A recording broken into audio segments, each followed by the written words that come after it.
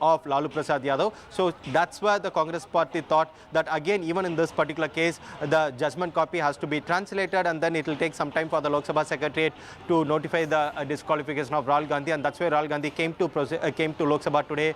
But in a surprise turn of developments, the Lok Sabha Secretariat, without wasting any time, has notified the disqualification of Rahul Gandhi. What you're reporting there, the information that you're sharing, if the ECI moves with the similar speed as the Lok Sabha Secretariat has, then perhaps it becomes very, very difficult for Rahul Gandhi to stand for the re-election, if at all that happens from the Wayanad constituency. That can happen. That can have very big repercussions as far as Rahul's political career is concerned. We are just going back to our guest from the Bharatiya Janata Party. All right, okay, he's not there. So let me take this question with you, Arvind. There are many people who are now citing, remember the incident where Rahul Gandhi had tore the ordinance way back in 2013, saying that, it has come back to bite him, because this ordinance essentially was brought in by the Manmohan Singh government to negate the Supreme Court judgment that said that anybody who gets convicted, a member of parliament who gets convicted for more than 2 years or more, ceases or loses his membership almost immediately. And that was the ordinance that Rahul Gandhi tore. Had that gone through, perhaps it could have saved Rahul Gandhi today.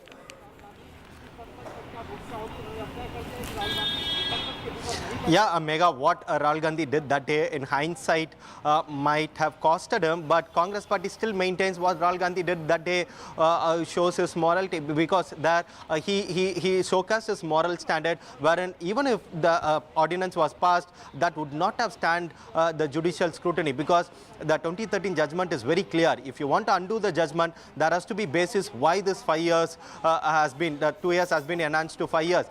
Would the ordinance stood the scrutiny of judicial review in that particular matter? That seems to be the question that Team Rahul Gandhi is asking. But again, they are also drawing a parallel. At that particular point of time when Rahul Gandhi tore that ordinance, even the BJP also went to President saying that President should not give his assent to that particular ordinance that sought to enhance the 2-year period to 5-year in the wake of several MPs, a member of parliament, facing disqualification. So the Congress party is still maintaining what Rahul Gandhi did that day was not of his self-interest, but keeping the interest of the country in mind, and that's why Rahul Gandhi acted that way. Though it has come to bite him, it has costed his own membership today, but the Congress party is still saying that shows the moral standard of Rahul Gandhi. Right, and now there is a tweet that has come in from Priyanka Gandhi Vadra. She says, "Dari hui satta ki puri machinery, saam dam dan bhed लगाकर राहुल गांधी जी की आवाज को दबाने की कोशिश की गई है." This was a tweet that she put out yesterday, and one she's put out just minutes back, which says, "Nirav Modi घोटाला 14,000 crore, Lalit Modi घोटाला 425 crores, Mehul Choksi घोटाला 13,500 करोड़। जिन लोगों ने देश का पैसा लूटा, भाजपा उनके बचाव में क्यों उतरी है? जांच से क्यों भाग रही है? जो लोग इस पर सवाल उठा रहे हैं, उन पर मुकदमे लादे जा रहे हैं। क्या भाजपा भ्रष्टाचारियों का समर्थन कर रही है? Is the Bharatiya Janata Party now siding with the corrupt? That's the question that Priyanka Gandhi Vadra is now raising minutes after the story broke that Rahul now stands to be disqualified. Arvind, I want to ask this question. It's an area that many people would not be able to understand, because very little is known as to what is going to happen now from here on. The legal battle, of course, for Rahul Gandhi, but as far as his membership of the Lok Sabha is concerned, it's gone. He is no longer a part of the parliament. So what happens from here on? What are you picking from your sources in the Congress?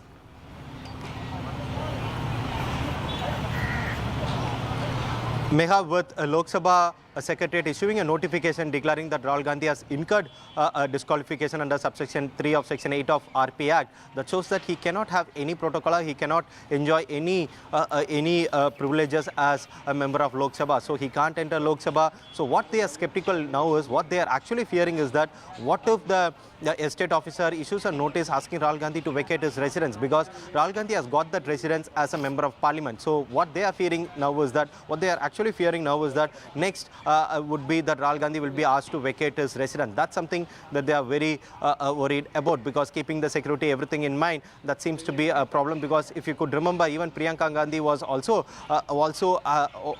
having a government accommodation, but because she was not a member and the SPG was removed, and then she was also asked to vacate her residence. So similar thing might happen to Rahul Gandhi is what Congress leaders are fearing. But at around 3:45, Abhishek Manu Singhvi, the senior advocate who is also Congress Rajya Sabha MP, will be addressing a press conference where the Congress party will be spelling out their future course of action. One, legally they have to fight is whether they'll be going to Supreme Court directly challenging this particular notification is something that we have to wait and watch for. Even if they want to challenge it in Supreme Court, on what ground? Because the Election Commission has not announced by-election to this particular constituency. The Lok Sabha Secretary... led BJP government has been convened to force as a disqualification of Rahul Gandhi as a parliament member. The day when Rahul Gandhi raised question on Adani against the Prime Minister, that point of time they start this type of conspiracy to silence the voice of Rahul Gandhi. The ministers of Modi government several times, when a false allegation against Rahul Gandhi inside the house, the Lok Sabha, as per the tradition and the rules, there is a custom to give the concerned member for a clarification statement. That also they never allowed. They never allowed to speak out. This is a clear case of anti-democratic dictatorship attitude of BJP Sarkar.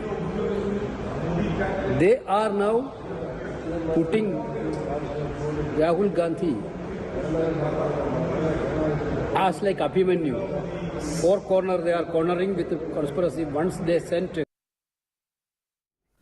All right, that was Mr. K.C. Venugopal, one of the closest confidants of Rahul Gandhi, calling this move dictatorial, saying that Rahul was not allowed what he deserved as a member of parliament, his space and his and the opportunity to speak inside the house, that this is an attempt to muzzle the voice of Rahul Gandhi, to silence Rahul Gandhi, and false allegations being put against him even in the past. And this is not the first attempt by the Bharatiya Janata Party to get him expelled. They had been trying to do so, and now they have succeeded. So this perhaps the first major reaction coming in from the side of the Congress. With that, we are taking a short break. We'll be back with the story and more on the other side.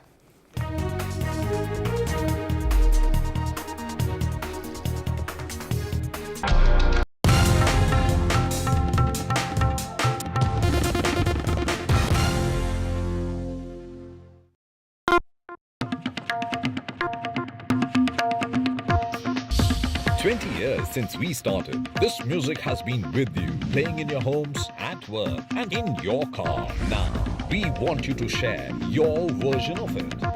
Calling all music buffs from across India to let your inner artists out by creating an incredible remix of the NDTV signature track for the world to hear. Log on to ndtv.com/bestofndtv to access the original track. Get inspired and submit your rendition. One winner gets an all-expense-paid holiday for two to the luxurious Alila Fort, Bishangarh, Rajasthan. NDTV 24/7. 20th year celebrations. Gadgets 360 is here to help you with all your tech needs. Gadget 360, Gadget Love. Gadgets 360, Gadgets Love. You too can get some gadget love with buying guides, expert reviews, and all the latest news on Gadgets 360. Debates are essential not just for journalism but for humanity. It ignites our mind, opens it up for counter-opinion. To hear all views, opinion of all hues. Which is why the oldest running debate show on Indian news television is not 23 years old, but young at 23. इस initiative को मैं अभिनंदन करता हूं कि सच को सच के रूप में पेश करने का उन्होंने साहस दिखाया. So let us begin the big fight. 20 years since we started, this music has been with you. Now, we want you to share your version of it. Let your inner artists out by creating an incredible remix of the NDTV signature track. Log on to ndtv.com/best of NDTV. Get inspired and submit your rendition. One winner gets an all-expense paid holiday for two. NDTV 24/7 20th year celebration. This is NDTV. No noise, no shouting, and most importantly, no lies. Our lead story tonight. Big international story. India is closely watching it.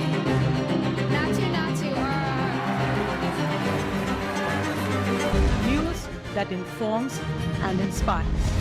The news with Sonia Singh. Monday to Friday at 8 p.m. only on NDTV 24/7. The only side we're on is yours. In a deeply polarized world, where space for disagreement is shrinking, where take it or leave it defines discourse, we take a step back. A debate has many facets, perhaps no one right answer. Left, right, and center, conversations that get to the core of the debate. Left, right, and center with me, Vishnu Shom, 9 p.m. on NDTV 24/7. When the first camera phone was introduced in the early 2000s, nobody thought this technology would evolve to the point that smartphone cameras would slowly compete with high-end cameras. It's happening now. So I was traveling, I was backpacking across Europe, and at that point in time, I happened to be in Iceland. I saw Aurora, which is also called as Northern Lights. My interest towards the astroimaging or nightography completely developed because of that particular moment. We met Amit to know more about how he got into astrophotography.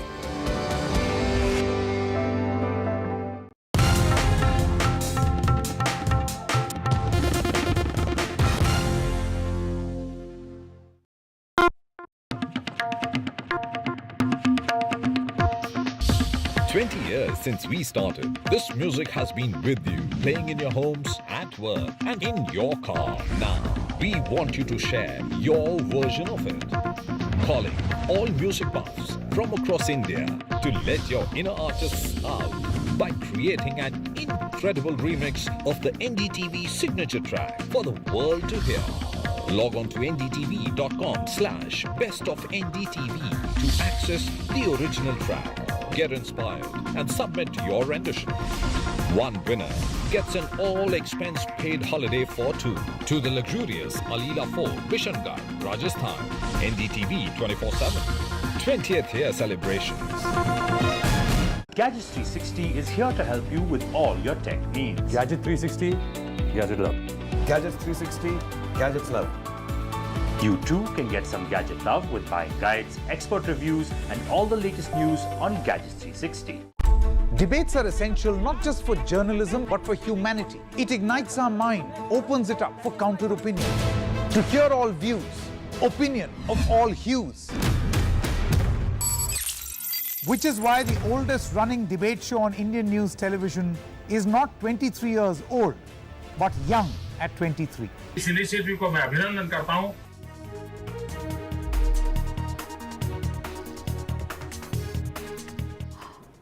All right, the big story that we've been following is Rahul Gandhi's disqualification now, which has been formalized after a notification that was issued by the Lok Sabha Secretariat, which is there on your screens, disqualifying Rahul Gandhi as a member of parliament from the Wayanad constituency. So he no longer is a part of the Lok Sabha. He cannot be there inside the parliament. And the story was brought to us way ahead than any other channel by Arvind Gunasekar. He broke the story on the channel. Arvind, first of all, do explain to us, we've been discussing this, that what happens to Rahul Gandhi from here on, his political career.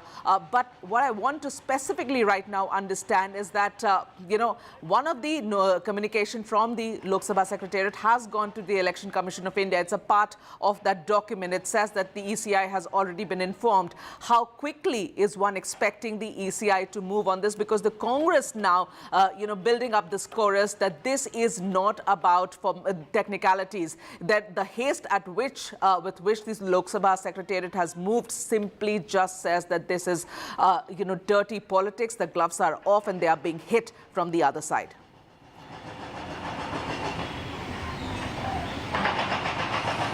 Yeah, Megha, it's not just mere disqualification of Rahul Gandhi. If you go by the speed of Lok Sabha Secretariat, they have issued the notification, and the copy has also been sent to the Chief Electoral Officer of Kerala, because Wayanad Parliament constituency, which is being represented by Rahul Gandhi in Kerala, that's why the copy has also been sent to Chief Electoral Officer of Kerala. That means that the Election Commission has also been notified about the vacancy of the Wayanad Parliament constituency. So Election Commission is all set to announce the schedule for Karnataka Assembly elections next week, sometime next week. So that's why the Congress party is kind of worried. What if the Election Commission also announces the by-election for Wayanad Parliament constituency? Because if the Election Commission announces the by-election for Wayanad Parliament constituency, then Rahul Gandhi cannot contest that by-election, because as of this moment, as of this date, Rahul Gandhi is barred from contesting election for next 8 years.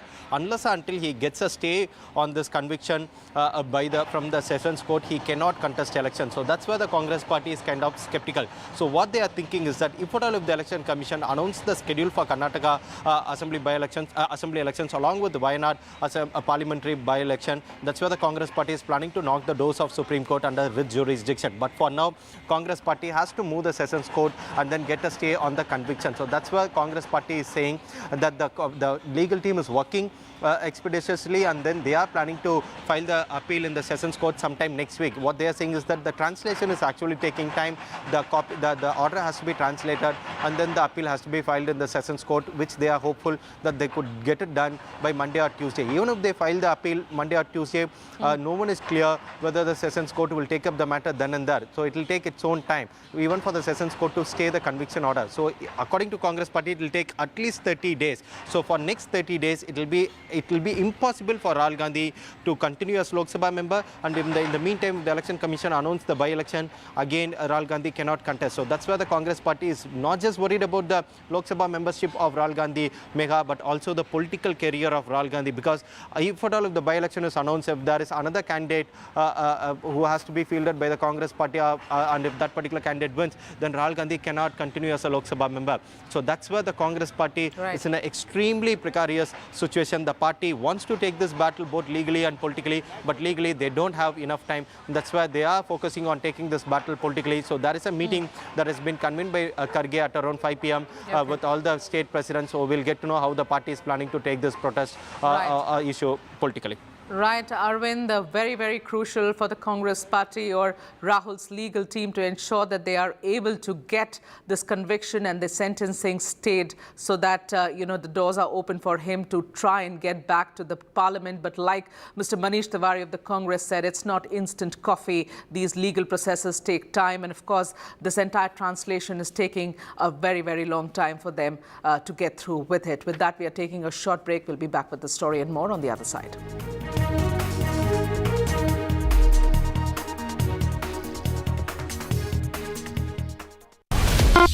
20 years since we started, this music has been with you.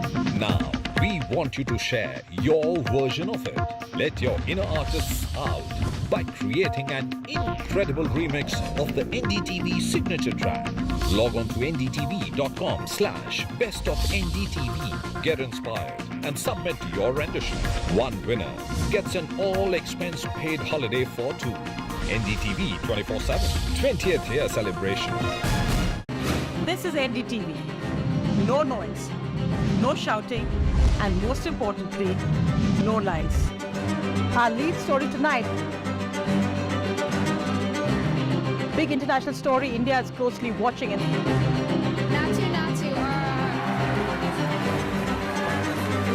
News that informs and inspires. The news with Sonia Singh. Monday to Friday at 8 p.m. Only on NDTV 24/7. The only side we're on is yours. In a deeply polarized world, where space for disagreement is shrinking, where take it or leave it defines discourse, we take a step back. A debate has many facets, perhaps no one right answer. Left, right, and center, conversations that get to the core of the debate. Left, right and centre with me, Vishnu Shom, 9 p.m. on NDTV 24/7. When the first camera phone was introduced in the early 2000s, nobody thought this technology would evolve to the point that smartphone cameras would slowly compete with high-end cameras. It's happening now. So I was traveling, I was backpacking across Europe, and at that point in time, I happened to be in Iceland. I saw Aurora, which is also called as Northern Lights. My interest towards the astroimaging or nightography completely developed because of that particular moment. We met Amit to know more about how he got into astrophotography.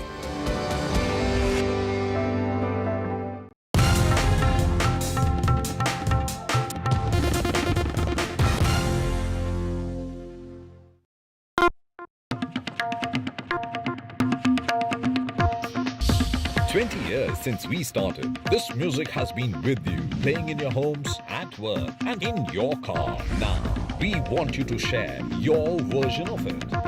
Calling all music buffs from across India to let your inner artists out by creating an incredible remix of the NDTV signature track for the world to hear. Log on to ndtv.com/bestofndtv to access the original track. Get inspired and submit your rendition. One winner gets an all-expense paid holiday for two to the luxurious Alila Fort, Bishangarh, Rajasthan.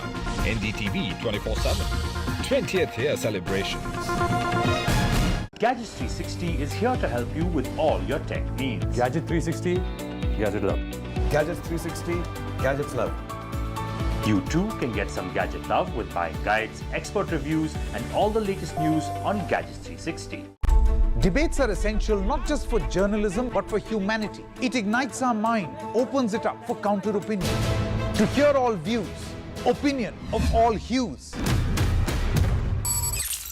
Which is why the oldest running debate show on Indian news television is not 23 years old, but young at 23. इस initiative को मैं अभिनंदन करता हूं कि सच को सच के रूप में पेश करने का उन्होंने साहस दिखाया. So let us begin the big fight. 20 years since we started, this music has been with you. Now, we want you to share your version of it. Let your inner artists out by creating an incredible remix of the NDTV signature track.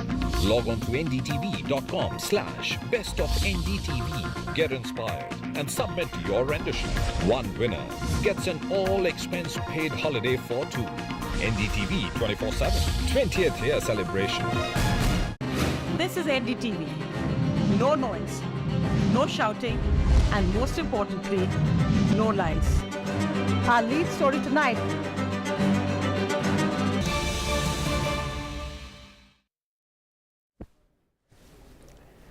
Welcome back. The big breaking news we've been tracking on NDTV. A huge setback for the Congress after former President Rahul Gandhi has been disqualified from Lok Sabha today. This because of his conviction in the 2019 criminal defamation case. Remember, he was convicted yesterday. And as we understood from legal experts, it did mean an automatic disqualification, but that had to be moved by the Lok Sabha Speaker. And now his office has put out this notice that you can see, this notification on your screens that Rahul Gandhi now stands disqualified. In fact, the Lok Sabha Secretariat also declared his constituency of Wayanad as vacant.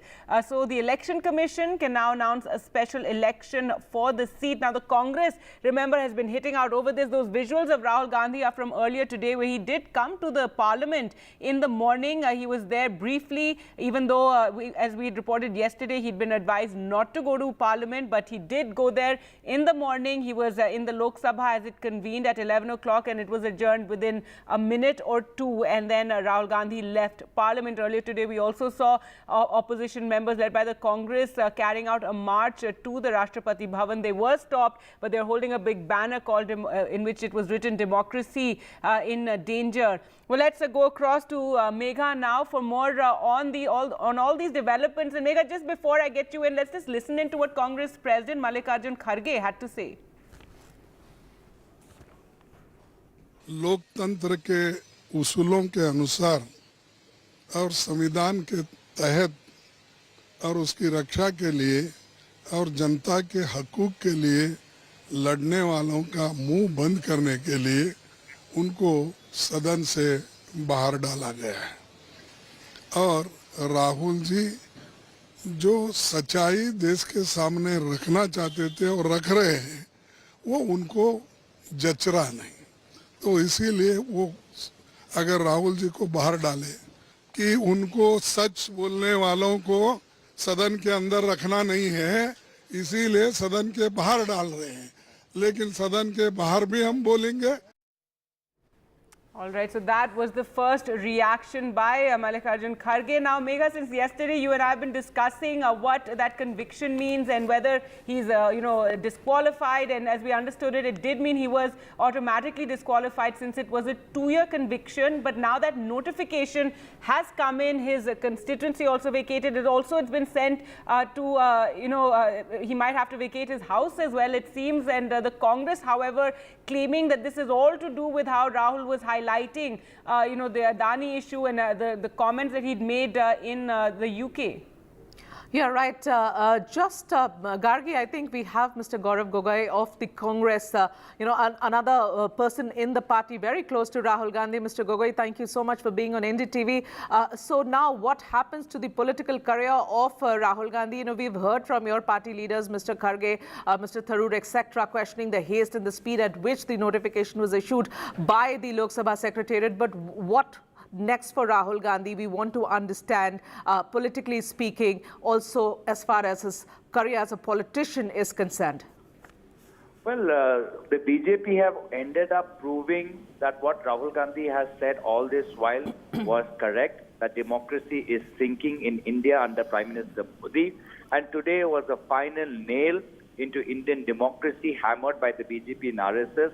Look how carefully they have twisted a remarks made in the context of Nirav Modi and Lalit Modi, and a case filed by a BJP party member in Gujarat, and now reaches its verdict after Rahul Gandhi was attacking the Prime Minister Modi over his links with Gautam Adani. People of India can see that. People of India will rally behind Rahul Gandhi because this is the way the government has been behaving, not only with Rahul Gandhi, but with all those who have an idea opposing the Prime Minister, whether it's students, whether it's universities, whether it's farmers, whether it's civil society. Even journalists are being sent to jail just for asking a question. So the people of India will no doubt rally behind Rahul Gandhi because he did a historic yatra last year, and they see a positive ray of hope with him. And therefore, if the BJP thinks that by taking away his membership, they will weaken him, this will only strengthen Rahul Gandhi's hand in the days to come. Right, Gaurav, one also wonders, Gaurav Gogoi, that what was the legal team of Rahul Gandhi is doing? We were expecting, to hear today that you're approaching a higher court. If you could tell us, is it a case of, going slow and already the Lok Sabha Speaker's office, they're moving to disqualify him? Well, as Gargi, you'll be aware that this is taking place in Gujarat. The procedure is fairly simple, it's laid out. And we have faith that the higher courts would put a stay on the conviction given by the district court in Surat. The legal team has already moved since yesterday to file an appeal in the appellate court. And we are quite confident because we can see from the beginning that this was a remark targeting specifically Nirav Modi, Lalit Modi, Prime Minister Narendra Modi, and how Prime Minister Narendra Modi allowed Lalit Modi and Nirav Modi to escape. In fact, you've seen how Mehul Choksi, another close associate of Prime Minister Narendra Modi, is scot-free, is able to relax and travel wherever he wants. So this is the context in which Rahul Gandhi has made his remarks, and therefore I think the verdict, while we respect the verdict of the district court, we disagree with it, and we will definitely appeal it, and we have faith in the higher echelons of judiciary that this conviction would be stayed. Yeah. So, Mr. Gogoi, of course, we are putting out visuals that we are getting from Lucknow. These are Congress workers, party workers in support of Rahul Gandhi coming out and protesting there in Lucknow. Mr. Gogoi, let me quickly ask you this. You are questioning a procedure. you are questioning the speed at which the procedure was taken care of. Now, sir, please make me understand this. Wasn't the Lok Sabha Secretariat well within its rights to go ahead and ensure that they move after the conviction and the order was pronounced yesterday? What was stopping? Are they wrong somewhere? Are they wrong somewhere legally? Have they done something which is grossly incorrect or against the rules, is what I want to understand. Well, you are aware that the district court allowed 30 days for Rahul Gandhi to appeal his case in a higher court. And therefore, the Lok Sabha Secretariat had many options. And therefore, today's decision cannot be looked into isolation as to how Lok Sabha has been functioning. Because over the past 2 weeks, the microphones of opposition parties have been switched off. One after the other ministers have attacked Rahul Gandhi in their speeches. But when Rahul Gandhi writes to the Lok Sabha speaker asking for a chance to defend himself, he is not allowed to defend himself. So you cannot see, you can see the larger design and the orchestrated way that this entire episode has unfurled. Again, this is a government that rather protect crony capitalists. This is a government that rather send students, farmers, opposition political parties to jail rather than go after crony capitalists. Akhilesh Yadav of the Samajwadi Party speaking. पहले तो झूठे मुकदमे लगवाए और कई ऐसे मौके आए हैं जहां पर प्रशासन ने और शासन ने मिलकर के समाजवादी पार्टी के कई सदस्यों की सदस्यता ली है। आप याद कीजिए मोहम्मद आजम खान साहब, उनकी सदस्यता गई, उनके बेटे अब्दुल्ला उनकी सदस्यता गई। इसी तरह समाजवादी पार्टी के जो सिटिंग एमएलएज हैं उन पर केस लगाना, इरफान सोलंकी कानपुर और एक अधिकारी बुलाया गया, बाहर से लाया गया, दूसरे प्रदेश के कैडर के अधिकारी को बुला करके ये निर्देश दिए शासन ने और सरकार ने कि आपको इसकी सदस्यता लेनी है। अभी 2 दिन पहले अगर आपको याद हो, विधायक इरफान ने खुद कहा कि ये मेरी सदस्यता लेना चाहते हैं, इसकी वजह से अन्याय कर रहे हैं। उत्तर प्रदेश में समाजवादी पार्टी के कई सदस्यों की सदस्यता इन्होंने बीजेपी के लोगों ने ली है। आज कांग्रेस के पार्टी के सबसे बड़े नेता की सदस्यता गई है। और अगर हम इसी तरह देखेंगे, अगर ऐसे मुकदमे देखेंगे तो बीजेपी वालों की तो कईयों की सदस्यता नहीं बचेगी। जो भाषा या जिस तरह के उनके स्टेटमेंट्स हैं, अगर उन पर सच्ची कार्रवाई हो जाए तो बहुत सारे भारतीय जनता पार्टी के सदस्यों की भी सदस्यता चली जाएगी। ये जानबूझ करके जो असली मुद्दे हैं, महंगाई, बेरोजगारी और इनके ही मित्र उद्योगपति जिन्होंने पैसा भारत का डुबाया है, उन पर ये बहस नहीं करना चाह रहे। उनसे ध्यान हटाने के लिए ये कांग्रेस पार्टी के नेता के साथ हुआ है, समाजवादियों के साथ पहले हो चुका है। 2024 के चुनाव को लेकर तमाम दलों से मिल रहे हैं, क्या तैयारी है? रोपवे वगैरह तमाम करोड़ों योजनाओं शिलान्यास अच्छा, जा गया है तो शिलान्यास होगा। सवाल ये था, अब तो उद्घाटन होना चाहिए था। जिस सरकार को इतने सालों साल काम करने का मौका मिला हो, 10 साल की सरकार हो गई दिल्ली की, यूपी के 7वां बजट अब आया है, तो 7 बजट वो और 10 बजट वो, 17 बजट का हिसाब किताब, वो भी 24 से पहले इस तरह के आयोजन करना केवल वोट के लिए।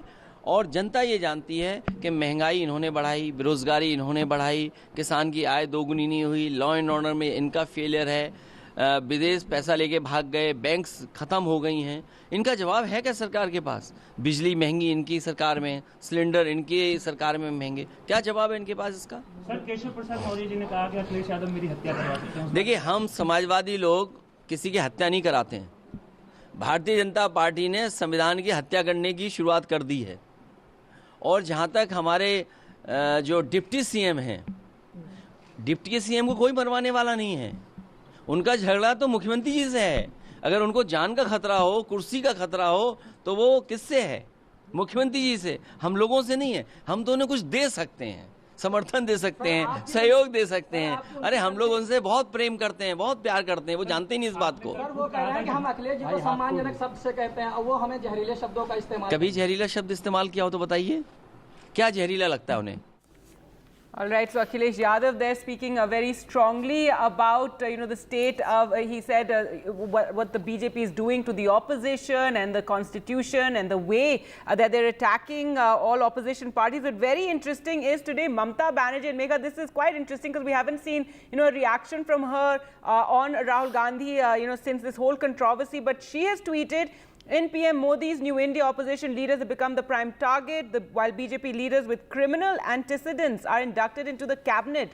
Opposition leaders are disqualified for their speeches. Today, we have witnessed a new low for our constitutional democracy. So interesting to see this very strong reaction from Mamata Banerjee. Remember, Trinamool was not present at that march that took place earlier today to the Rashtrapati Bhavan, where the banner was carried, democracy in danger. Though Trinamool Congress is a part of the petition in the Supreme Court, Megha, isn't it, in which the 14 opposition parties have approached the Supreme Court over the misuse of central agencies like the CBI and Enforcement Directorate against opposition leaders. But now, with Rahul Gandhi's disqualification, there Mamata Banerjee tweeting this very strongly, saying we witnessed a new low for our constitutional democracy.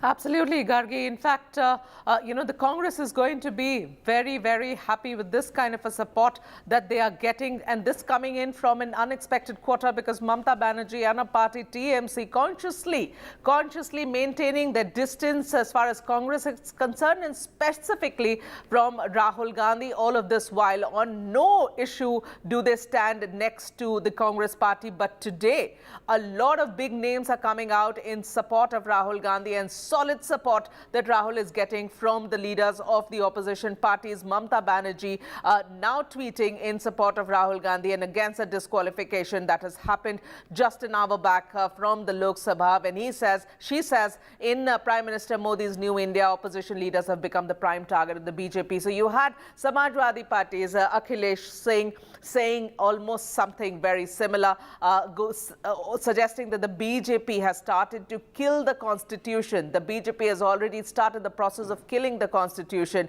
and this is their way of distracting the attention of the country from the wrongdoings that they have been committing in the last few years that they have been in power. So he, of course, raked up the issue of all of these economic offenders turning fugitive, fleeing the country, talking about inflation, talking about their misrule, talking about law and order, etc. He's just bringing up every issue, saying this is how the BJP is ensuring that you don't talk about their failures while they are in the government, while they are the ones who are ruling our country, but taking it to absolutely a different corner, taking it to Rahul Gandhi, taking it to their political opponents, and ensuring that they get expelled from the parliament. Right, Megha, we'll just go across to our guest. Let's just listen to what Derek O'Brien is saying. What just happened to Mr. Rahul Gandhi? The BJP are desperate to silence the voice of the opposition. We know they are desperate. We know they want to silence the voice. We know they would go to all kinds of lows, but this is the low of the low, the lowest since 1950. Terrible. The lowest in parliamentary democracy, in the history of parliamentary democracy. BJP, how low can you go? Mr. Modi and Mr. Shah. BJP, shame on you, shame. All right, so Derek O'Brien also coming out with a very strong statement. So support coming in from the Trinamool Congress for the Congress and Rahul Gandhi after his disqualification. But let's now go across to our guests. We're joined by Ashutosh Srivastava, Advocate Supreme Court, someone who supports the BJP, Mudit Agarwal, spokesperson of the Congress, and Alok Vats, the BJP leader. Alok Vats, your response first to the reactions we're getting, even the Trinamool Congress, reacting very, very strongly about the action against Rahul Gandhi. Mamata Banerjee, in fact, tweeting about it and saying that we have witnessed a new low for our constitutional democracy. Well, Gargi, let me tell you one thing. It's the law which has taken its own course. Where is the BJP involved in it?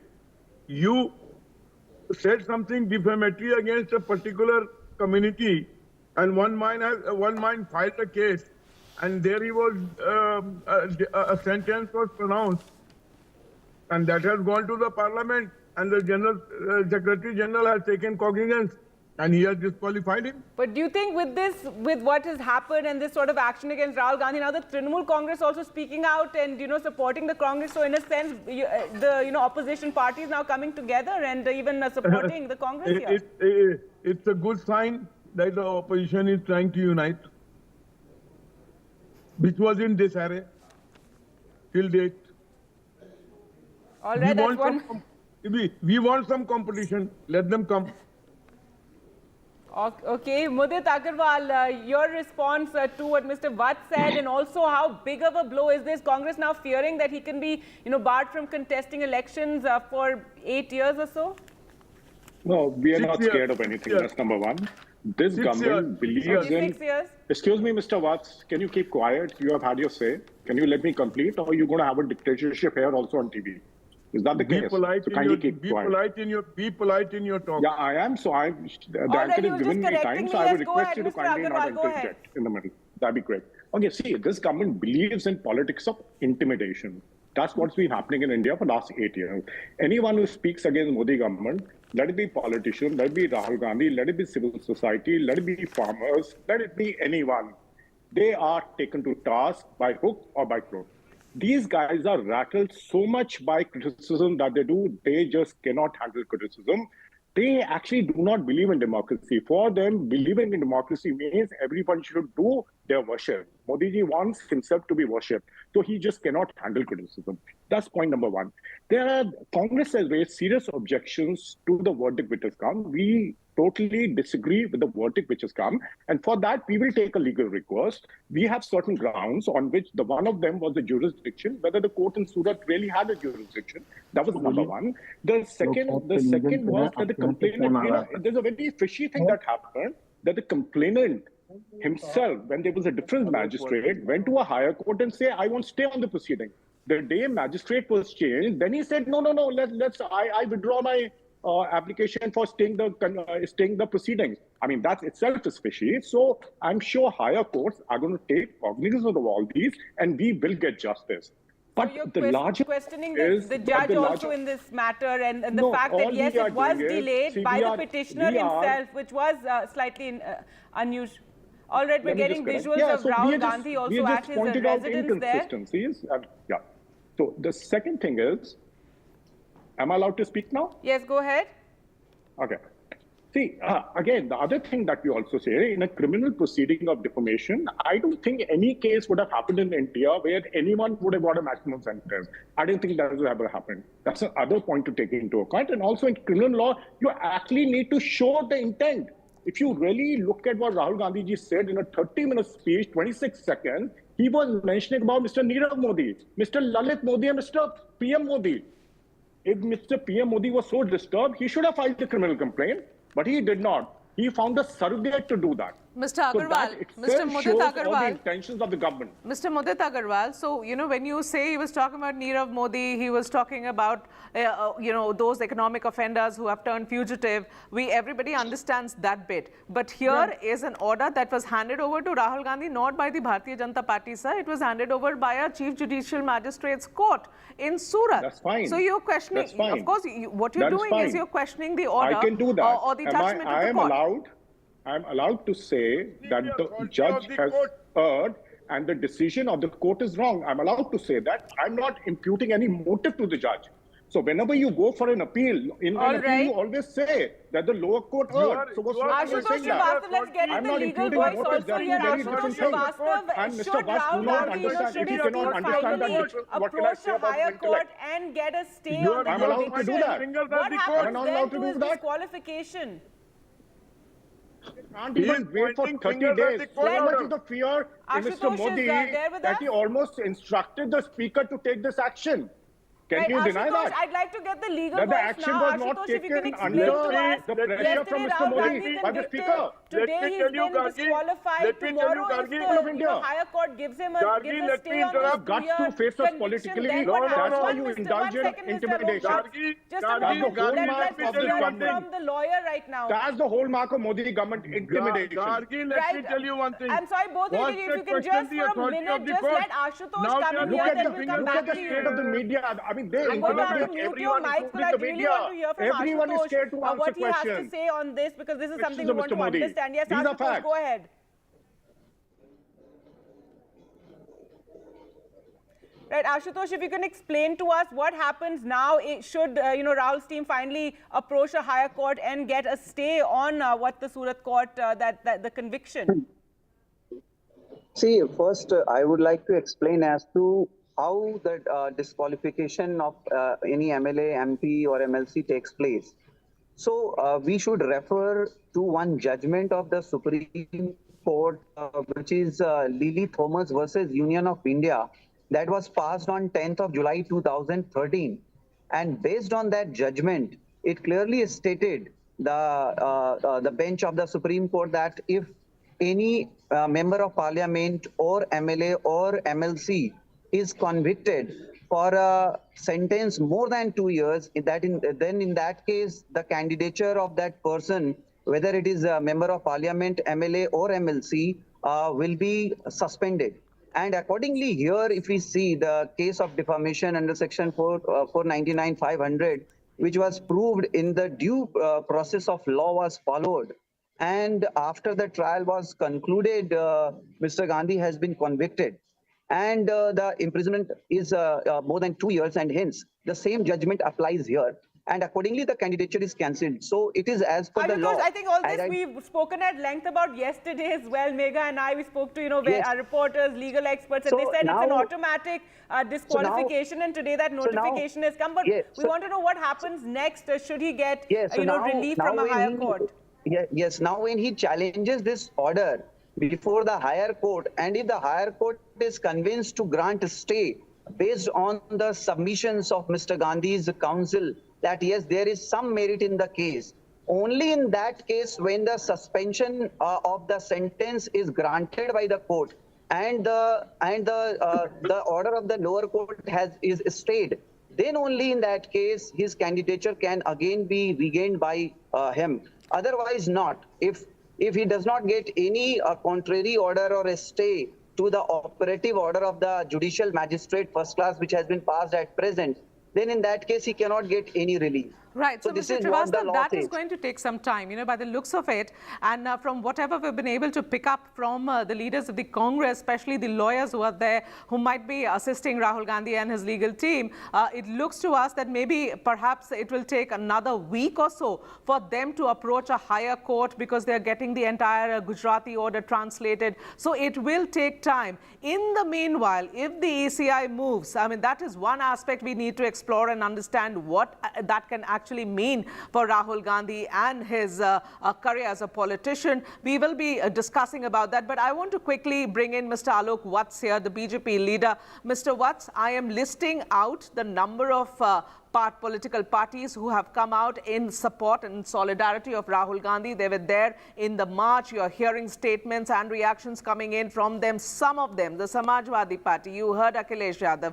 TMC, Mamata Banerjee, Derek O'Brien, you heard A. Raja from the DMK, you heard Sanjay Singh from the Aam Aadmi Party, you had D. Raja from the left and A. Raja from the DMK, you had Priyanka Chaturvedi from the Shiv Sena. They are just some of the people who have come out in support. They're being very vocal, solidly supporting Rahul Gandhi. Is that now concerning you? Because everybody is now questioning the BJP, saying that they are the ones behind this speed, the lightning speed with which the Secretariat there in the Lok Sabha issued the notification expelling Rahul Gandhi from the parliament. Let me tell you one thing. Till yesterday, they were questioning the authority of the legal court. And now today, they are questioning the authority of the parliament. Well, it is not done. Everything has been done under the law. If they think that there is something wrong, they can move to the court. And if the court feels that something wrong has been done, they will undo it. But till date, what has happened is all under the law. And if the opposition is uniting on this issue, I'm happy about it. Because we had no opposition till date. Let there be some opposition. It is good for the democracy. All right, that's very magnanimous of you. We'll continue this discussion, and Megha has we You have actually more think he questions. believes In it? fact, we will come back. We have to take a break, but we'll come Come on. back and with more questions for our guests. Do stay on. QS in a deeply polarized world where space for disagreement is shrinking, where take it or leave it defines discourse, we take a step back. A debate has many facets, perhaps no one right answer. Left, right and center, conversations that get to the core of the debate. Left, right and center with me, Vishnu Shom, 9 p.m. on NDTV 24/7. When the first camera phone was introduced in the early 2000s, nobody thought this technology would evolve to the point that smartphone cameras would slowly compete with high-end cameras. It's happening now. So I was traveling, I was backpacking across Europe, and at that point in time, I happened to be in Iceland. I saw Aurora, which is also called as Northern Lights. My interest towards the astroimaging or nightography completely developed because of that particular moment. We met Amit to know more about how he got into astrophotography.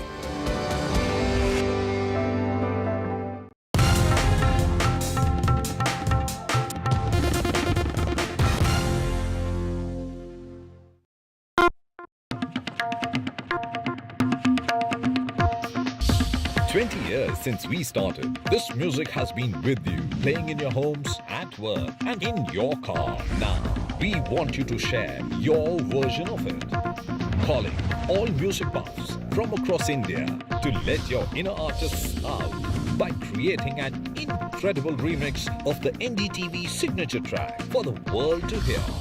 Log on to ndtv.com/bestofndtv to access the original track. Get inspired and submit your rendition. One winner gets an all-expense paid holiday for two to the luxurious Alila Fort, Bishangarh, Rajasthan. NDTV 24/7. 20th year celebrations. Gadgets 360 is here to help you with all your tech needs. Gadget 360, Gadget Love. Gadgets 360, Gadgets Love. You too can get some gadget love with buying guides, expert reviews, and all the latest news on Gadgets 360. Debates are essential not just for journalism but for humanity. It ignites our mind, opens it up for counter-opinion. To hear all views, opinion of all hues. Which is why the oldest running debate show on Indian news television is not 23 years old, but young at 23. इस initiative को मैं अभिनंदन करता हूं कि सच को सच के रूप में पेश करने का उन्होंने साहस दिखाया. So let us begin the big fight. 20 years since we started, this music has been with you. Now, we want you to share your version of it.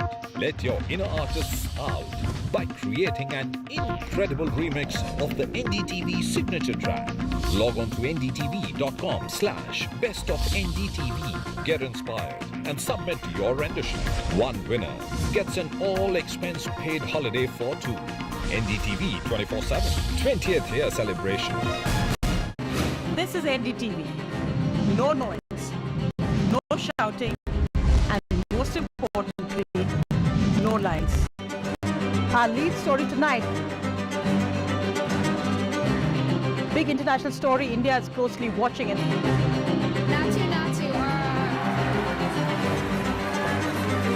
News that informs and inspires. The news with Sonia Singh. Monday to Friday at 8 p.m. only on NDTV 24/7. The only side we're on is yours. In a deeply polarized world where space for disagreement is shrinking, where take it or leave it defines discourse, we take a step back. A debate has many facets, perhaps no one right answer. Left, right and center, conversations that get to the core of the debate. Left, right and center with me, Vishnu Shom, 9 p.m. on NDTV 24/7. When the first camera phone was introduced in the early 2000s, nobody thought this technology would evolve to the point that smartphone cameras would slowly compete with high-end cameras. It's happening now. So I was traveling, I was backpacking across Europe, and at that point in time, I happened to be in Iceland. I saw Aurora, which is also called as Northern Lights. My interest towards the astroimaging or nightography completely developed because of that particular moment. We met Amit to know more about how he got into astrophotography.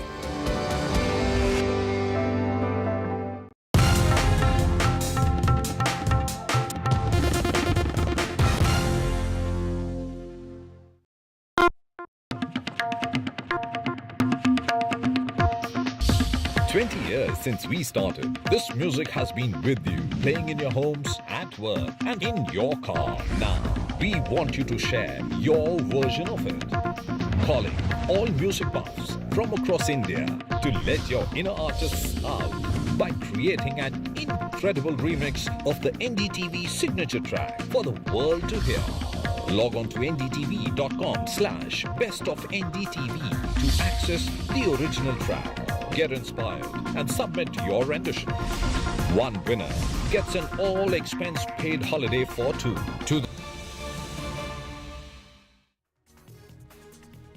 Welcome back. The big breaking news we're tracking right now, day after Rahul Gandhi was convicted by a Surat court in a defamation case and sentenced to 2 years in jail. Today, he has been disqualified from Lok Sabha. That notification coming just a short while ago, and the Congress protesting over this, but the BJP saying that this is on expected lines. Remember, yesterday as well, legal experts were saying it's an automatic disqualification. Well, to talk more about this, we're joined by Megha and Akhilesh for more. And Akhilesh, the Congress is hitting out over this, and they've been saying that talking about how the haste in which this has happened. Mamata Banerjee too has reacted to this.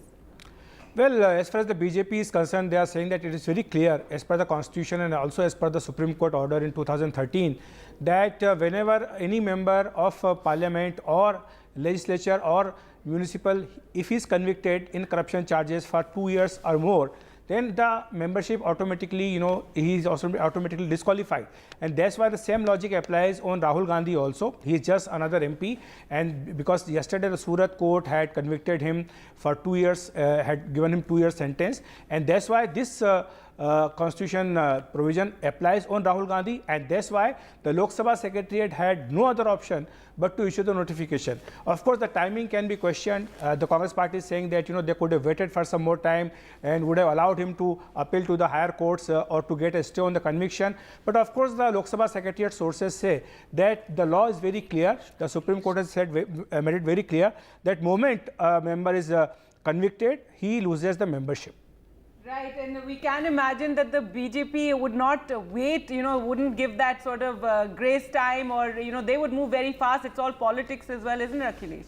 That's right. I mean, it suits the BJP also, because BJP has been trying very hard to keep Rahul Gandhi in focus. If you recall what Mamata Banerjee had said few days ago, that Rahul Gandhi is actually Narendra Modi's TRP and BJP wants to make him a hero. So this is what was alleged by Mamata Banerjee, and we have been watching for the past few months that how Rahul Gandhi has been in limelight, whether it's for his Bharat Jodo Yatra or for his controversial statements in London visit, or his raising the demand of his apology inside the house. All these issues BJP has been highlighting to underline the fact that Rahul Gandhi remains in the focus, and of course it suits the BJP, because BJP has seen that in the past 2 Lok Sabha elections, 2014 and 2019, whenever it was Modi versus Rahul, Modi had an upper hand. So BJP is hoping that if it becomes another Rahul versus Modi in 2024, of course Modi will have an advantage. Right, and Akhilesh, though some BJP supporters feel too much importance has been given to Rahul Gandhi. Now, of course, his conviction and now disqualification, but even before that, to have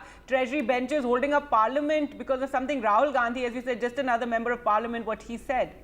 Well, it may be become because of some BJP strategy, as I have mentioned, that the BJP wants Rahul Gandhi to remain in limelight, and that's why we have seen probably for the first time that the treasury benches they did not allow the house to function, and that's why the budget, which is a very big, very important document, it was to be approved with a vice vote. There was no discussion on the budget, and some opposition parties have objected to this, that how come a 45 lakh crore budget be approved without any discussion in the parliament. But this is how the things are, because BJP, there's also allegation by the opposition that BJP wants to divert the focus from the JPC demand. So this is one of the reasons that why they were keeping focus on Rahul Gandhi. So this is all BJP versus opposition parties, and it remains to be seen, Gargi, what happens in the coming days, because the Congress has option to take the fight among the people and also to the courts, and they can always challenge the conviction in the higher courts. And if they get a stay on Rahul Gandhi's conviction, then of course Rahul Gandhi's membership can be stored, as we have seen in the case of Lakshadweep MP recently. But Akhilesh, please do tell me then, all of this that has been happening now, the reactions that are coming in from the opposition parties. I mean, it's interesting to note that whatever has happened today, with the disqualification of Rahul Gandhi, till before the disqualification, I don't think we were seeing this kind of a support that has come in right after the disqualification. Minutes after the disqualification of Rahul Gandhi from Lok Sabha, you are having the biggest of the names from the side of the opposition coming out in support, and especially, when we make this point, we must talk about the TMC, Mamata Banerjee, and then Abhishek Banerjee. He's tweeting saying democratic India is an oxymoron. He is a man who was trying to take on Rahul Gandhi just a few days back. Taking on Rahul Gandhi, criticizing Rahul Gandhi. I remember one of his interviews where he said, there's no question of standing by the Congress party. We don't believe in the ideology they practice. And of course, questioning the leadership of Rahul Gandhi. Here, the same man has, those foes have now turned friends. And even Akhilesh Yadav spoke out very strongly. Also someone who was, distancing from the Congress. This should be concerning for the BJP, isn't it? I mean, you think, Akhilesh, that this is going to make the bond of the opposition stronger, bring together those parties that were not seeing eye to eye? Well, I think, Megha, is very clear that Rahul Gandhi does not unite the opposition parties. In fact, he divides the opposition parties. And we have seen that from time to time, no opposition party is big enough, they want to support Rahul Gandhi as their prime ministerial candidate. Because we have seen, be it Sharad Pawar, be it Mamata Banerjee, or even, in fact, Nitish Kumar, they do not want Rahul Gandhi as a prime ministerial candidate. That's why on this particular issue, there may be support for Rahul Gandhi, because it fits in the larger narrative of democracy being in danger and all. But as we move towards the election of the Lok Sabha, I don't see a larger opposition unity on the name or face of Rahul Gandhi, because we have seen that how the regional kshatraps, they have taken the space from the Congress. So they don't want to give the space back to the Congress party, whether it's in Uttar Pradesh or in Bihar or a larger state like Maharashtra or West Bengal. So it remains to be seen how things unfold, but I do not see a possibility of Rahul Gandhi emerging as the larger opposition face or a prime ministerial face of the opposition. Right. So let me take this thought of Akhilesh to Mudit Agarwal of the Congress. Mr. Agarwal, the point that my colleague Akhilesh is making, and he has been, tracking the political developments in our country, and he tracks both the parties very closely. He's saying that, it is only an issue-based. It's only an issue-based support that Rahul Gandhi is getting today from, be it Mamata Banerjee or from Akhilesh Yadav or other big faces from the opposition, that it really is not going to ensure that these parties who are trying not to come together, because there's a TMC who doesn't want to be with the BJP, there are other, I beg your pardon, with the Congress, there are other political parties who don't want to stand with the Congress. It's really not going to help them consolidate or solidify that relationship. See, why is everything so political to you only? Look at the larger concern. It's about democracy in India. Democracy in India is under threat. Everyone has to rise to the occasion and fight this fascist government. That is what should be focused upon. I mean, if there's no democracy, what is left in India? Please understand this. Our democracy has been assaulted by this Modi government. Our constitution has been assaulted. There's been a frontal assault on the constitution of India over the last 8 years. Please understand this. And every party should rise against the fascist Modi government. And this is our call. This is our duty. This is what we should be doing. Every citizen should be concerned right now as to what is happening in India. Look at the events. Bharat Jodo Yatra happens, it rattles Mr. Modi. The Adani issue happens, Mr. Rahul Gandhi raises question in parliament against Mr. Adani and asks Mr. Modi to clarify. Mr. Modi is rattled again. Then there is demand for JLPC. Mr. Modi is rattled again. Mr. Modi is disturbed. He wanted to divert attention. He does not want to answer on Modi. Modi plus Adani combination is the biggest scam in Indian history. People have lost their life saving. Thousands of crores have been wiped out. LIC is under Mr. Modi Agarwal, there's a committee appointed by the Supreme Court to look into this. Do you not believe in the judicial system of the country? Mr. Agarwal, that's why all this is happening. All right. Be Let under me no ask you a illusion. question. You are going on and on about democracy being in danger. Please, Mr. Look Agarwal, at the let's reality stick of to this facts. country right now. Mr. Aren't you scared? Mr. Mudit Agarwal. Aren't you guys scared? All right, Mr. Mudit Agarwal, you need to pause for us to ask you a question. You're making a point. Please let us ask you a question. Allow us to ask you a question. You are saying democracy. There's an onslaught on democracy. Please explain to me. A court hands down a verdict to Rahul Gandhi, and a secretariat in the Lok Sabha issues a notification. That's an onslaught of democracy. That's killing of the constitution. I think the problem with you is, if you are looking at things what happened today in isolation of what is happening in 8 years, probably you will come to this judgment. But you should look at what's been happening in 8 years and look at this just as one part of a larger movie that's been playing. I'm sorry, you are oblivious to all those facts? Seriously? You are telling me you don't know what is happening in India these days? Mr. Srivastava, is that a correct interpretation? Ashutosh Srivastava, is that a correct interpretation? Ask your conscience. You're a lawyer. Please ask your conscience what is happening in India these days. Is that anyone who opposes the government? Here about this conviction yesterday. Civil society, farmers who protest, 2-year conviction in this defamation case. That is something opposition parties have also been questioning. A 2-year conviction for this. Though the court in its judgment did say that because Rahul Gandhi was a member of parliament, they wanted to set an example. But yes, come in here on the legality of it. We are going to fight it legally and we are going to fight it politically also. Please let Mr. Srivastava. Please let Mr. Srivastava speak, Mr. Agarwal. Yeah, sure. According to me, it is all based on the legality. I think it should not be made anything into political on this. It has been decided by the court. If the court had taken the cognizance and the trial was going on, much prior to that, Mr. Gandhi, through his counsel, could have already approached the higher court for the quashing under Section 482 of Criminal Procedure Code if he was of the view that the prosecution was all wrongly being done and was unnecessarily going on. He had all the options, but he did not opted any of them. So the trial court, after following the due process of law, convicted him. And considering Section 8, subsection 3 of the Representation of People's Act, it is very clear that if anybody is convicted for more than 2 years, the candidature will be cancelled. So I do not find anything political into this. It is completely legal. See, the political party, anybody, opposition, or whoever can have all the options to resort to the courts if they have any issue for some other related or correlated matters. But so far as this particular issue is concerned, it is purely legal in nature.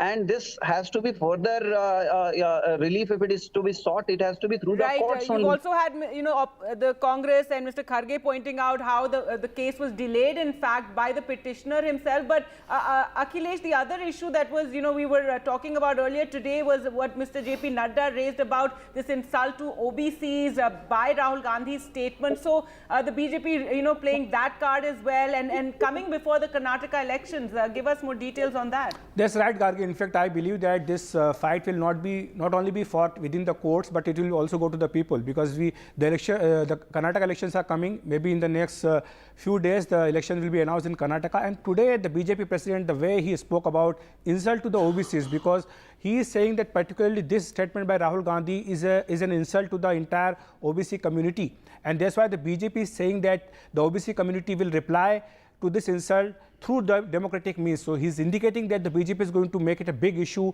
in the upcoming Karnataka Assembly elections. And as far as the OBC representation is concerned, BJP has been saying that the OBC community has been supporting the party in the last two Lok Sabha elections and in the 2 Assembly elections in Uttar Pradesh. And BJP has been gaining a lot of OBC votes, especially from the Congress party. So this particular issue of Rahul Gandhi's comments actually suits the BJP very well, and that's why they want to make it a big issue in the upcoming Assembly elections in Karnataka. Right, so they're going to take this to the people of Karnataka, and the Congress also is, taking to the streets. We've seen protests today as well. Ashutosh, I just wanted, to ask you once again about what happens after if, Mr. Rahul Gandhi does get that stay, because we have the example of the Lakshadweep MP, which the media has been talking about how he too was disqualified after being convicted for 2 years, and then he got a stay by the High Court. Even before that, the Election Commission had called for a by-election. He even went to the Supreme Court, and now since January, I think it's been in limbo. Akhilesh, you could also point out over here, it's been in limbo. He is to come back to the Lok Sabha, but it hasn't happened yet. So something similar can we expect with Rahul Gandhi? See, if the stay is granted by the higher court while hearing the appeal, so that means the operation of the previous order, which is at present available, will be seized. So the operation of that order will not be into effect. So in that case, he cannot be said to be convicted in a way where the order has been stayed by the higher court, because the law of merger will apply and the order of the higher court will apply. In that case, this order which says that he is convicted will not be operative. So this is how then he can be continued as the MP in that case. Or if during further in the appeal, suppose if he is acquitted, or maybe the punishment is not 2 years, or maybe it is less than 2 years. So in that case also his candidature can be safeguarded. So as we know, in the Lily Thomas judgment, that was also challenged in review earlier, but the same was also rejected by the Supreme Court. And then at that time, when Congress was into force, they had come up with a new bill against this order. But this bill, I think, was withdrawn by the Congress party themselves, stating it to be not in consistence with the Constitution and also with the Representation of People's Act. So it was withdrawn, and then whatever the law, Section 8(3) of the Representation of People Act is applicable. So I think when they go for appeal, and if the stay is given on the operation of this particular order passed by the judicial magistrate of Surat court, then in that case his candidature can be safeguarded till the appeal is finally decided in this regard. All right. And also, Gargi, it's very rare that criminal defamation case such sentence is given for 2 years, which is the maximum punishment in this offence, and that's why the Congress party is hoping that they will get reprieve from the higher courts. Right. We'll slip into a short break right now. Thank you all for joining us, and on this breaking news, which we're continuing to track and getting you all those reactions. Rahul Gandhi disqualified from Parliament. Will return with more.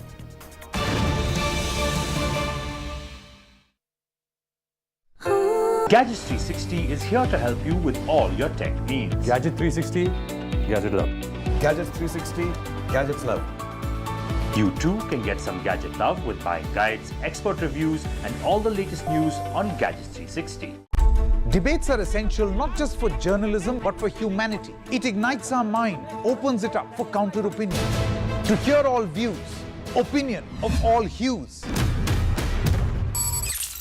Which is why the oldest running debate show on Indian news television is not 23 years old, but young at 23. इस initiative को मैं अभिनंदन करता हूं कि सच को बाद आपके हम सवाल जवाब देंगे. अभिषेक सिंघवी जी. Thank you.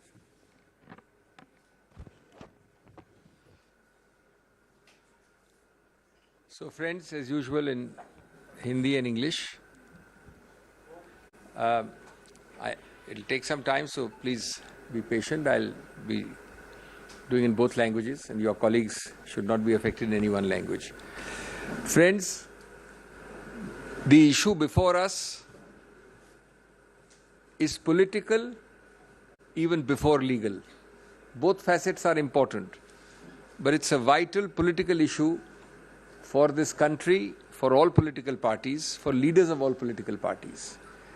It is a political issue because it signifies the systematic, repetitive emasculation of democratic institutions by the ruling party. It signifies the strangulation of democracy itself. We know that defamation is an exception to free speech. But over the last several years, we have had repeated examples of unthinkable assaults on freedom of speech, more importantly, on freedom after speech. After speech, you are told that you will be visited with the worst possible consequences, be it criminal, be it civil, be it incarceration, be it intimidation, be it harassment in every sphere of your life. We all know that Shri Rahul Gandhi has been speaking out fearlessly inside and outside Parliament.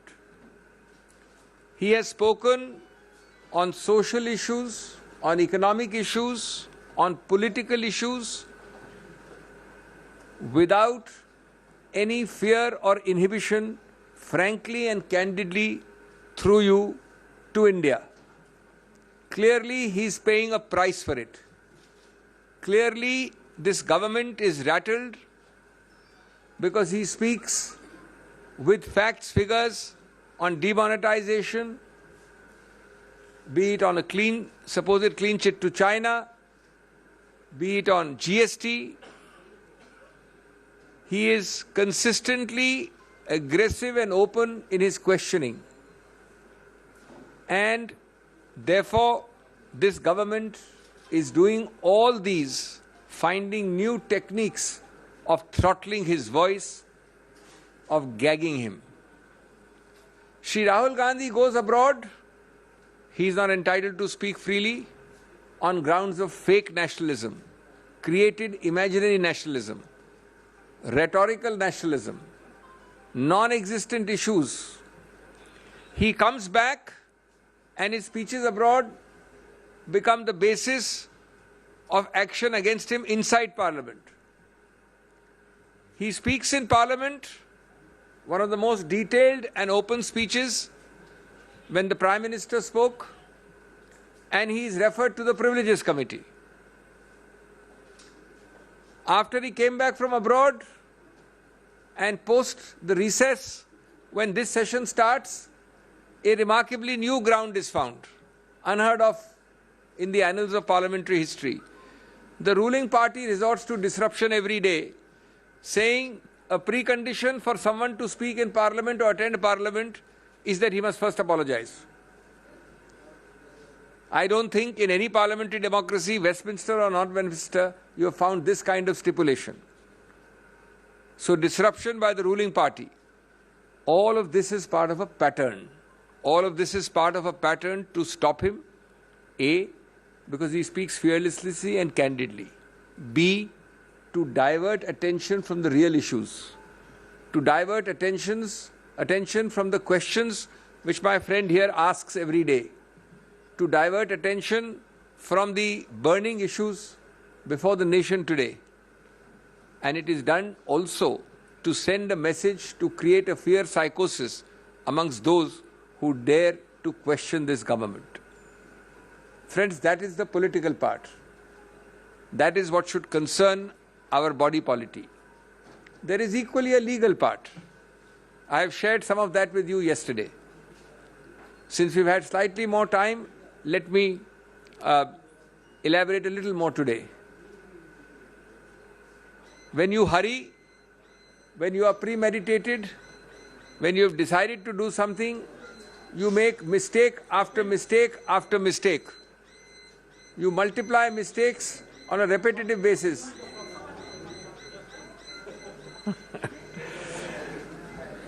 Take for example, the alacrity with which you are moving. Within 24 hours, you are moving with amazing alacrity. I need to remind you that a few months ago, in a case of another political leader from Uttar Pradesh, belonging to the leading party in that state, the Supreme Court, quote unquote, when an immediate by-election was sought to be announced post disqualification of that person because of conviction, immediately, without waiting for that person to exhaust the legal remedies available, the Supreme Court in that case not only deferred the by-election, but then added, look with what alacrity have you proceeded. This is yet another example. But it gets curiouser and curiouser.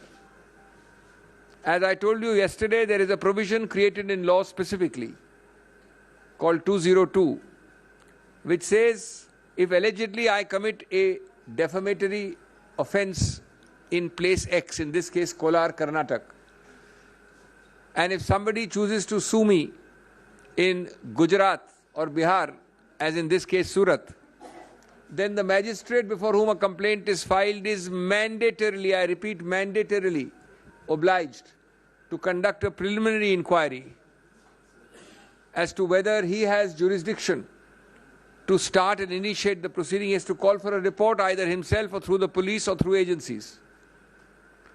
To the best of our knowledge, this point is taken by Shri Gandhi's lawyers, noted in the judgment, and not decided. Admittedly, no inquiry is conducted because there is a tearing hurry to go ahead in a place which might well be without any jurisdiction at all, namely Surat, Gujarat. As I said, it gets curiouser and curiouser. I mentioned another example yesterday. I have the dates now. Let me walk you through it. The complaint is filed approximately in April 2019. I think the exact date is April 16, 2019 at Surat. The magistrate is one Mr. Dave. On 2021, Mr. Rahul Gandhi, in 2021 year, 2 years later in June, appears in the court to record his statement in person. Shri Rahul Gandhi appears in that court. In March 22, that is 3 years after the complaint is filed, and 1 year after Shri Rahul Gandhi appeared there, the complainant files an application against someone Rahul Gandhi. When that application is rejected, possibly by a firm magistrate, obviously he had been called, he had come a second time, you cannot harass people to come again and again, he rejects it. At that point, the complainant rushes to the High Court and gets a stay of his own complaint. The High Court grants that stay on 7th of March 2022. So I file a complaint, I seek a stay of my own complaint. Perhaps days are not auspicious, the climate is not ecologically suitable. Now the same complainant, after a hiatus of 11 months, when he has no interest in his own complaint, suddenly wakes up and goes on 16th February this year, seeking a vacation of the same stay which he himself obtained. And I quote, he pleads, and you must all read between the lines. We will of course take all this in the appeal, we have legal records.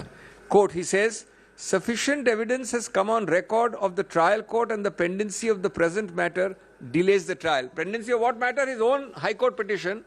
He says he's delaying his own trial. So he says, please vacate. Now the sentence is, though sufficient evidence has come on record, no new evidence has come on record, actually. The High Court vacates the stay, the man rushes back to the trial court, and we get this judgment. Meanwhile, the magistrate has changed. We were not born yesterday, neither you nor me. Chit bhi apni, pat bhi apni. There are many more disturbing features about this case. There is a point which we may or may not take. I am not saying that everything Rahul Gandhi needs to take because he is fearless, he knows in his conscience, he has full reliance on the law. But there is a debatable issue. I am only flagging the issue, which I did not mention yesterday. that though the conviction is by a court, in Rahul Gandhi's case, the disqualification under Article 103 of the Constitution has to be by the President of India. And under 103, the President of India has to first, before disqualifying Sri Rahul Gandhi, take an opinion, a recommendation from the Election Commission. Admittedly, it is not done. In the interest of fairness and completeness, I must let you know also that in a case called Lok Prahari, the Supreme Court has noted the argument of the Election Commission, which says, the Election Commission says, the Supreme Court does not so hold, that we do not need to go to the President with the recommendation because this is a court conviction. The President has no role in a court conviction case. Though this point is noted by the Supreme Court in the Lok Prahari case, it is not decided. The Election Commission, no doubt, has issued circulars saying, in such cases of conviction, we don't need to go to the Honorable President. But my question is a little different.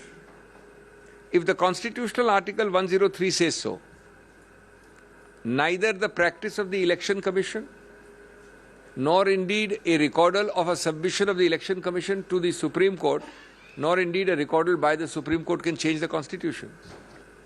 The highest law of the land is the Constitution.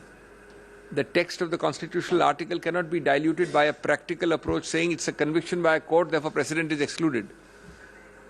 That is itself a questionable exercise, this immediate issuance today of a disqualification, but we let it be. We are confident that we will get a stay of conviction. A stay of conviction will remove the very basis of this disqualification. This disqualification is nothing but consequential.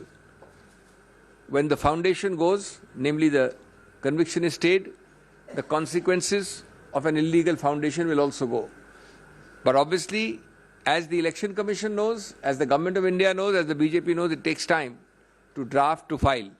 They are taking advantage of that time, hot-footing it by these disqualification notices, but we have full faith in the law and the majesty of the law, and we believe that we will emerge victorious in the near future.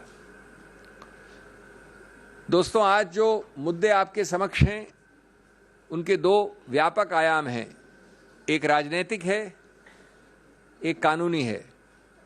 लेकिन राजनीतिक आयाम सबसे महत्वपूर्ण, सबसे व्यापक, सबसे अहम है. पहले मैं उसका जिक्र करूं संक्षेप में. पहला बिंदु उसका ये है कि जानबूझकर, बार-बार, सोच समझकर, एक सूझे बूझे तरीके से इस सरकार ने हर गणतांत्रिक संस्था को खत्म करने का प्रयत्न किया है, उसको चोक करने का प्रयत्न किया है, उसमें रोकथाम करने का प्रयत्न किया है.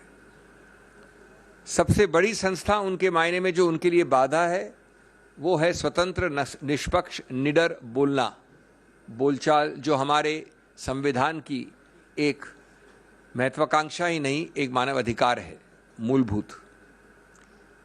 इस सरकार ने, इस केस की बात नहीं कर रहा हूं मैं, श्री राहुल गांधी की, सैकड़ों केसेस में 2014 के बाद ऐसे येन केन प्रकारेण कदम उठाए हैं जो हर नागरिक के स्वतंत्र, निडर बोलने के अधिकार क्षेत्र में बाधा डालें, बार बार. और उसके उदाहरण आप जानते हैं. बोलने की स्वतंत्रता और बोलने के बाद की स्वतंत्रता, दोनों को सीधा निचोड़ने का प्रयत्न किया इस सरकार ने बार बार. श्री राहुल गांधी, हम सब जानते हैं, ने निडरता से बार बार संसद के अंदर और संसद के बाहर अपने विचार रखे हैं, जनहित में रखे हैं, जनता के सामने रखे हैं, जनता के लिए रखे हैं. उन्होंने सामाजिक, आर्थिक, राजनीतिक, विदेश नीति इत्यादि इत्यादि सब मुद्दों पे पूरा बोला है, बिना झिझक के बोला है. और वो आज उसकी कीमत चुका रहे हैं, क्योंकि उनके सवाल, उनके वक्तव्य अच्छे नहीं लगते उन लोगों को जिन्होंने वो गलतियां की हैं, जिसके बारे में विवरण करते हैं श्री राहुल गांधी. कभी डिमोनेटाइजेशन ले लें, कभी चीन को क्लीन चिट का मामला ले लें, कभी जीएसटी ले लें। ये सब मुद्दे वो हैं और इनके अलावा और भी हैं जो इस सरकार को, जिनसे घिन्न है और जो उठाते हैं उनको दंडित करना उनका अनिवार्य रूल है। राहुल गांधी विदेश जाते हैं तो बोल नहीं सकते। एक झूठे आडंबरी राष्ट्रवाद के आधार पर उनकी आवाज को रोका जाता है। एक अजीबोगरीब बनाई हुई बनावटी राष्ट्रवाद का बहाना लेकर उन पे आरोप लगाए जाते हैं। बाहर गए उसके आधार पे जब वापस आते हैं तो कहते हैं कि आप यहां नहीं बोल सकते जब तक कि आप माफी नहीं मांगे। यहां आते हैं और उस दिन बोलते हैं संसद में, जब माननीय प्रधानमंत्री बोल रहे थे तो सरकार पूछती है आपकी हिम्मत कैसे हुई सब बोलने की, सत्य बोलने की, साफ बोलने की, निडरता से बोलने की। हम आपको प्रिविलेजेस कमेटी भेजते हैं। और सबसे अजीबोगरीब जो मैं समझता हूं, किसी गणतांत्रिक, संसदीय गणतांत्रिक, लोकतांत्रिक देश में नहीं देखा गया, जब वो आके बोलते हैं तो सरकार खुद अवरुद्ध करती है संसद को। सरकार खुद करती है इस आधार पे कि पहले आप माफी मांगिए। ये कौन सी संसदीय प्रणाली के अंतर्गत है कि पहले आप माफी मांगिए, नहीं तो हम अवरुद्ध करेंगे, नहीं तो संसद चलेगी नहीं। तो ये इसी प्रक्रिया का एक और उदाहरण है, जहां मुंह खोलें झूठे बेमानी केसेस दायर करिए, डराइए, धमकाइए, और हम आश्वस्त हैं कानूनी प्रक्रिया में कि हम जीतेंगे, स्टे ऑफ कन्विक्शन हमें मिलेगा। लेकिन जहां तक सरकार का सवाल है, उन्होंने ये सब प्रयत्न किए हैं, बार बार किए हैं। जहां तक कानूनी पक्ष है, मैं बड़े संक्षिप्त रूप में आपको बता दूं, कल बताया था मैंने, थोड़ा उसको और विस्तार से बता दूं, लेकिन संक्षिप्त रूप से, कि जब आप जल्दबाजी करते हैं तो गलतियों के ऊपर गलतियां करते हैं, संवैधानिक और कानूनी गलतियां करते हैं। मैं आपको 2-3 उदाहरण देके अपनी बात खत्म करना चाहता हूं। ये मामला, ये वारदात कोलार कर्नाटक में हुई, 2019 में हुई। उसकी कंप्लेंट कहां दर्ज की गई? सूरत, गुजरात में, 1-2 जगह और भी की गई, बिहार में, रांची में।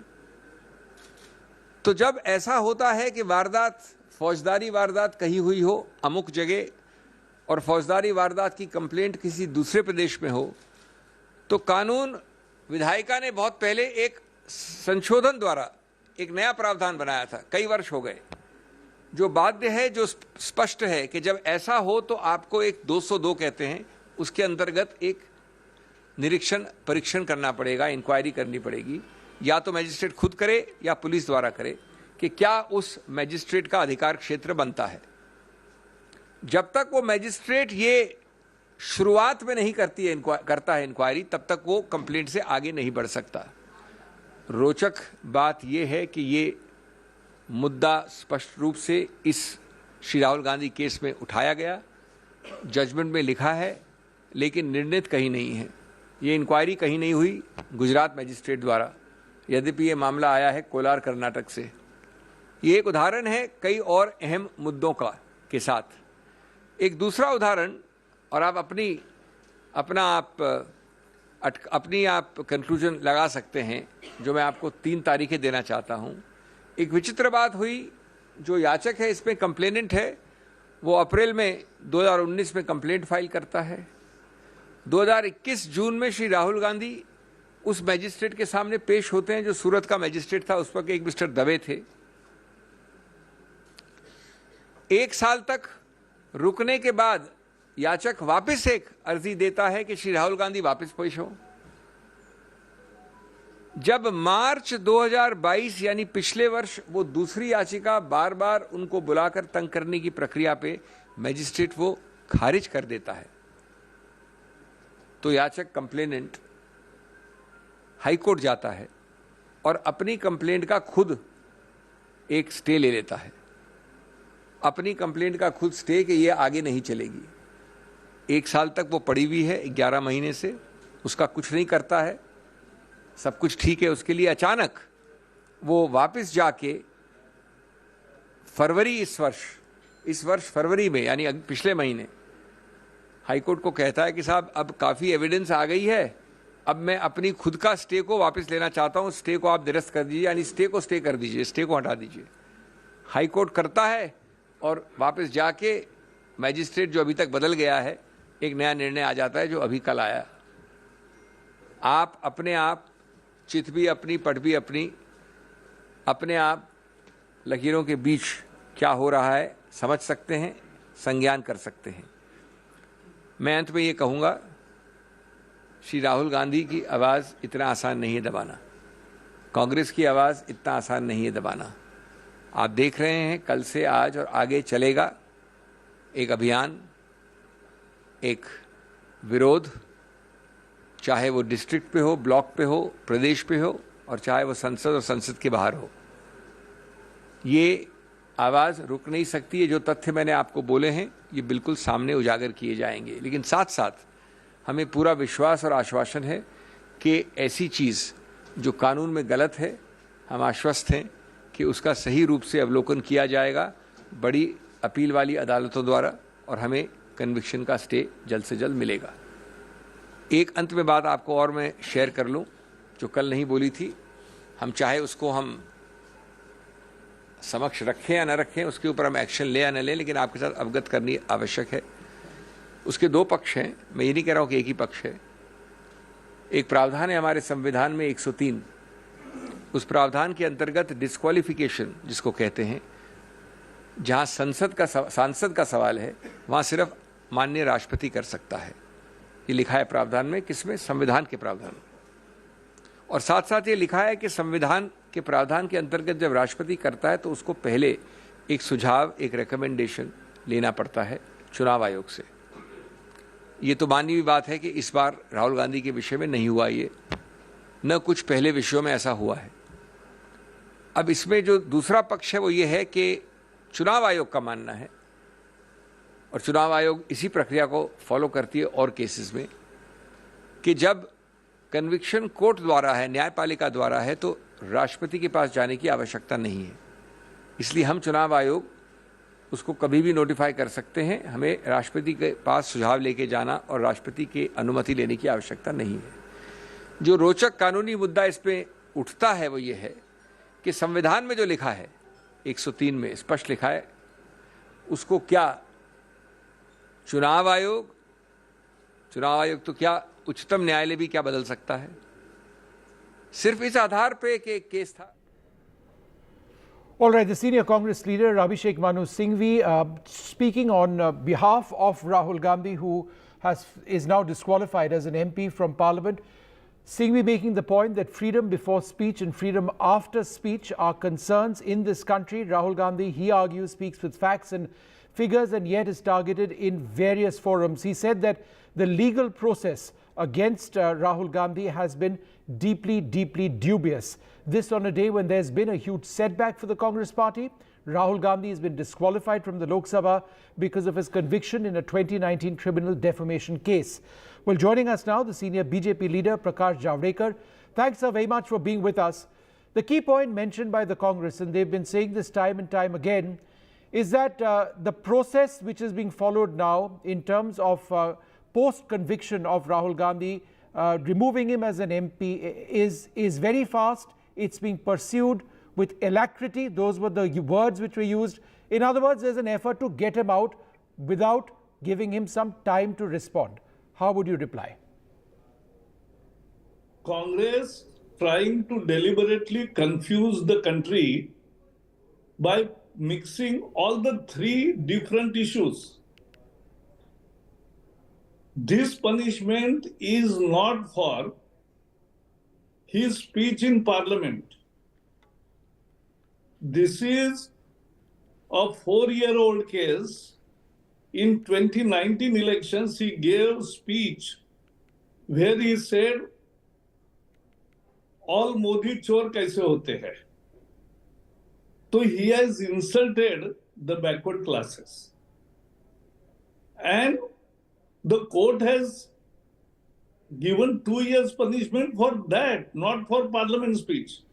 Let me ask you one question, Mr. So 1 Javadekar. minute. This is first incident. So to link both these things is wrong. Then second, we are demanding his apology in parliament continuously for what? For he insulted the country in London.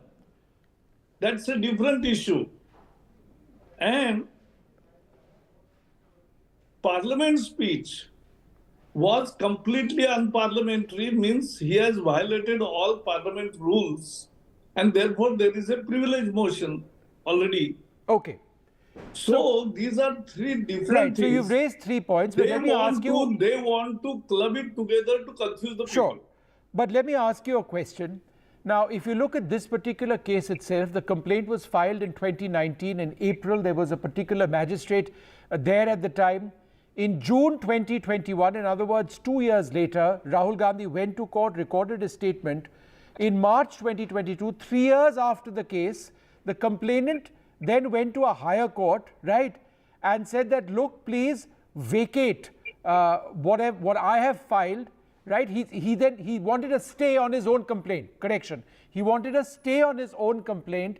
Then 11 months after that, he seems to have woken up in February this year, and he is seeking a vacation of the stay that he had obtained on his own petition. So therefore, the argument which has been raised by the Congress is this process is dubious. How would you respond to that? The court matter, I don't want to discuss, because court, somebody can go to an appeal against this and there will be legal arguments. I am doing one thing, that who punished Rahul Gandhi? 2 years. It is not BJP. It is not parliament. It is not government. It is the court. And so, court has given him punishment, therefore he automatically, his membership, he has lost. And we can't criticize, and it's not our intention of criticizing a judgment by a court. I mean, let there be an appeal, whatever. Okay. That is everybody can. Right, but let me ask you this, sir. The Congress is saying, in fact, Singhvi just said that disqualification has to be done by the President of India on the recommendation of the Election Commission. What has happened now with this disqualification has been pushed through. So, procedurally, how does that work? Legal points, and that can be discussed in appropriate court. The issue here is, what is illegal done? Court has given a decision. Accordingly, the parliamentary secretariat has acted, and more importantly, what we were demanding about, this is nothing to do with this speech in parliament. I understand and that is a privilege issue. And the third issue that we were demanding is apology, not for parliament speech. No, I understand. But sir, you're raising separate issues. There's a larger political battle. I understand that political battle. But let's focus for the moment just on this Rahul Gandhi development, because it is, you know, I mean, it's a very major development news that's happened. An MP, senior Congress leader, is, you know, an ex-MP now as far as the law books are concerned. So my question to you is a political question, sir.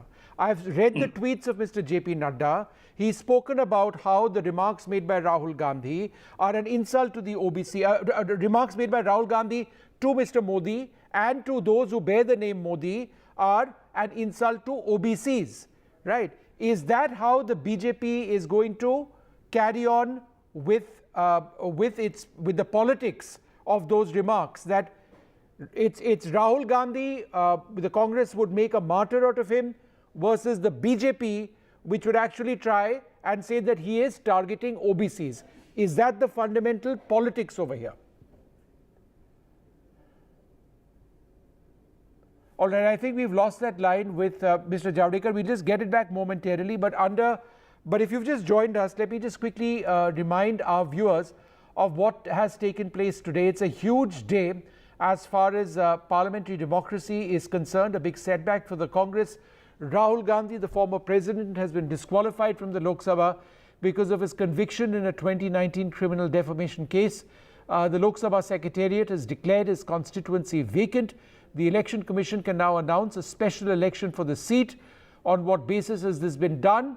Well, Section 8(3) of the Representation of People's Act 1951 says that the moment that a member of Parliament is convicted of any offence and sentenced for at least 2 years, he or she attracts disqualification.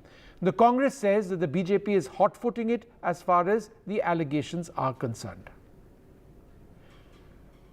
One of the senior Congress leaders, Shashi Tharoor, says that Section 8(3) of the Representation of the People's Act says that the moment a member of parliament is convicted of any offence and sentenced for at least 2 years, he or she attracts disqualification. Shashi Tharoor, I beg your pardon, actually saying that the haste with which this is all being pursued is stunning. I'm stunned by this action and by its rapidity within 24 hours of the court verdict. So we'll take a short break, come back with more.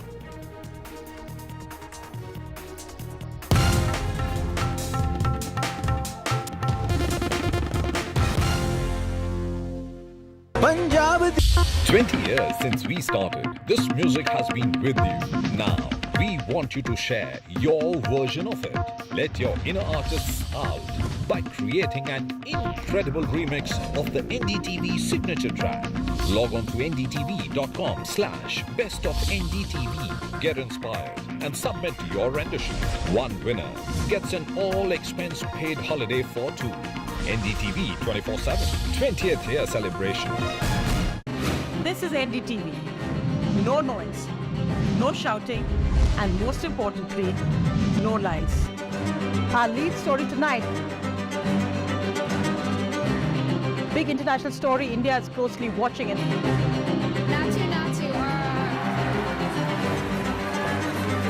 News that informs and inspires. The news with Sonia Singh.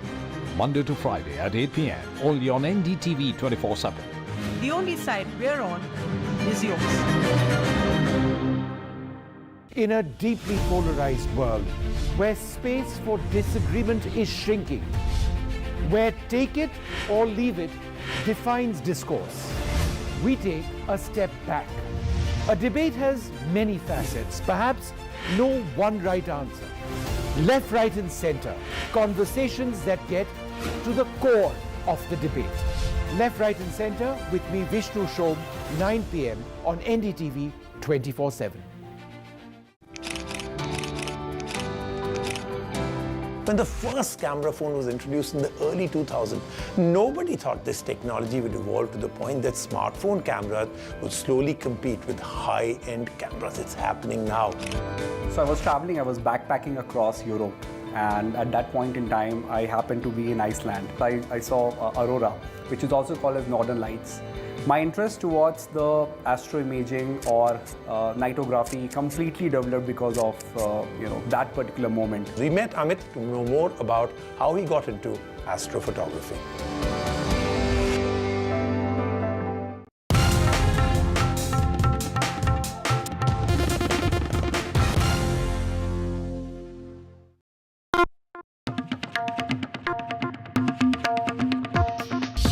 20 years since we started, this music has been with you, playing in your homes, at work, and in your car. Now, we want you to share your version of it.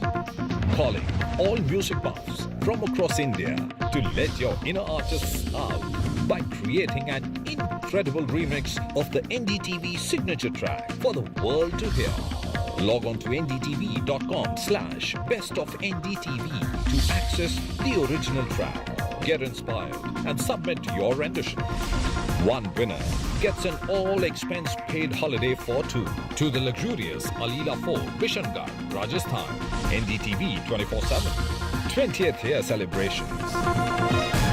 Gadgets 360 is here to help you with all your tech needs. Gadget 360, Gadget Love. Gadgets 360, Gadgets Love. You too can get some gadget love with buying guides, expert reviews, and all the latest news on Gadgets 360. Debates are essential not just for journalism but for humanity. It ignites our mind, opens it up for counter-opinion. To hear all views, opinion of all hues. Which is why the oldest running debate show on Indian news television is not 23 years old, but young at 23. इस initiative को मैं अभिनंदन करता हूं कि सच को सच के रूप में पेश करने का उन्होंने साहस दिखाया। Let us begin the big fight. 20 years since we started, this music has been with you. Now, we want you to share your version of it. Let your inner artists out by creating an incredible remix of the NDTV signature track. Log on to ndtv.com/bestofndtv. Get inspired and submit your rendition. One winner gets an all-expense paid holiday for two. NDTV 24/7 20th year celebration. This is NDTV. No noise, no shouting, and most importantly, no lies. Our lead story tonight. Big international story. India is closely watching it.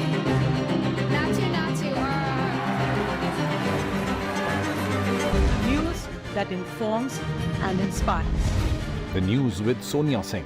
Monday to Friday at 8 p.m. only on NDTV 24/7. The only side we're on is yours.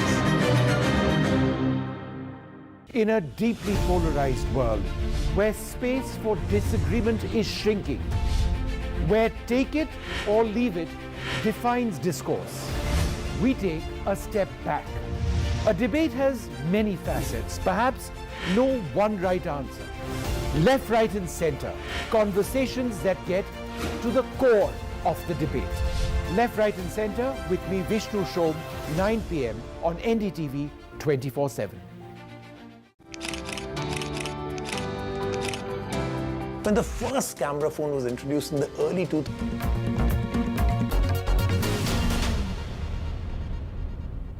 Well, let's just go back to Mr. Prakash Javadekar, who joins us once again. Sorry, sir, we lost the line with you. The question I was trying to ask you was this. I've read the tweets of Mr. JP Nadda, who makes it absolutely clear that, look, Rahul Gandhi's comments have ended up targeting OBC members of the Modi community. Number one, you also mentioned that a few minutes back. On the other hand, perhaps the Congress sees Rahul Gandhi becoming a martyr as a result of what has taken place. Now, those are the political contours as I see it. Do you believe that this is the political battle that will be waged in the days and weeks ahead leading up to the Karnataka elections? No, I don't think so, because this is Congress history, this is Congress culture, this is Congress politics. In 1975, when Indira Gandhi was unseated, they brought emergency and changed the very verdict, brought a new law to change the verdict, and they changed the verdict. So this is autocratic dictatorship is Congress DNA. And therefore, they always raise and confuse people and agitate as if they are injustice. They have done injustice to people, to the country. But what about Renuka Chaudhary, for example, saying that she's going to file a defamation case against the Prime Minister for remarks that he made against her? Let's see if this actually moves. In democratic country, everybody is free. We'll talk about that only when it comes. Why now? Everybody is free to do whatever. I am telling you, the country is totally agitated. The backward classes are hurt. You are calling them chore. So they do not appreciate all this. They punish Congress. They will punish Congress and Rahul Gandhi electorally, democratically. All right. Okay, super, sir. Thanks very much for speaking to us, sharing your views. Thanks very much indeed. And sorry again for losing that line with you. Prakash Javadekar over there. Let's quickly move on. What do we have next? We've got Arvind Kejriwal. Is he speaking? All right. All right. So let's just quickly move on now to another one of the stories that we've been tracking. Arvind Kejriwal has also been speaking on the entire issue of what has taken place against Rahul Gandhi. Remember, the Aam Aadmi Party and the Congress have significant differences, but let's just listen in to what he said. पार्टियां important नहीं है, मैंने कहा लोग important हैं. अभी अभी मैंने संसद के अंदर, विधानसभा के अंदर एक एग्जांपल दिया. एक ऑटो रिक्शा वाला मिला. ऑटो रिक्शा वाला मुझे कह रहा था, जी मुझे व्हाट्सएप मैसेज भेजने में डर लगता है. मैंने कहा क्यों? कहते हैं शायद गिरफ्तार ना कर लें. इस देश के अगर एक ऑटो रिक्शा वाले को व्हाट्सएप मैसेज भेजने में डर लगता है, तो आपने 130 करोड़ लोगों को डरा के रखा हुआ है. ऐसे देश कैसे चलेगा? डर डर के लोग कैसे जिएंगे? और क्यों डर डर के जिए हम? हमारा देश है, हम आजाद भारत के आजाद नागरिक हैं। हम क्यों डर डर के जिए? पूरे देश को व्यापारी डरा हुआ है, किसान डरा हुआ है, मजदूर डरा हुआ है, नेता डरे हुए हैं, सब लोगों को डरा के रखा है। जुडिशरी डरी हुई है, जज डरे हुए हैं, मीडिया वाले डरे हुए हैं, सबको धमकाते हैं ये लोग। सबको ईडी और सीबीआई और इनकम टैक्स की धमकी देते हैं लोग। सर, इससे पहले हमने देखा कि आप लोग के कांग्रेस के साथ रिश्ते काफी खराब रहे, लेकिन आज 14 वो इम्पोर्टेंट नहीं है। हमारे आपस के रिश्ते इम्पोर्टेंट नहीं है। इस टाइम देश को बचाना इम्पोर्टेंट है। मीडिया के ऊपर प्रहार हो और मैं अगर कहूं कि मेरी इस चैनल से बनती नहीं है, वो इम्पोर्टेंट नहीं है। किसी से बनती है या किसी से नहीं बनती, इससे व्यक्तिगत अच्छे रिश्ते हैं कि व्यक्तिगत बुरे रिश्ते हैं, वो इम्पोर्टेंट नहीं है। 130 करोड़ लोगों को, सब लोगों को साथ आना पड़ेगा। तो क्या कांग्रेस के प्रोटेस्ट के साथ जाएंगे? अब आम आदमी पार्टी भी कांग्रेस के साथ पुराने मंच में सारे लोगों को साथ आना पड़ेगा। ये लड़ाई राहुल गांधी की लड़ाई नहीं है, ये लड़ाई कांग्रेस की लड़ाई नहीं है, ये लड़ाई इस देश को बचाने की लड़ाई है। एक तानाशाह से, एक कम पढ़े लिखे व्यक्ति से, एक अहंकारी व्यक्ति से इस देश को बचाने की लड़ाई है। Thank you. कांग्रेस की प्रोटेस्ट में आप लोग रहेंगे?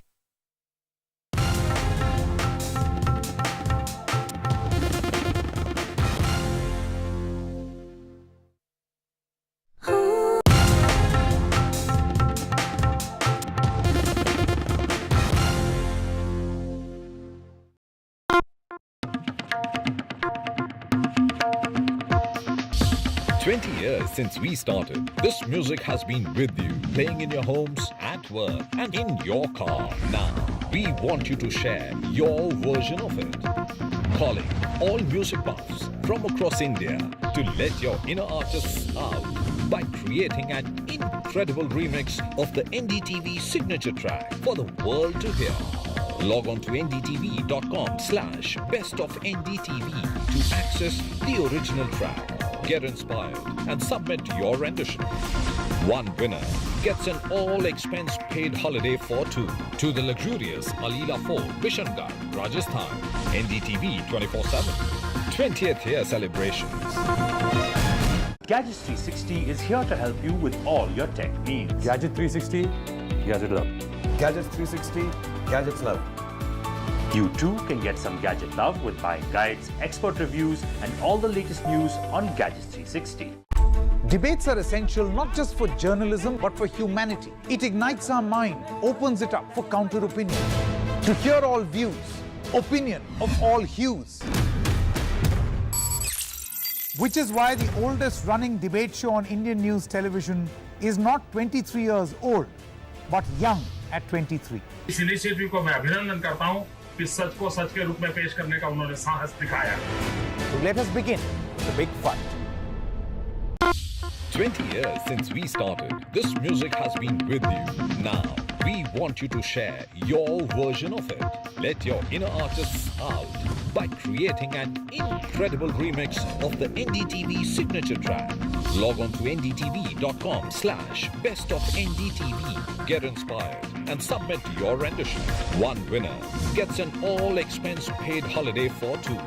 NDTV 24/7. 20th year celebration. This is NDTV. No noise, no shouting, and most importantly, no lies. Our lead story tonight. Big international story. India is closely watching it.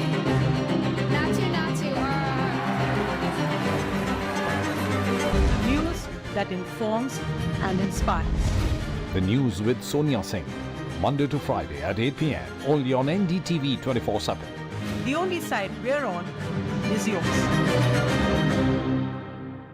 In a deeply polarized world, where space for disagreement is shrinking, where take it or leave it defines discourse, we take a step back. A debate has many facets, perhaps no one right answer. Left, right, and center, conversations that get to the core of the debate.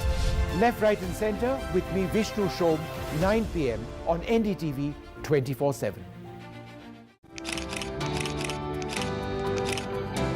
When the first camera phone was introduced in the early 2000s, nobody thought this technology would evolve to the point that smartphone cameras would slowly compete with high-end cameras. It's happening now.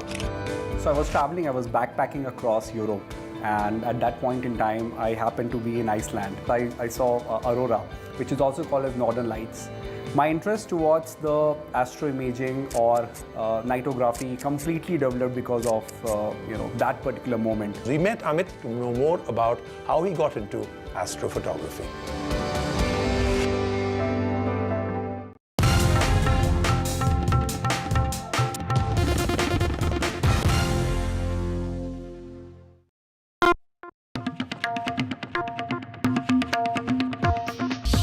20 years since we started, this music has been with you, playing in your homes, at work, and in your car. Now, we want you to share your version of it. Calling all music buffs from across India to let your inner artists out by creating an incredible remix of the NDTV signature track for the world to hear.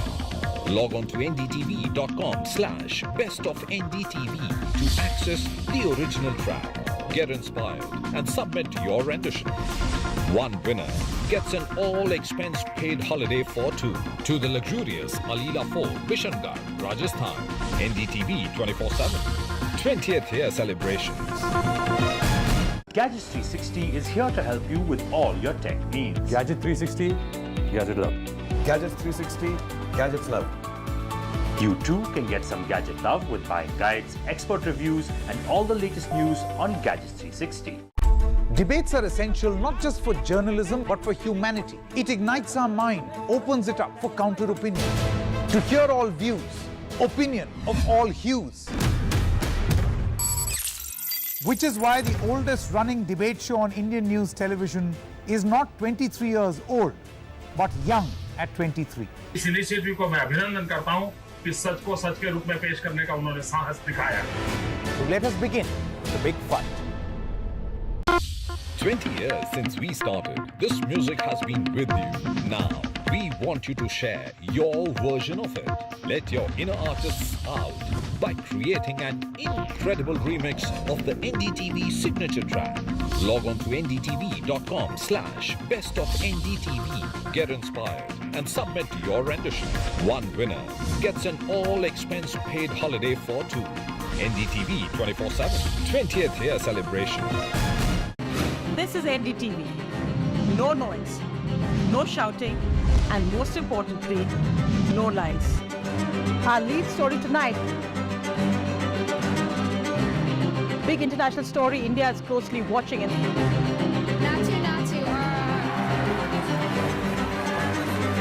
News that informs and inspires. The news with Sonia Singh. Monday to Friday at 8 p.m. Only on NDTV 24/7. The only side we're on is yours.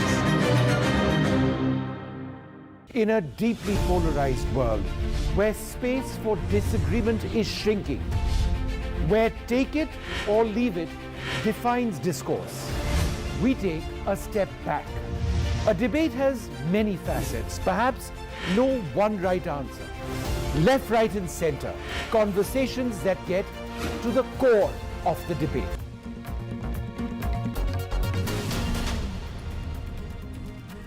Welcome back. It is a day of huge political developments. Rahul Gandhi is now an ex-MP. He's been disqualified from the Lok Sabha. It is a huge setback to the Congress party. He's been disqualified because of his conviction in a 2019 criminal defamation case. There have been lots of protests by Congress leaders across the country. Many Congress leaders suggest that this is nothing but political vendetta. The Congress at the centre has said that the alacrity with which the government or various institutions or even the parliament setup is actually moving in getting action or taking action against Rahul Gandhi leaves many questions or raises many questions. But that may be the immediate legal situation as far as Rahul Gandhi is concerned. How are the politics in all of this playing out? My colleague Akhilesh joins me, as does Megha. Thanks both of you very much for being with us. So Akhilesh, let me come to you first. A very interesting series of tweets by JP Nadda this morning focusing on how the OBC community has been insulted by Rahul Gandhi's comments. Of course, those comments several years old.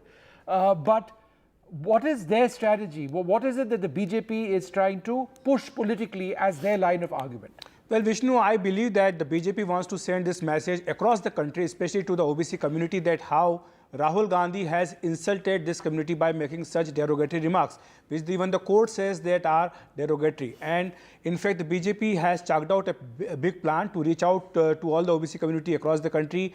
The BJP OBC Morcha will be organizing for 1 week from 6th of April to 14th April, a big reach out program across the country, and they will reach out to around 1 crore families across the country. And apart from that, today, the Parliamentary Affairs Minister Prahlad Joshi had called a meeting of all the OBC ministers of the Union Council.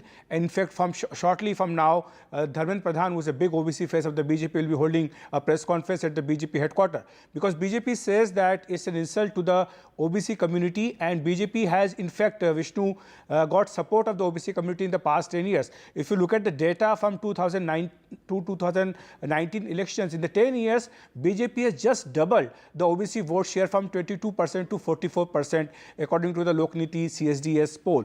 And that shows that how the BJP has managed to get the OBC support across the country, especially in states like UP and Bihar. And BJP has also given representation to the OBC community. If you look at the Modi Council, there are 27 ministers belonging to the OBC community in the Modi Council, so which is a big number. BJP says never in the history of India in the last 75 years so much representation has been given to the OBC community. And apart from that, if you look at the BJP's parliamentary board, which is the highest decision-making body of the BJP, out of 11 members, 3 are from the OBC community. So BJP says that this support will continue, and that's why the BJP is hoping that by cashing on this Rahul Gandhi's remarks against the OBC community, BJP will be able to hold on to this OBC vote bank. Megha, how is this going to play out politically in the days and weeks ahead? Even if he does, Rahul Gandhi, get a stay. The reason I ask is, as you heard Akhilesh, the BJP pushing the OBC point quite clearly that the OBC community has been insulted, but the Congress trying to suggest that Rahul Gandhi is some sort of a martyr and that's someone who's been victimized. Are those the broad contours of the political debate going forward? Absolutely, it is. Vishnu, the Congress trying to portray Rahul Gandhi since yesterday as a political martyr, as somebody who's been victimized by this ruling government. The BJP is gunning for Rahul Gandhi, and that this is not the first attempt that they have made inside the parliament. In the last week, in fact, they kept referring to it all of yesterday, that last week you had another member of the parliament of the BJP, Nishikant Dubey, whom went to the speaker asking for an investigation into something what Rahul said abroad. He didn't even say it inside the parliament. The point that they were making again today, that you go after Rahul Gandhi, you try and attack Rahul Gandhi, you raise questions over what he has spoken. It's not even spoken in the country, it's spoken outside. The BJP, of course, not taking anything, any explanation from their side lying down. They are suggesting that this is all about Rahul Gandhi demeaning a particular community. The point that Akhilesh was making, it is about one OBC community that has been disrespected, insulted, etc., etc. So the BJP, of course, trying to steal the story from right under Congress's nose, taking it to the entire of the country, to the huge OBC community that votes to a very, very great extent in favor of the BJP. They are roping in all the, mind you, they are roping in all their OBC ministers. I think more than 25 that are there in the cabinet. They will now be given, the duty to go to the people, to the masses, to their own community with this message as to what Rahul has done. And look what the court thought of it. Sure. The court said, thought that this was one of the gravest crimes that he could have done. It's a criminal defamation case, and handed him over the maximum punishment that was possible. One quick point, Vishnu.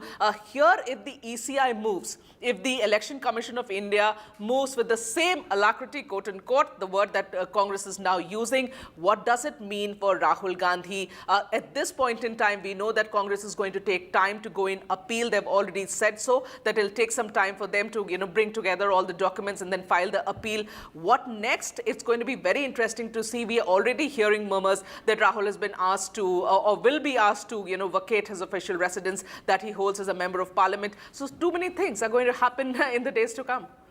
And Akhilesh, that raises a lot of interesting questions, because there is legally every possibility that Rahul could get a stay complete on this order. In fact, the order of the lower court could be thrown out by a higher court.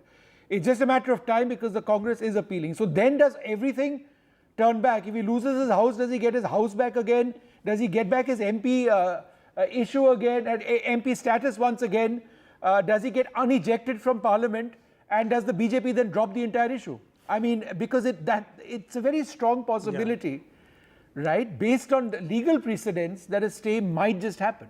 Well, the clocks can be turned back, and we have seen that that's happening recently when there was a similar case of disqualification of Lakshadweep MP. Right. When he challenged the conviction and the High Court had stayed that conviction, and in the meantime, the Election Commission had already announced by-election to Lakshadweep parliamentary constituency. He approached the Supreme Court, and Supreme Court, asked to cancel his disqualification. So the similar thing can happen in Rahul Gandhi's case, and here in Lakshadweep MP's case, the charges were very serious. Yes. There was attempt to murder charge against him. Here is just a political criminal defamation case against Rahul Gandhi. But Vishnu, I've been talking to various lawyers, and they have been telling me that this 180 pages judgment, which is written in Gujarati by the Surat court, they have gone through this judgment, and they say that in the judgment itself, there are various points which actually point out that how Rahul Gandhi's legal team was not forthcoming. They were in fact lazy. Some would say that they were not approaching the courts directly, and when they were asked to submit the written submission, they did not do that. When the stay was vacated, they did not challenge it. So many things are happening. The question is also being asked why the Congress legal team did not challenge the court's judgment yesterday itself to a higher court. Because if they would have done that, this thing would have not come to this fore. So these questions are being asked right now, and also because we feel that maybe the Congress party is saying that they will fight it from legally point of view and also from the political point of view. So they will be weighing the options which benefits them more. Is politically more beneficial for the Rahul Gandhi to be out of parliament, and of course, as I said, that the clocks can be turned back, and his house right now is there in the house, but he will be asked to vacate the house. In the meanwhile, the Lok Sabha secretary will inform the Election Commission of India. That would be political vendetta. I mean, direct political vendetta. You can't accuse a court of political vendetta against Rahul Gandhi, but if he's told, sorry, leave your house right away, then that would perhaps be something which would add to the fodder that the Congress party has available to it. We'll leave it over there. Thank you both very much for joining us. We'll take a short break, come back with more.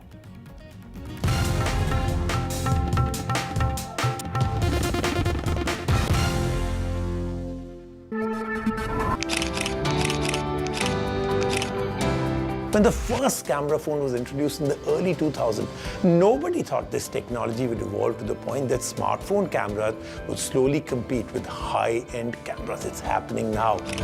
So I was traveling, I was backpacking across Europe, and at that point in time, I happened to be in Iceland. I saw Aurora, which is also called as Northern Lights. My interest towards the astroimaging or nightography completely developed because of that particular moment. We met Amit to know more about how he got into astrophotography.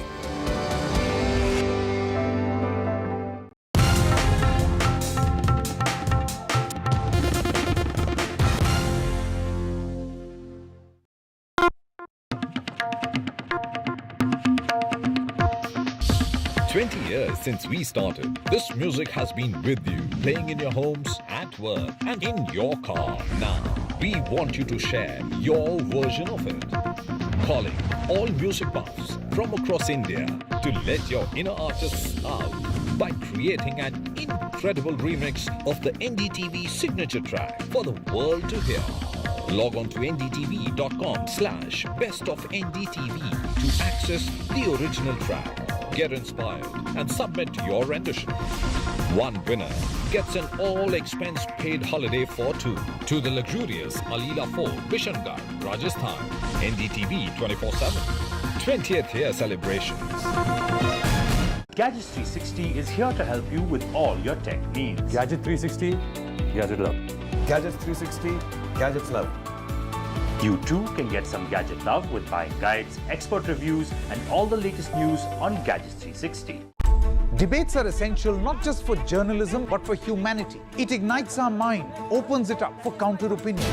To hear all views, opinion of all hues.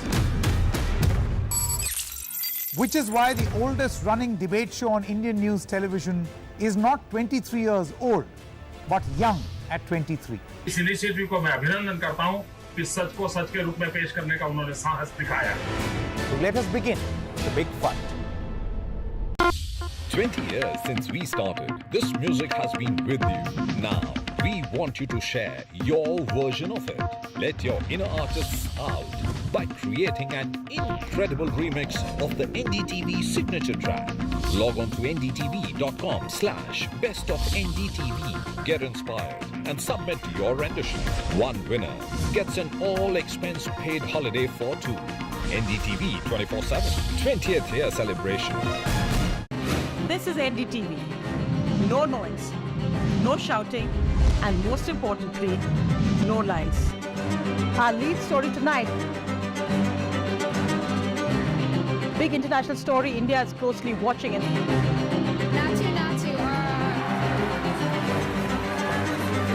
News that informs and inspires.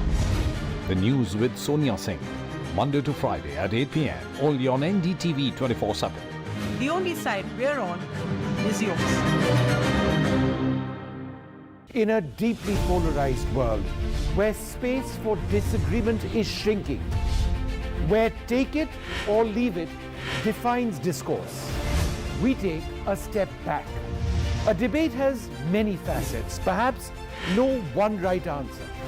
Left, right, and center, conversations that get to the core of the debate. Left, right, and center with me, Vishnu Shom, 9 p.m. on NDTV 24/7.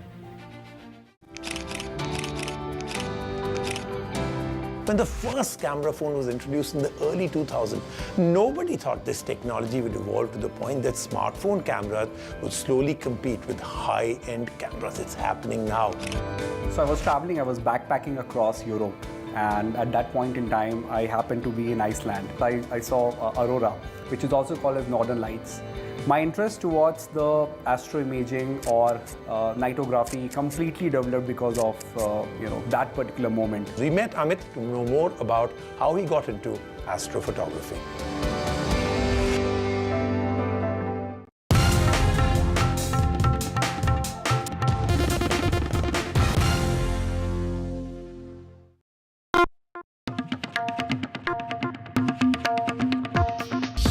20 years since we started, this music has been with you, playing in your homes, at work, and in your car. Now, we want you to share your version of it.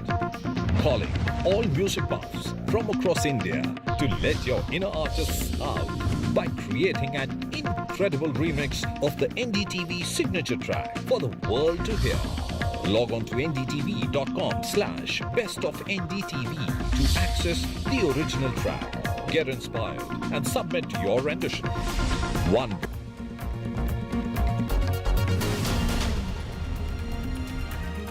Welcome back. A huge setback for mutual fund investors, with the government doing away with long-term capital gains tax benefits that debt fund mutual investors do enjoy. What is the significance of this? Who's actually going to lose out? How much are you going to lose out?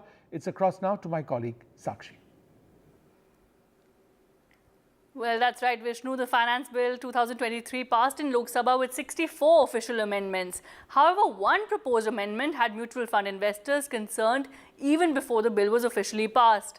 Now, to put it really simply, for our viewers to understand, if any mutual fund is investing less than 35% in equities, the new amendment of losing out on the indexation benefit and being taxed at par with fixed deposits applies to them. So as per definition alone, this applies to debt mutual funds or balanced mutual funds. Now, what is a debt fund and just what is this amendment? Debt funds are a mutual fund scheme that invest in fixed income instruments such as corporate and treasury bills. The indexation benefit essentially helps debt fund holders really beat inflation. And now this amendment, as per experts, impacts primarily the elderly or corporates, those who don't want to take a higher risk in equities essentially. However, it is really important to remember that this applies to new investors post March 31st, 2023, and for all existing holders, there's no change. All right, Sakshi, thanks very much for joining us. We're going to take a short break. After that, return with the top stories. Remember, Rahul Gandhi is now ex-MP. He's been ejected from the Lok Sabha, disqualified. What are the implications in this huge political row?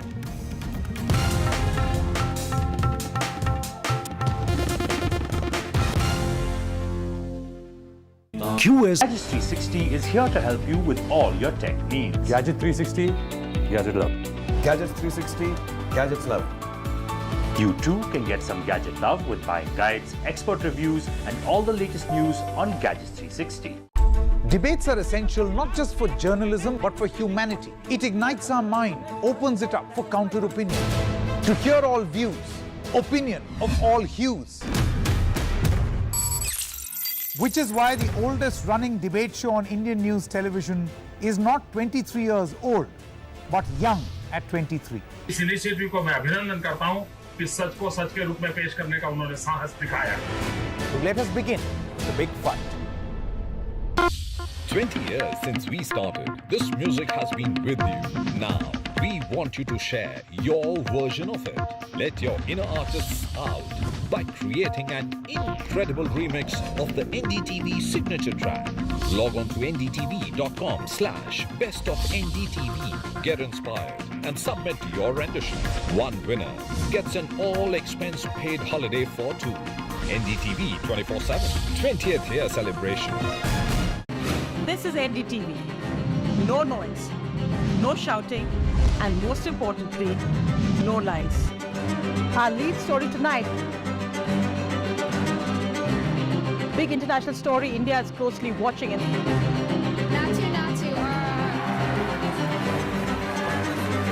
News that informs and inspires. The news with Sonia Singh. Monday to Friday at 8 p.m. Only on NDTV 24/7. The only side we're on is yours. In a deeply polarized world, where space for disagreement is shrinking, where take it or leave it defines discourse, we take a step back. A debate has many facets, perhaps no one right answer. Left, right, and center, conversations that get to the core of the debate. Left, Right and Center with me, Vishnu Shom, 9 p.m. on NDTV 24/7. When the first camera phone was introduced in the early 2000s, nobody thought this technology would evolve to the point that smartphone cameras would slowly compete with high-end cameras. It's happening now. So I was traveling, I was backpacking across Europe, and at that point in time, I happened to be in Iceland. I saw Aurora, which is also called as Northern Lights. My interest towards the astroimaging or nightography completely developed because of that particular moment. We met Amit to know more about how he got into astrophotography.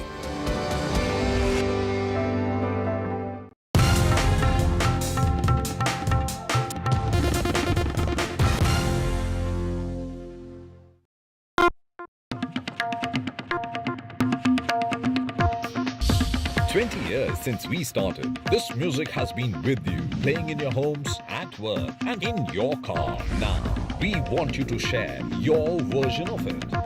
Calling all music buffs from across India to let your inner artists out by creating an incredible remix of the NDTV signature track for the world to hear. Log on to ndtv.com/bestofndtv to access the original track. Get inspired and submit your rendition.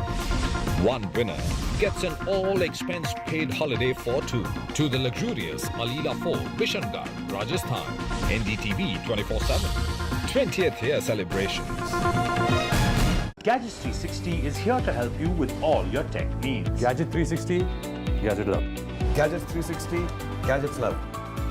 You too can get some gadget love with buying guides, expert reviews, and all the latest news on Gadgets 360.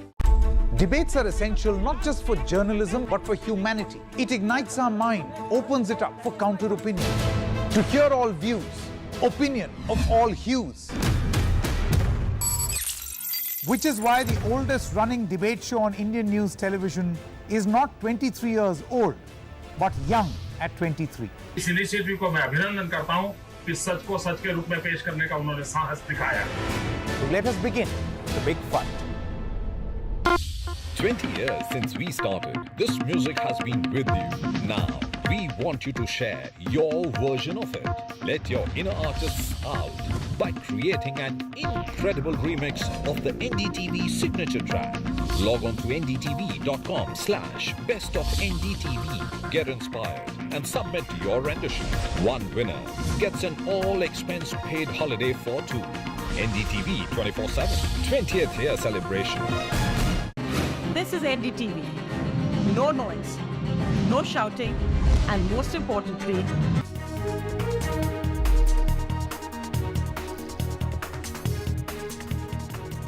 Welcome back. A huge setback for the Congress party, with their former president Rahul Gandhi being disqualified from the Lok Sabha because of his conviction in a 2019 criminal defamation case. The Lok Sabha Secretariat has declared his constituency vacant. The Election Commission can now announce a special election for the seat. The Congress party has called it a conspiracy to silence the Wayanad MP, who's been questioning Prime Minister Modi's alleged relationship with the Adani group. Let's just go straight across now to what the BJP is saying in this press conference. सूरत की एक मान्यवर अदालत ने भारत की कानून व्यवस्था को बरकरार किया, भारत की न्यायपालिका की नींव को मजबूत किया। कल प्रमाणित किया भारत की कानून व्यवस्था, भारत की प्रजातांत्रिक पद्धति में कोई ऊपर नहीं है। कल कांग्रेस पार्टी के एमपी श्री राहुल गांधी जी की ऊपर एक डिफेमेशन केस के अंदर, डिफेमेशन केस इसीलिए हुआ था, एक सार्वजनिक सभा में देश की आदरणीय प्रधानमंत्री जी को जातिवाचक शब्द लेके गाली देना, अपशब्द कहना, अशोचनीय व्यवहार करना, इसी आरोप पे जब कोई पिछड़े वर्ग की भाई की मन में इसके कारण प्रतिक्रिया हुई, उन्होंने अपने अधिकार को जाहिर करते हुए न्यायपालिका की दरवाजा खटखटाया, भारत की आईपीसी के तहत संरक्षण मांगा कि भारत आजाद हो चुका है, सामंतवादियों के हाथ में नहीं है, प्रजातंत्र है, इसमें किसी को भी गाली गुलज करने का अधिकार नहीं है, जातिवाचक शब्द लेके अपशब्द व्यवहार करने का अधिकार नहीं है। कोई भी हो, वो केस 2018 से अभी तक चल ही रहा था। पक्ष विपक्ष अपने विषय रख रहे थे, ना उसमें सरकार या ना भारतीय जनता पार्टी की कोई संश्लिष्ट था, इन्वॉल्वमेंट था। न्यायपालिका ने बीते कल समाज में तनाव विभेद के आरोप में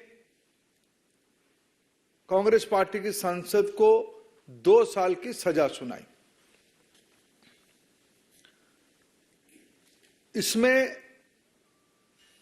ओबीसी समाज, जो आज चट्टान की तरह प्रधानमंत्री नरेंद्र मोदी जी के नेतृत्व के साथ, देश की एससी एसटी वंचित वर्ग जो प्रधानमंत्री नरेंद्र मोदी जी के साथ खड़े हुए हैं, जो स्टेटमेंट के माध्यम से केवल एक बार नहीं अनेक बार उनकी माताजी ने मौत की सौदागर कहा था, जहर की खेती उन्हीं लोगों की मुंह से आई थी।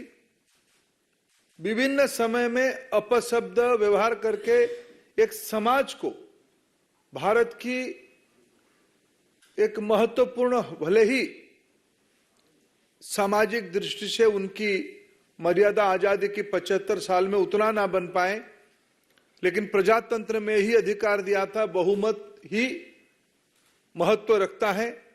ऐसे समाज से प्रधानमंत्री आते हैं, इसलिए उस समाज को, जाति को, गरीबी को ताच्छल्य करना, नीचा दिखाना, यह सब सीरीज ऑफ स्टेटमेंट की प्रमाण है। और न्यायपालिका ने उस मानसिकता के खिलाफ जजमेंट दिया, फैसला सुनाया। इसमें समाज को राहत हुई, सुकून मिली। मित्रों, सबको मालूम है भारत की जनप्रतिनिधि कानून 1951 के तहत किसी भी सदस्य को अगर सजा होती है तब उसकी सदस्यता चली जाती है। ये भारत में पहली बार नहीं हुई है। कई विधानसभाओं में और इस लोकसभा में भी कई मान्यवरों की सदस्यता गई है और इनकी पार्टी के पूर्व सदस्य अभी भी राज्यसभा में सदस्य रहे, सदस्य हैं। और देश की वरिष्ठ लॉयर कपिल सिब्बल जी ने कल ही कहा था, जजमेंट के साथ साथ सदस्यता जाना तय है। यह बहाना दिखाया जाता कि 30 दिन की समय था, ऐसा नहीं था। कानून कहती है सदस्यता आरोप सिद्ध होने के साथ साथ, दंड विधान होने के साथ साथ चली जाएगी। और मैं आपको एक बहुत पुरानी बात नहीं, लेकिन समय कैसे क्रूर होता है, समय कैसे निष्ठुर होता है, आपको याद दिलाना चाहूंगा।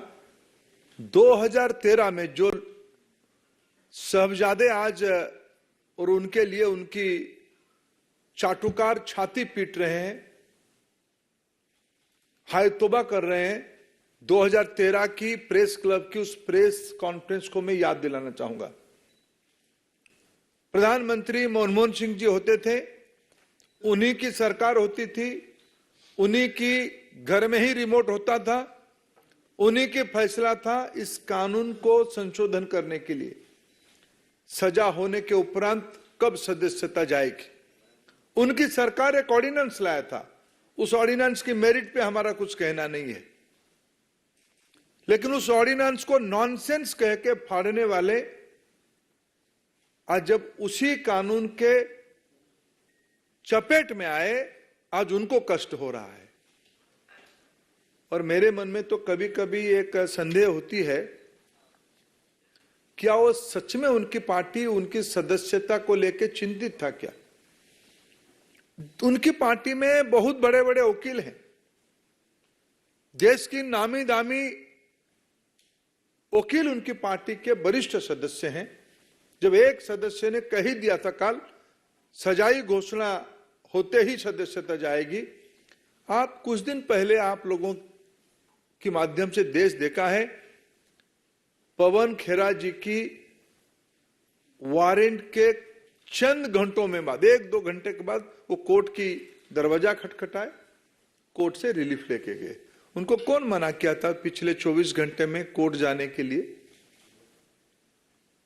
30 दिन उनको मोहलत नहीं था। 30 दिन के अंदर अपील कर सकते हो, जाने वो अपना कानून जाने, अपना न्याय वकीलों को परामर्श करे, जो करना है करे। मैं एक विषय आज यहां गंभीर विषय उठाना चाहता हूं। आप तो एक हैबिचुअल ऑफेंडर हो ही, पहले से भी ऐसे घटना हुई है। मित्रों, कांग्रेस पार्टी चाहती है और विशेष करके उनकी प्रमुख परिवार चाहती है उनके लिए एक अलग आईपीसी बने। उस आईपीसी के तहत उनके ऊपर कोई सजा ना हो, उनके लिए कानून अलग हो, उनके लिए न्यायपालिका अलग हो। लेकिन उनको याद नहीं आ रहा है, भारत पिछले 75 साल से प्रजातंत्र की रास्ता अपना चुका है। हम आजादी का अमृत महोत्सव मना रहे हैं। प्रजातंत्र की इस इंस्टीट्यूशन में कानून सभी के लिए एक प्रकार होते हैं। आप पिछड़े समाज को गाली करोगे, अपशब्द लगाओगे, वंचित वर्गों को आप नीचा दिखोगे, कानून आपके लिए अलग चाहोगे, ये सेंस ऑफ एंटाइटलमेंट, सामंतवादी मनस्थिति की ये प्रतिफलन है, फ्यूडल माइंडसेट की रिफ्लेक्शन है। हम समूह से अलग है। क्यों? हम एक खानदान से आते हैं, हम एक परिवार से आते हैं, हम कानून से ऊपर है। ऐसे पहली बार नहीं हुआ है। घर मिलने के समय में, सुरक्षा के बारे में,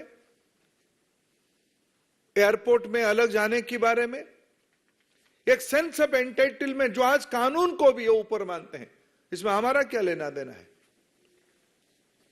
मित्रों, इसको भारतीय जनता पार्टी कठोर से कठोर शब्द में निंदा करती है। बाकी कुछ विषय मेरे मित्र आप उसमें जोड़ेंगे। नमस्कार मित्रों, हालांकि आदरणीय धर्मेंद्र जी ने बहुत विस्तार में सारी बात रखी है।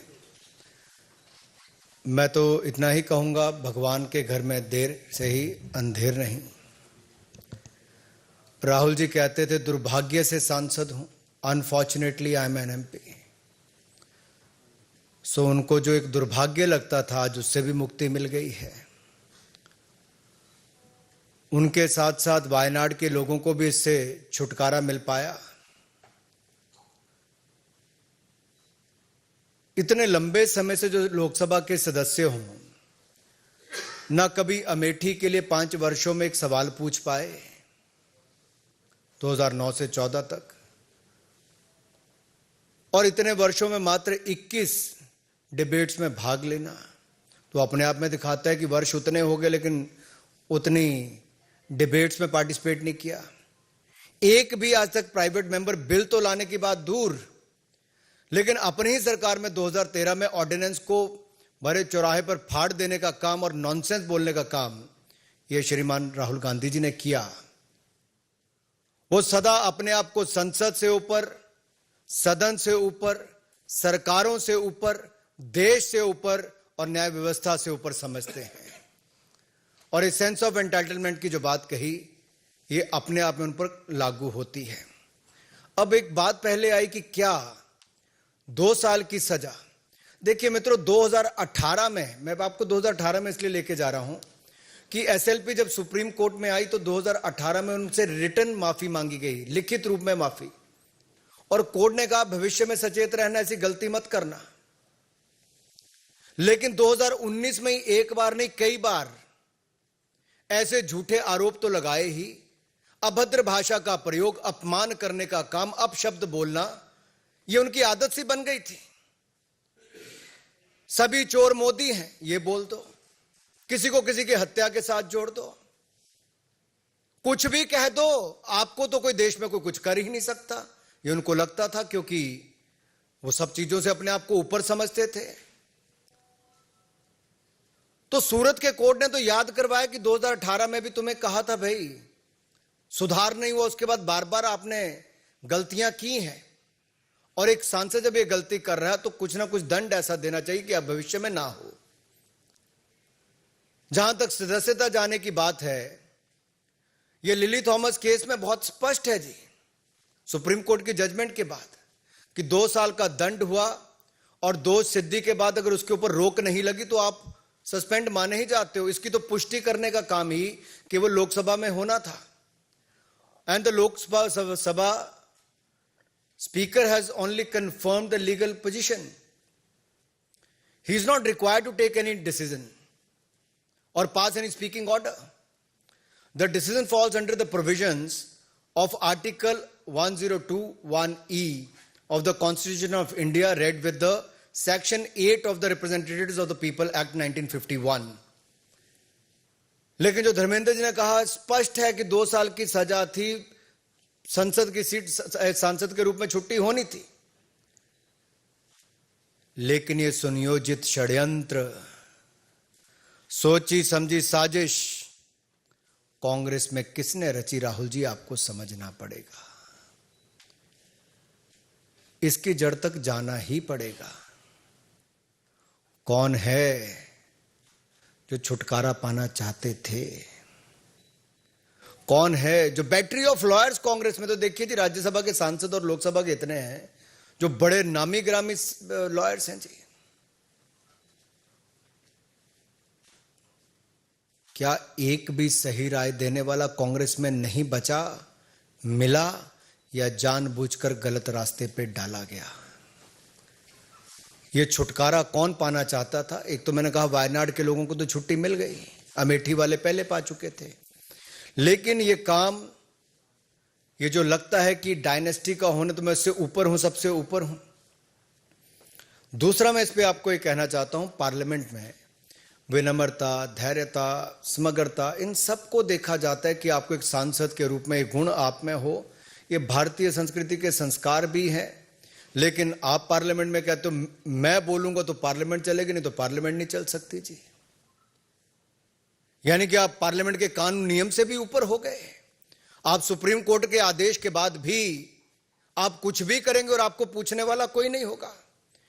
ये असंसदीय उनका आचरण पहले भी रहा है, और ये अहंकार जो लगातार दिखता रहा, और ये सत्ता में थे तब तो ये नशा था कि अपनी ही पार्टी का ऑर्डिनेंस फाड़ कर फेंक दिया और अपनी पार्टी को अपनी औकात दिखा दी थी कि कांग्रेस पार्टी की सोच को ये कुछ नहीं मानते।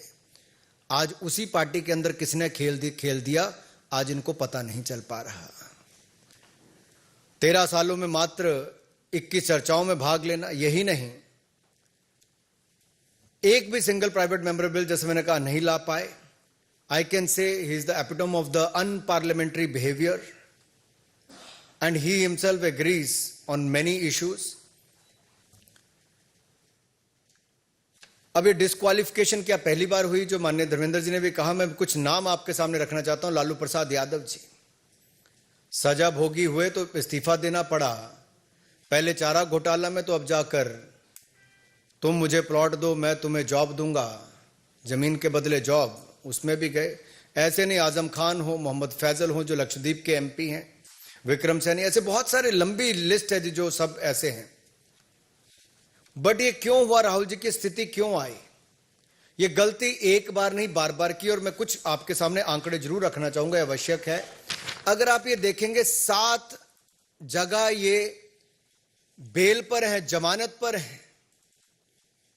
एक बार नहीं है जी, बार बार ये अपशब्द बोलने के लिए, अपमानित करने के लिए, झूठ बोलने के लिए जब मुकदमे इनके ऊपर किए गए तो कोर्ट में जाकर इनको वहां से बेल लेनी पड़ी। नेशनल हेराल्ड केस में भ्रष्टाचार में बेल अलग है, ये अवमानना के मुकदमों में भी देखा जाए तो जहां पटना कोर्ट में यही इसी विषय पर कि सब मोदी चोर हैं, जो इस तरह की भाषा का उपयोग किया गया, उस पर इनको। अहमदाबाद कोर्ट में डिस्ट्रिक्ट कोऑपरेटिव बैंक ने किया तो उस पर भी इनको। इससे पहले गौरी लंकेश किलिंग के लिए बीजेपी और आरएसएस के साथ जोड़ना, उसके ऊपर। यही नहीं, एक के बाद अनेक ऐसे उदाहरण हैं। So in the end you could say Rahul Gandhi ji is a habitual loose cannon and he thinks he can speak anything without ever facing the consequences. ऐसा लगता था कि देश के कानून और देश के कोई व्यक्ति इनके ऊपर कुछ कर ही नहीं सकता। और देश को बांटने की सोच तो कांग्रेस की पहले दिन से रही जी। जाति धर्म संप्रदाय के नाम पर बांटना लग बात थी। अब तो धर्मेंद्र जी ये अपमानित करने पे आ गए ओबीसी समाज को, जो किया है। 3 साल थे इनसे माफी मांगने के लिए, किसी से माफी तक नहीं मांगी। मोदी जी के ऊपर एक बार नहीं बार बार अपशब्दों का उपयोग करना, अपमानित करना इनकी आदत बन गई। लेकिन एक बड़े वर्ग को, ओबीसी समाज को इस तरह से करना। दूसरा, ये वायनाड के सांसद बने तो उन्होंने अमेठी वालों के बारे में अपशब्द, नॉर्थ इंडियंस के बारे में अपशब्द बोल दिए, आप भूले नहीं होंगे। यही नहीं, जम्मू कश्मीर गए तो वहां पर जाकर भी वहां पर बांटने का काम किया कि लोकल को नौकरी मिले, और सब जब इस तरह की बातें करनी शुरू कर दी। अरे बाकी तो छोड़िए, ये असम के चुनाव में गए तो चाय की बात करके गुजरात और उसमें दरार पैदा करना शुरू कर दिया। यहां कहां रुके? ये भारत को एक यूनियन ऑफ स्टेट्स भी कहते हैं। और All right, so the BJP hitting out at Rahul Gandhi, Dharmendra Pradhan and Anurag Thakur, who you saw over there, hitting out at the Congress leader Rahul Gandhi on a day in which he's been disqualified from the Lok Sabha after his conviction in a case for defamation in a Surat court. Rahul Gandhi, the BJP says, is a habitual offender as far as his language is concerned. They say that the IPC, the Indian Penal Code, is not designed for Rahul Gandhi alone. It applies to anyone. In other words, whatever the judge has done, they see to be entirely fit. The BJP saying that Rahul Gandhi has a feudal mindset and a sense of entitlement. That's what they are hitting out against. Anurag Thakur saying that Rahul Gandhi has also failed as a parliamentarian. So it's a huge political debate now. It goes well beyond the entire issue of defamation and the legality involved in that process to a straight fight between the BJP and the Congress. Remember, Karnataka elections coming up now, and the war of words in Parliament at fairly unprecedented levels, certainly over the last 1 year or so. So let's listen in now to the other side. Here's what the Congress party had to say. The issue before us is political even before legal. Both facets are important, but it's a vital political issue for this country, for all political parties, for leaders of all political parties. It is a political issue because it signifies the systematic, repetitive emasculation of democratic institutions by the ruling party. It signifies the strangulation of democracy itself. लोकतंत्र के उसूलों के अनुसार और संविधान के तहत और उसकी रक्षा के लिए और जनता के हकूक़ के लिए लड़ने वालों का मुंह बंद करने के लिए उनको सदन से बाहर डाला गया है। और राहुल जी जो सच्चाई देश के सामने रखना चाहते थे और रख रहे हैं, वो उनको जच रहा नहीं। तो इसीलिए वो अगर राहुल जी को बाहर डाले कि उनको सच बोलने वालों को सदन के अंदर रखना नहीं है, इसीलिए सदन के बाहर डाल रहे हैं। लेकिन सदन के बाहर भी हम बोलेंगे। राहुल गांधी जी ने क्या कहा है? राहुल गांधी जी ने यही तो कहा कि बड़े बड़े चोर हजारों करोड़ रुपए लेकर देश से भाग गए। नीरव मोदी, ललित मोदी, मेहुल चोकसी, इनको वापस क्यों नहीं लाते? मोदी जी ने कहा था कि नहीं कहा था चुनाव के पहले कि मैं काला धन लाऊंगा, एक एक परिवार को 15-15 लाख रुपए दूंगा? कहा था कि नहीं कहा था? लाओ ना काला धन। All right, so Digvijay Singh of the Congress over there, Rahul Gandhi's also got support from other opposition parties. Here's what Arvind Kejriwal had to say. Bharat के इतिहास में सबसे कम पढ़ा लिखा प्रधानमंत्री अगर हुआ है, मैं नहीं समझता आजाद भारत में कोई 12वीं पास प्रधानमंत्री हुआ है। उनसे सरकार चलती नहीं है, अहंकार उनका 7वें आसमान के ऊपर है। सवेरे से शाम तक इसको जेल भेजो, इसकी सदस्यता रद्द करो, इसको जेल भेजो, बस सवेरे से शाम तक यही चलता रहता है। बैठिए प्लीज, बैठिए। मैं आज बीजेपी के सारे लोगों को मैं अपील करना चाहता हूं, नरेंद्र मोदी जी के नेतृत्व के अंदर आज पूरे देश को तबाह करने की कोशिश की जा रही है। जो लोग देश को तबाह करना चाहते हैं, बीजेपी में रहो, और जो लोग देश को बचाना चाहते हैं, आज बीजेपी छोड़ दो।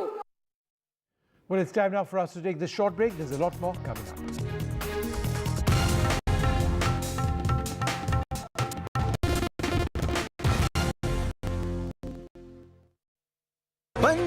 In a deeply polarized world, where space for disagreement is shrinking, where take it or leave it defines discourse, we take a step back. A debate has many facets, perhaps no one right answer. Left, right and center, conversations that get to the core of the debate.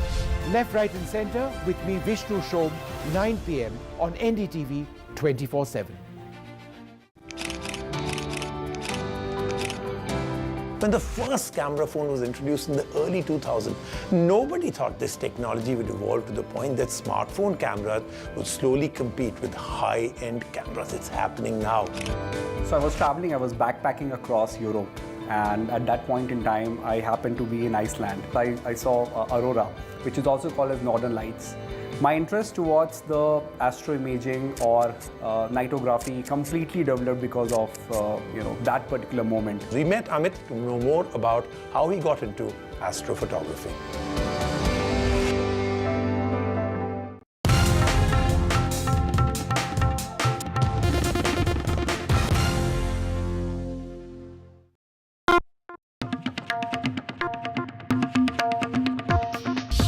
20 years since we started, this music has been with you, playing in your homes, at work, and in your car. Now, we want you to share your version of it.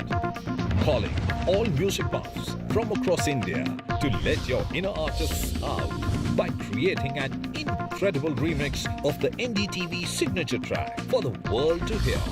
Log on to ndtv.com/bestofndtv to access the original track. Get inspired and submit your rendition.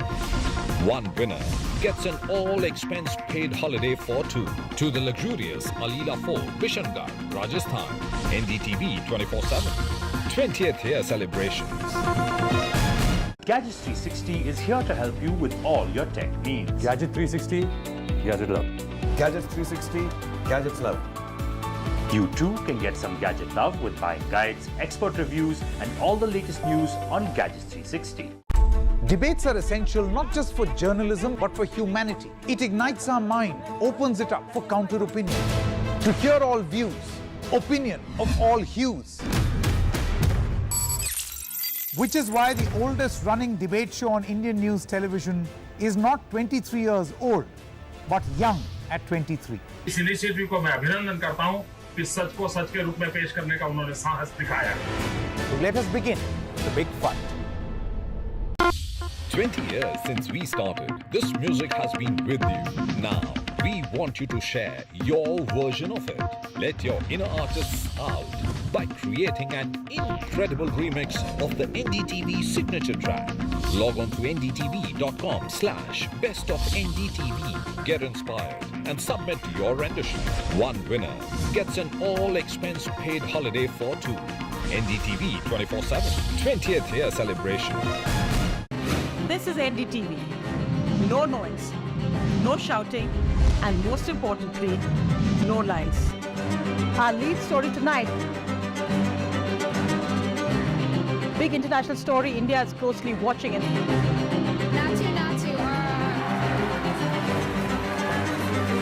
News that informs and inspires. The news with Sonia Singh. Monday to Friday at 8 p.m. Only on NDTV 24/7. The only side we're on is yours. In a deeply polarized world, where space for disagreement is shrinking, where take it or leave it defines discourse, we take a step back. A debate has many facets, perhaps no one right answer. Left, right, and center, conversations that get to the core of the debate. Left, Right and Center with me, Vishnu Shom, 9 p.m. on NDTV 24/7. When the first camera phone was introduced in the early 2000s, nobody thought this technology would evolve to the point that smartphone cameras would slowly compete with high-end cameras. It's happening now. So I was traveling, I was backpacking across Europe. And at that point in time, I happened to be in Iceland.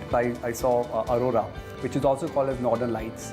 My interest towards the astroimaging or nightography completely developed because of that particular moment. We met Amit to know more about how he got into astrophotography.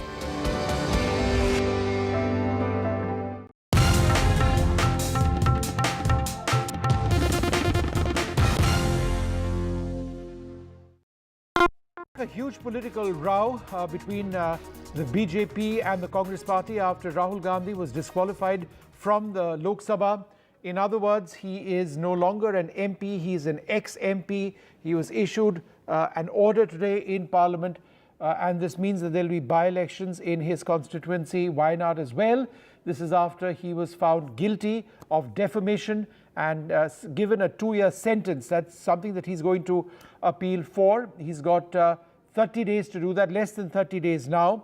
But the laws as far as MPs are concerned, or lawmakers are concerned, is very clear that if you are sentenced for a period of 2 years or more, then you cease being an MP. And therefore, the Parliament and the system itself, or at the level of the Speaker and officers assisting him, well within their rights to say that, look, this is the law, there's not much that can be said. The Congress, on the other hand, has been arguing that there is a certain alacrity with which this entire process is being followed, and that everybody knows that there is a process which the Congress intends to do. In other words, a process of appeal.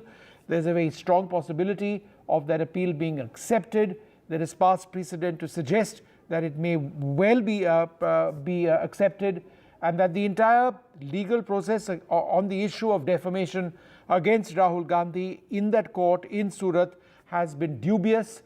They pointed to examples on how the petitioner in the case moved a higher court to have a stay put on his own petition, and then later on went back to the court to suggest that no, in fact, he would like to go ahead with the proceedings.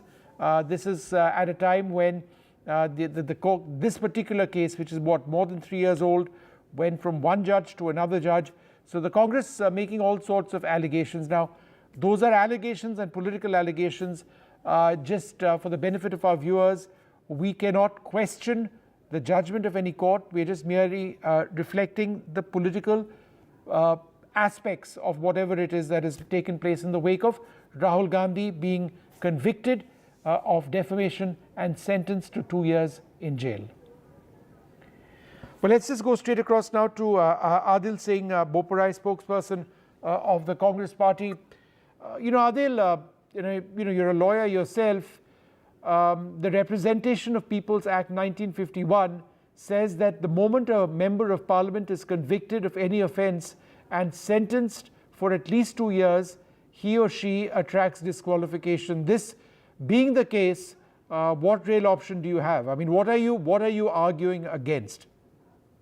Vishnu, there is a political dimension and there is a legal dimension.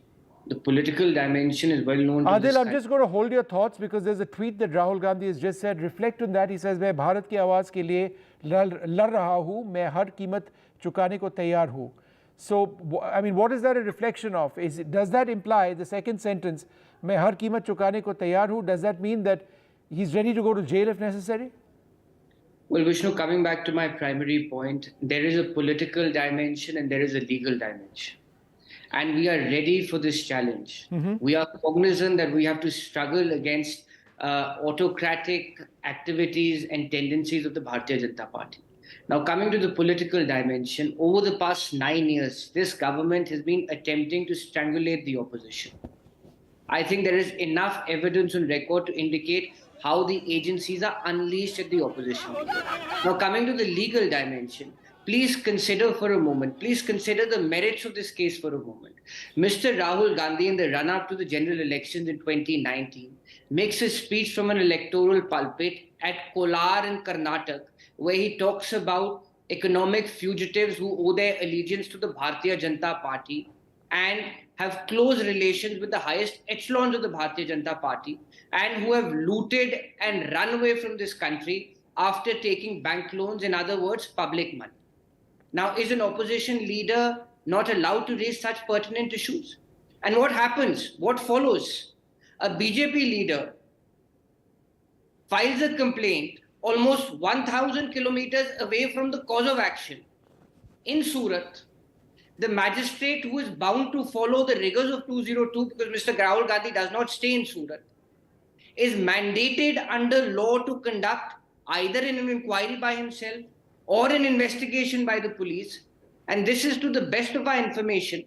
This mandatory rigor is bypassed and circumvented and renders a judgment.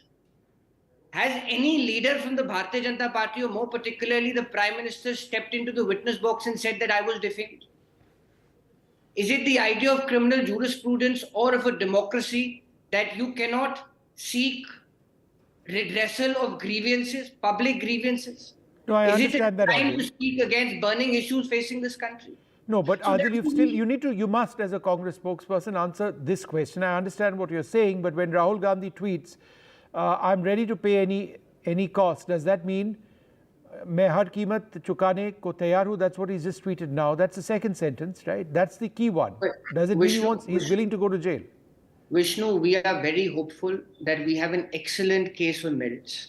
We will take recourse to our legal remedies. We will urge the appellate court to consider stay of conviction. And we are ready for any onslaught from the Bharatiya Janata Party. I think that is the takeaway from Mr. Gandhi's tweet, and that has been his consistent policy and his desire for the benefit of this country. Adil, how would you respond to what the BJP is now saying? Mr. JP Nadda, for example, saying that by making slogans or sentences against the Modi community, the Congress or Rahul Gandhi specifically has targeted the OBC community. I think that is absurd. To even make such a statement by the national president of the Bharatiya Janata Party is absurd.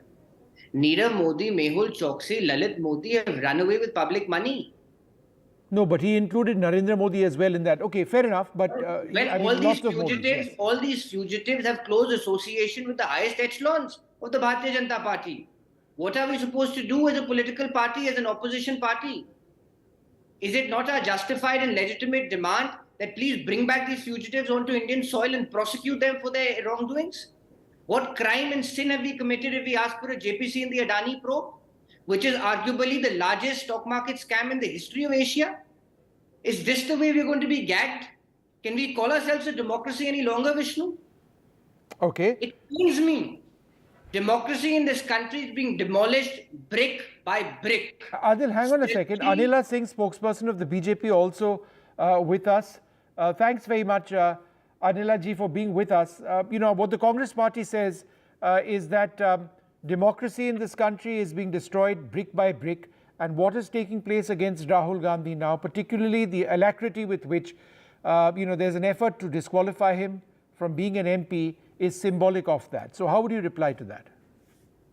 My round to everyone, and I'm not at all surprised, shocked or disappointed by this accusation of Congress party, because they do not have any other statement to make. Instead of saying Bharatiya Janata Party is finishing democracy in our country, they keep on accusing that we use central agencies, judiciary is compromised, election commission is compromised, as if whole of the nation is under the command of Narendra Modi ji. This is what they keep on saying. It sounds like that only. But the Congress party has a history of holding the judicial process in contempt.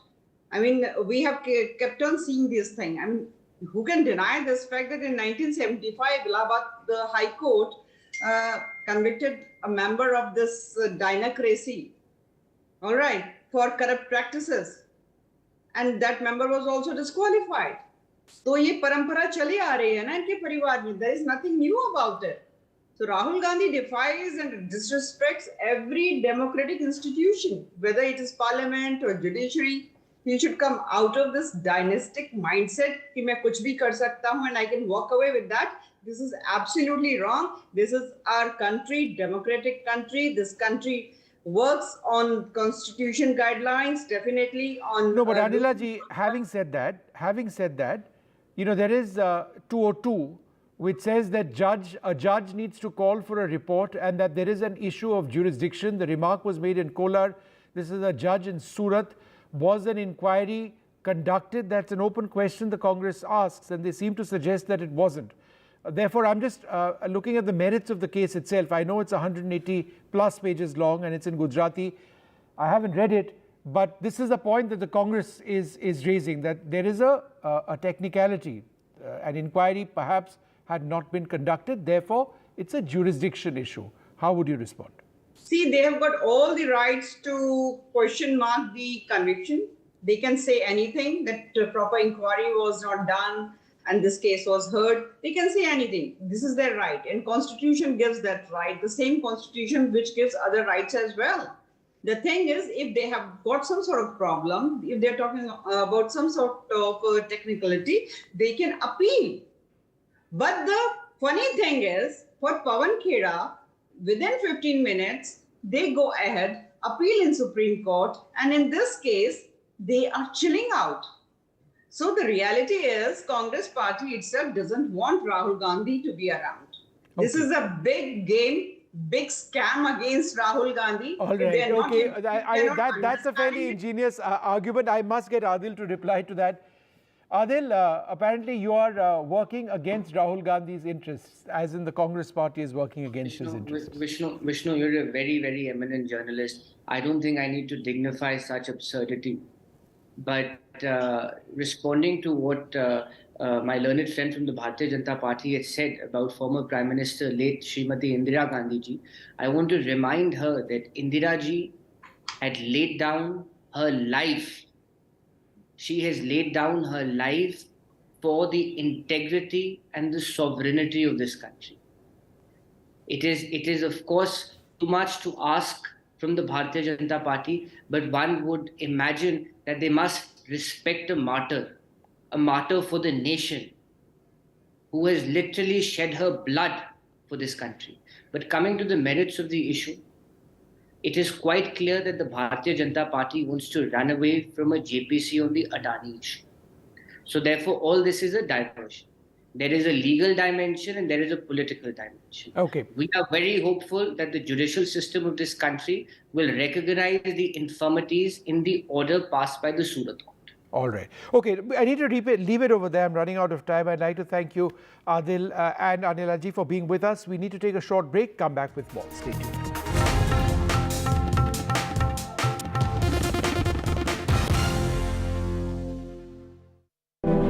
Gadgets 360 is here to help you with all your tech needs. Gadget 360, Gadget Love.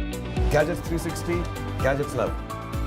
You too can get some gadget love with buying guides, expert reviews, and all the latest news on Gadgets 360. Debates are essential not just for journalism but for humanity. It ignites our mind, opens it up for counter-opinion. To hear all views, opinion of all hues. Which is why the oldest running debate show on Indian news television is not 23 years old, but young at 23. इस initiative को मैं अभिनंदन करता हूं कि सच को सच के रूप में पेश करने का उन्होंने साहस दिखाया. So let us begin the big fight. 20 years since we started, this music has been with you. Now, we want you to share your version of it. Let your inner artists out by creating an incredible remix of the NDTV signature track. Log on to ndtv.com/best of NDTV. Get inspired and submit your rendition. One winner gets an all-expense paid holiday for two. NDTV 24/7 20th year celebration. This is NDTV. No noise, no shouting, and most importantly, no lies. Our lead story tonight. Big international story. India is closely watching it.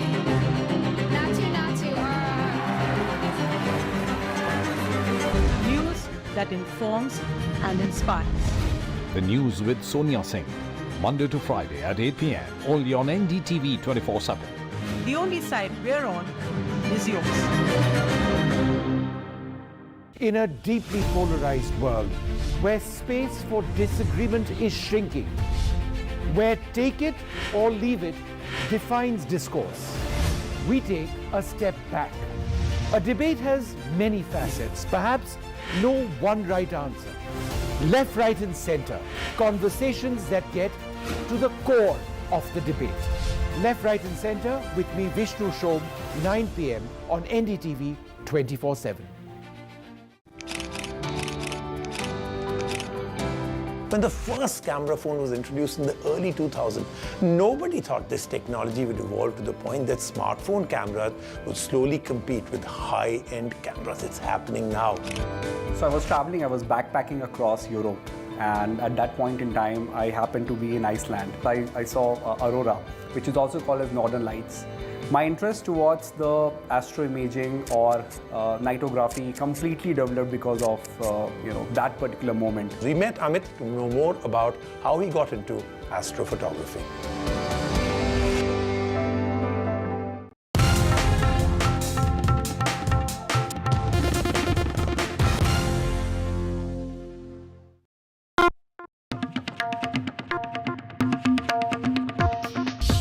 20 years since we started, this music has been with you, playing in your homes, at work, and in your car. Now, we want you to share your version of it.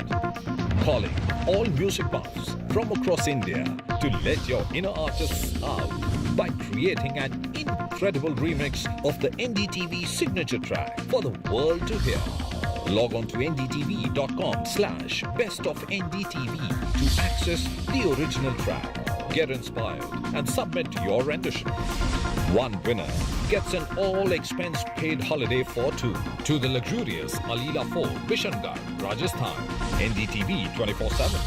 20th year celebrations. Gadgets 360 is here to help you with all your tech needs. Gadget 360, Gadget Love. Gadgets 360, Gadgets Love. You too can get some gadget love with buying guides, expert reviews, and all the latest news on Gadgets 360. Debates are essential not just for journalism but for humanity. It ignites our mind, opens it up for counter opinion. To hear all views, opinion of all hues. Which is why the oldest running debate show on Indian news television is not 23 years old, but young at 23. इस initiative को मैं अभिनंदन करता हूं कि सच को सच के रूप में पेश करने का उन्होंने साहस दिखाया. So let us begin the big fight. 20 years since we started, this music has been with you. Now, we want you to share your version of it. Let your inner artists out by creating an incredible remix of the NDTV signature track. Log on to ndtv.com/bestofndtv. Get inspired and submit your rendition. One winner gets an all-expense paid holiday for two. NDTV 24/7. 20th year celebration. This is NDTV. No noise, no shouting, and most importantly, no lies. Our lead story tonight. Big international story. India is closely watching it.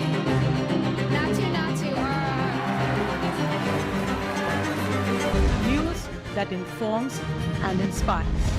The news with Sonia Singh. Monday to Friday at 8 p.m. Only on NDTV 24/7. The only side we're on is yours.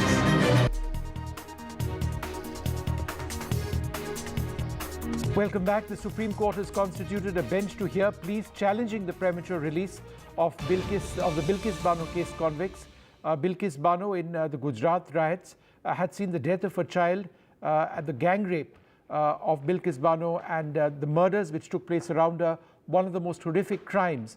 The context of this case is that all of those who were involved in the murders and in the gang rapes have been let out, and they were honored recently on their release from jail in Gujarat. Now, a bench comprising of Justice K.M. Joseph and Justice Nagaratna will be hearing these pleas. My colleague Arvind Gunasekara joins us for more on this. Arvind, when is this going to be heard? And you know, it's come up in the Supreme Court previously as well.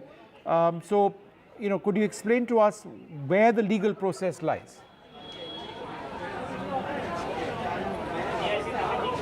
Vishnu, Supreme Court has constituted a special bench to hear the pleas challenging the premature release of 11 convicts in the case of Bilkis Bano gang rape and murder.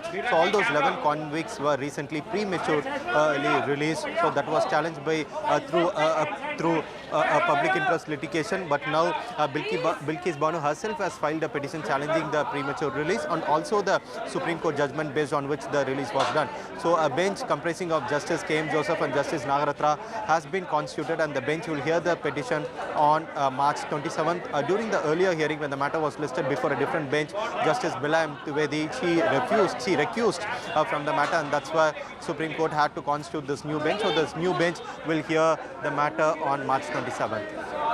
All right, we'll leave it over there. Thanks very much, Arvind, for joining us with those details. We'll take a short break, come back with the very latest.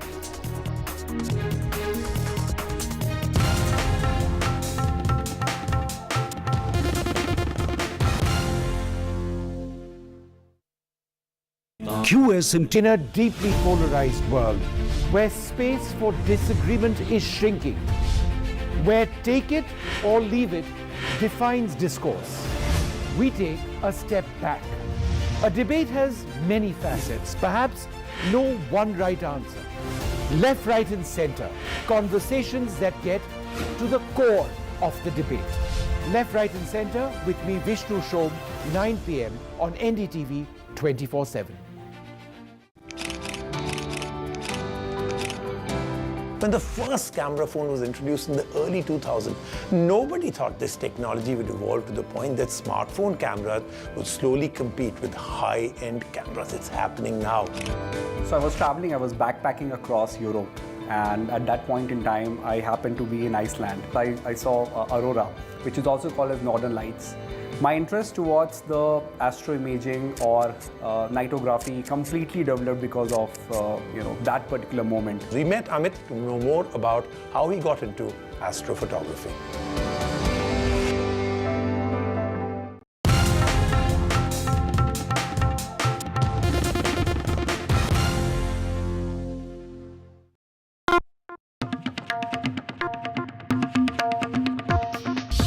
20 years since we started, this music has been with you, playing in your homes, at work, and in your car. Now, we want you to share your version of it. Calling all music buffs from across India to let your inner artists out by creating an incredible remix of the NDTV signature track for the world to hear. Log on to ndtv.com/bestofndtv to access the original track. Get inspired and submit your rendition. One winner gets an all-expense paid holiday for two to the luxurious Alila Fort, Bishangarh, Rajasthan. NDTV 24/7. 20th year celebrations. Gadgets 360 is here to help you with all your tech needs. Gadget 360, Gadget Love. Gadgets 360, Gadgets Love. You too can get some gadget love with buying guides, expert reviews, and all the latest news on Gadgets 360. Debates are essential not just for journalism but for humanity. It ignites our mind, opens it up for counter-opinion. To hear all views, opinion of all hues.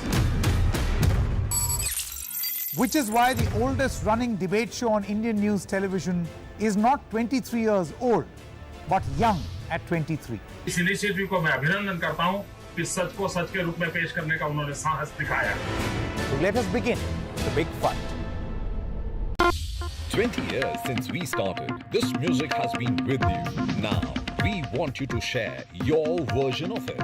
Let your inner artists out by creating an incredible remix of the NDTV signature track. Log on to ndtv.com/bestofndtv. Get inspired and submit your rendition.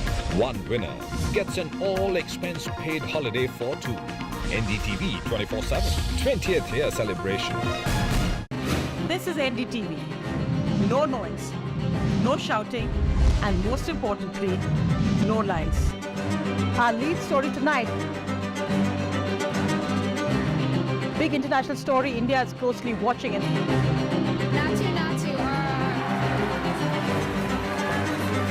News that informs and inspires. The news with Sonia Singh. Monday to Friday at 8 p.m. Only on NDTV 24/7. The only side we're on is yours. In a deeply polarized world, where space for disagreement is shrinking, where take it or leave it defines discourse, we take a step back. A debate has many facets, perhaps no one right answer. Left, right, and center, conversations that get to the core of the debate.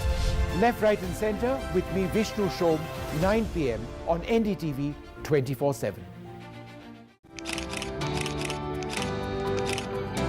When the first camera phone was introduced in the early 2000s, nobody thought this technology would evolve to the point that smartphone cameras would slowly compete with high-end cameras. It's happening now. So I was traveling, I was backpacking across Europe, and at that point in time, I happened to be in Iceland. I saw Aurora, which is also called as Northern Lights. My interest towards the astroimaging or nightography completely developed because of that particular moment. We met Amit to know more about how he got into astrophotography.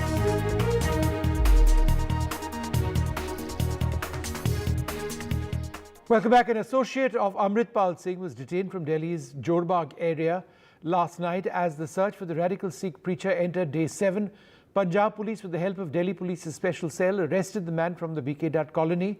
This detention comes only 3 days after another associate of Amritpal Singh was detained from Tilak Vihar in Delhi. Sources have indicated that Amritpal Singh, who is still on the run, may be headed to Delhi after his last location was traced to Haryana.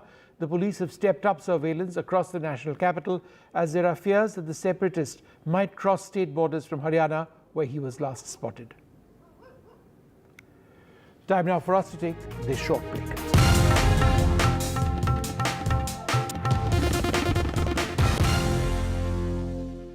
Punjab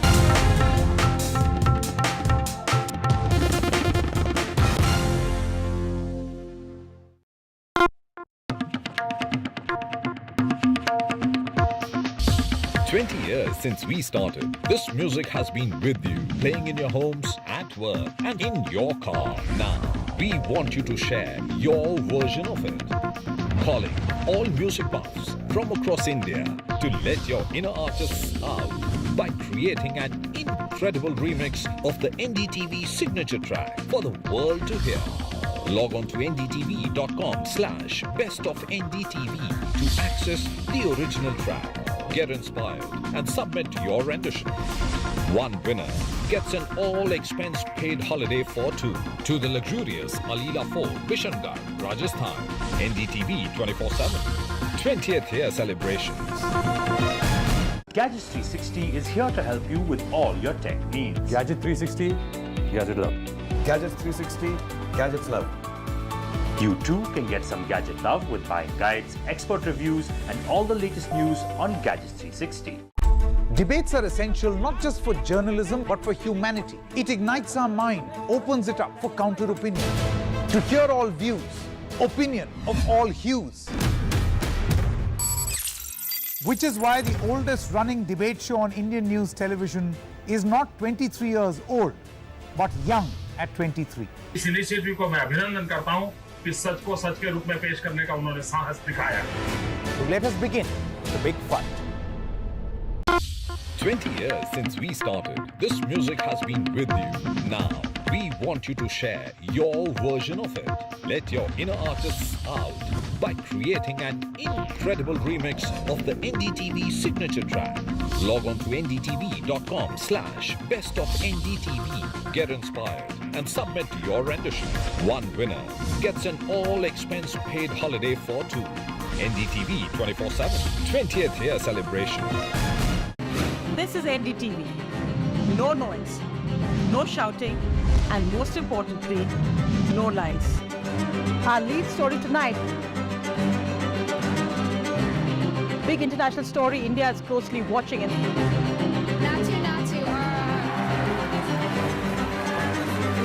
News that informs and inspires. The news with Sonia Singh. Monday to Friday at 8 p.m. Only on NDTV 24/7. The only side we're on is yours. In a deeply polarized world, where space for disagreement is shrinking, where take it or leave it defines discourse, we take a step back. A debate has many facets, perhaps no one right answer. Left, right, and center, conversations that get to the core of the debate. Left, Right, and Center with me, Vishnu Shom, 9 p.m. on NDTV 24/7. When the first camera phone was introduced in the early 2000s, nobody thought this technology would evolve to the point that smartphone cameras would slowly compete with high-end cameras. It's happening now. So I was traveling, I was backpacking across Europe, and at that point in time, I happened to be in Iceland. I saw Aurora, which is also called as Northern Lights. My interest towards the astroimaging or nightography completely developed because of that particular moment. We met Amit to know more about how he got into astrophotography.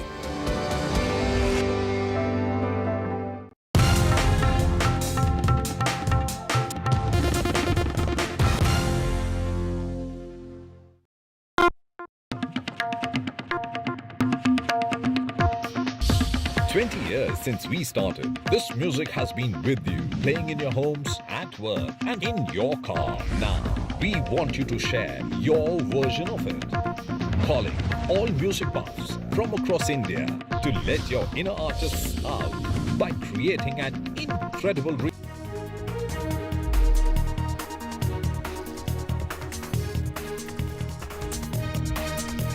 Hello and welcome. You're watching NDTV. I'm Gargi Rawat, and the big story we're tracking and a setback to the Congress and to Rahul Gandhi. Rahul Gandhi, former chief of the party, was expelled from parliament today. This came a day after his conviction in the defamation case for his remarks seen as an insult to Prime Minister Modi and to anyone who has the surname Modi.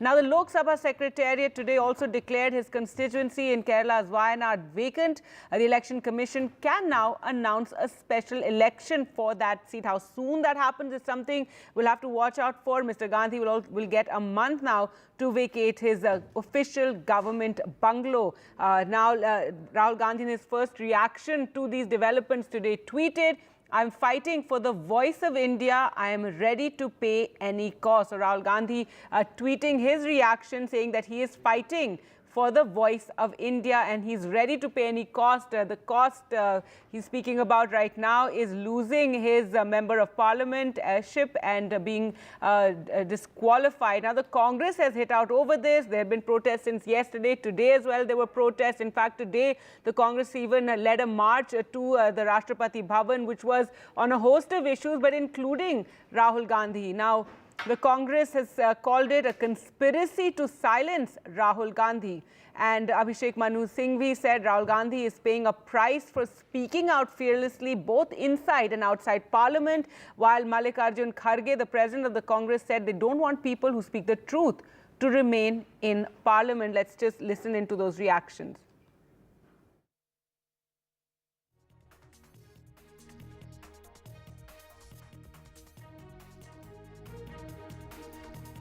The issue before us is political even before legal. Both facets are important, but it's a vital political issue for this country, for all political parties, for leaders of all political parties. It is a political issue because it signifies the systematic, repetitive emasculation of democratic institutions by the ruling party. It signifies the strangulation of democracy itself. लोकतंत्र के उसूलों के अनुसार और संविधान के तहत और उसकी रक्षा के लिए और जनता के हकूक के लिए लड़ने वालों का मुंह बंद करने के लिए उनको सदन से बाहर डाला गया है। और राहुल जी जो सच्चाई देश के सामने रखना चाहते थे और रख रहे हैं वो उनको जचरा नहीं, तो इसीलिए वो अगर राहुल जी को बाहर डाले कि उनको सच बोलने वालों को सदन के अंदर रखना नहीं है, इसीलिए सदन के बाहर डाल रहे हैं। लेकिन सदन के बाहर भी हम बोलेंगे। All right, I'm now joined by my colleague Megha for more. And Megha, right now the Congress top leaders are gathering at the headquarters, and the big setback for Rahul Gandhi, but something that they were expecting. The Congress has said that Rahul Gandhi being victimized, or the BJP has been hitting out, saying that this is the law that has come back, and he's been convicted by a court in Surat. Also saying that it means an automatic disqualification. So why does Rahul Gandhi want any sort of special treatment? Well, both sides, we've heard too many reactions coming in, both from the Congress and the BJP. The Congress trying to now paint a picture that here is a government, the ruling party, the Bharatiya Janata Party, that is so rattled with what Rahul Gandhi has been doing all of this while. In the last few years, Rahul has been speaking fearlessly, something that the BJP is unable to digest, and look how they're trying to get back at us. Also, you heard Mr. Abhishek Manu Singhvi and others from the Congress saying that the democracy, of course, is being stifled and our voice is being muzzled and Rahul Gandhi is being silenced, etc., etc. The BJP, of course, on the other hand, we had a press conference of two union cabinet ministers, and what were they harping upon? Simply on the point that the court, there's a Chief Judicial Magistrates Court that has found him guilty, that has handed over a sentence. It is for Rahul to understand what he has done. But they also made it, that was the technical bit. But the political bit here was the BJP now says that this was Rahul Gandhi's attempt to abuse the Prime Minister. This is something new. They haven't said it before. Today in the press conference, you had Dharmendra Pradhan, the Union Minister, saying that our Prime Minister was abused by way of the words that Rahul Gandhi spoke in that speech in Kolar in 2019, and you have no right to abuse any other person, let alone the Prime Minister, for which, of course, you should understand, you know, this is it's a wrong been done by you, and you have been duly punished for the same. They are also, in a way, sort of mocking Rahul Gandhi here when they, you know, in the press conference, they also talked about, remember 2013, Rahul Gandhi had tore an ordinance that was essentially brought in by Manmohan Singh government to negate this particular verdict of the Supreme Court. 2013, you had this verdict from the Supreme Court that said that if any member of parliament, you know, is given more than 2 years of sentencing, he automatically and almost immediately stands to be disqualified by the Lok Sabha. And you had the Manmohan Singh government of the day that at that point in time bring in an ordinance to negate this particular Supreme Court judgment. So the BJP referring repeatedly to that, saying that it was Rahul Gandhi who had come and tore that ordinance that could have saved him today. But look where he finds himself in a situation where he is now having to pay a price for crossing the limit of decency when it comes to public discourse. Right. Megha, interesting, you know, how it's come full circle with Rahul Gandhi himself convicted for 2 years and finds himself immediately disqualified. But this has also brought opposition parties together. In fact, earlier today, 14 opposition parties approached the Supreme Court over what they said central agencies being used against them. And then after Rahul Gandhi's disqualification, also several opposition leaders have spoken out, including Mamata Banerjee, who so far has been very silent on, you know, all the issues that the Congress has been raising. So Mamata Banerjee too tweeted against the disqualification, saying in Prime Minister Modi's New India, opposition leaders have become the prime target of the BJP. While BJP leaders with criminal antecedents are inducted into the cabinet, opposition leaders are disqualified for their speeches. Today, we have witnessed a new low for our constitutional democracy. And let's just take a look at what Akhilesh Yadav and other opposition members said. Bharat के इतिहास में सबसे कम पढ़ा लिखा प्रधानमंत्री अगर हुआ है, मैं नहीं समझता आजाद भारत में कोई 12वीं पास प्रधानमंत्री हुआ है। उनसे सरकार चलती नहीं है, अहंकार उनका 7वें आसमान के ऊपर है। सवेरे से शाम तक इसको जेल भेजो, इसकी सदस्यता रद्द करो, इसको जेल भेजो, बस सवेरे से शाम तक यही चलता रहता है। बैठिए प्लीज, बैठिए। मैं आज बीजेपी के सारे लोगों को मैं अपील करना चाहता हूं,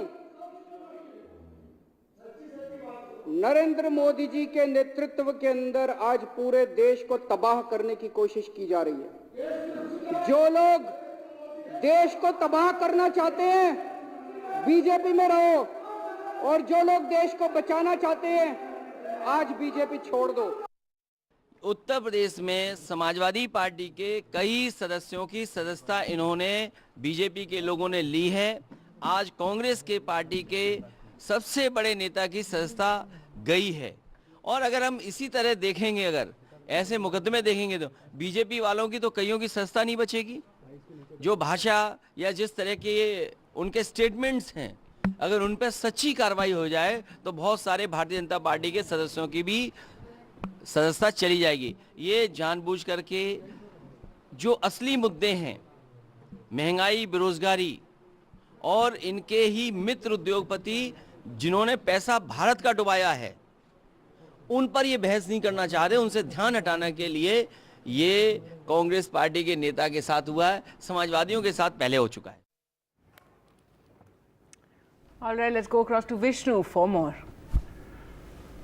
Well, joining us now, the senior Congress leader, Dr. Abhishek Manu Singhvi, this on a day in which Rahul Gandhi has been disqualified from the Lok Sabha. This is after he was found guilty and convicted for 2 years, sentenced in connection with a defamation case against him, which is several years old now. Dr. Singhvi, thanks very much for being with us. You know, Section 8(3) of the Representation of Peoples Act 1951 is absolutely clear. A person convicted of any offence sentenced to imprisonment for not less than 2 years shall be disqualified from the date of such a conviction. This being the case, does the Congress really have any immediate option other than going to another court? I understand the political points that you're making, but this is a court judgment. Look, Vishnu, a judgment has come yesterday. A stay of conviction is required. Any stay of conviction requires a judgment to be studied, a paper book made, an appeal made, filed, listed, heard by the other court higher than the magistrate court. In this case, the Sessions Court.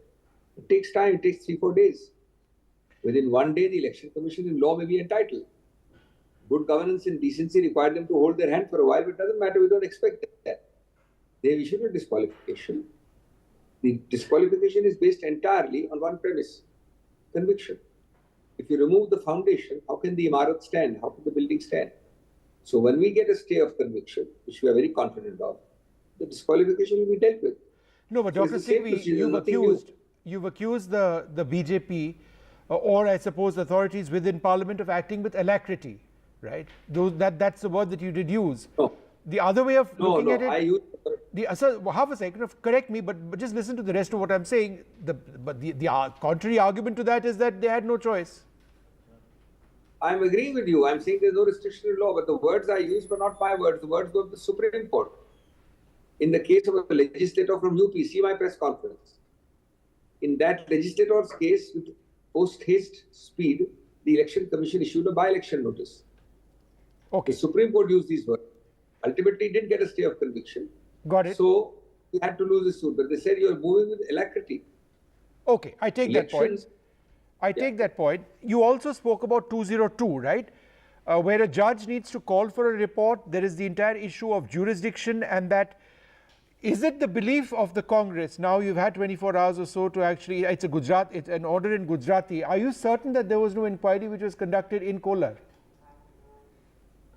There are 3 very disturbing features of this judgment amongst many more, but I don't have time for all. One, for a first-time alleged offender, Mr. Rahul Gandhi is given the maximum punishment possible.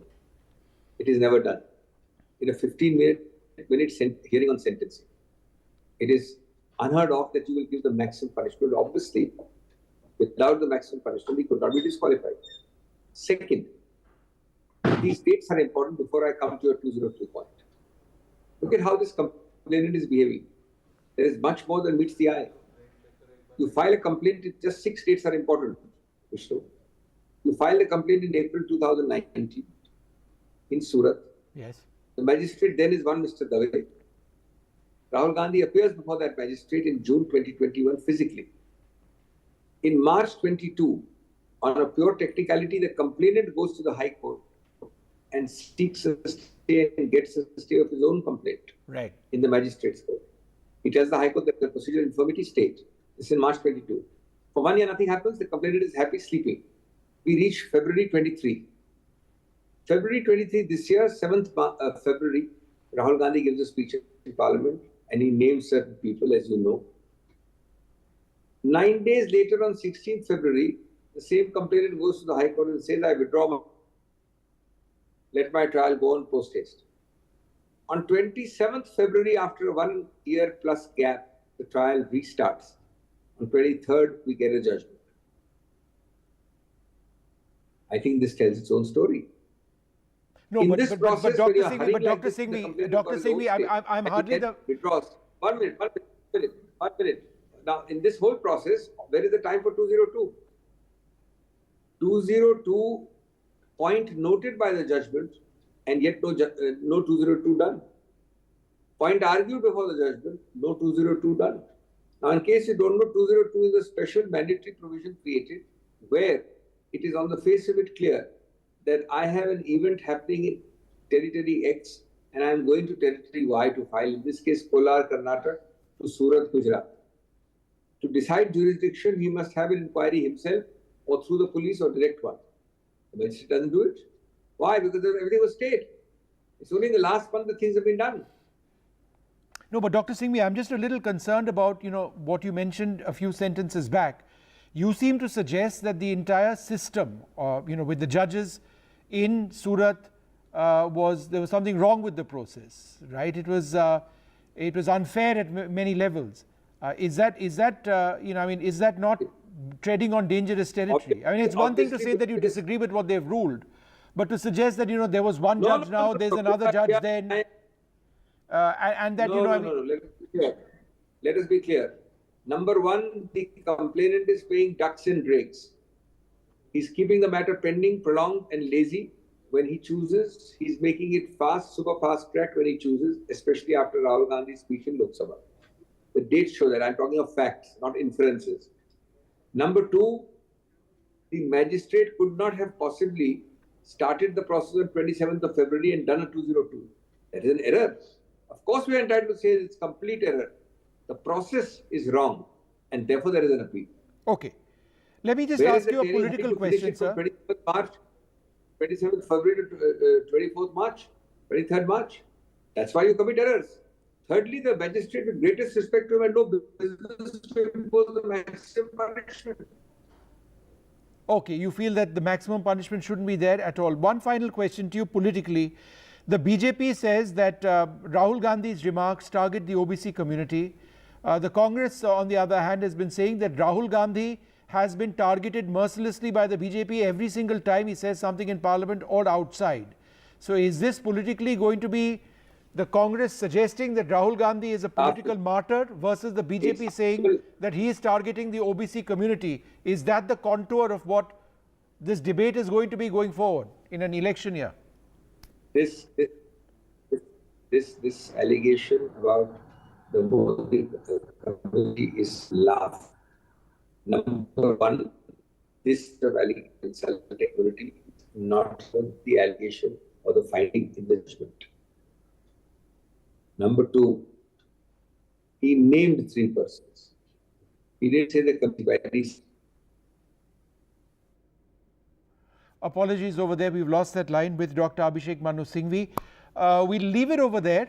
That was the senior Congress leader, Dr. Singhvi, talking about why the Congress party believes that the judgment was far too harsh and how the entire process was perhaps questionable. Those are questions which they have raised over there. We'll take a short break, come back with more.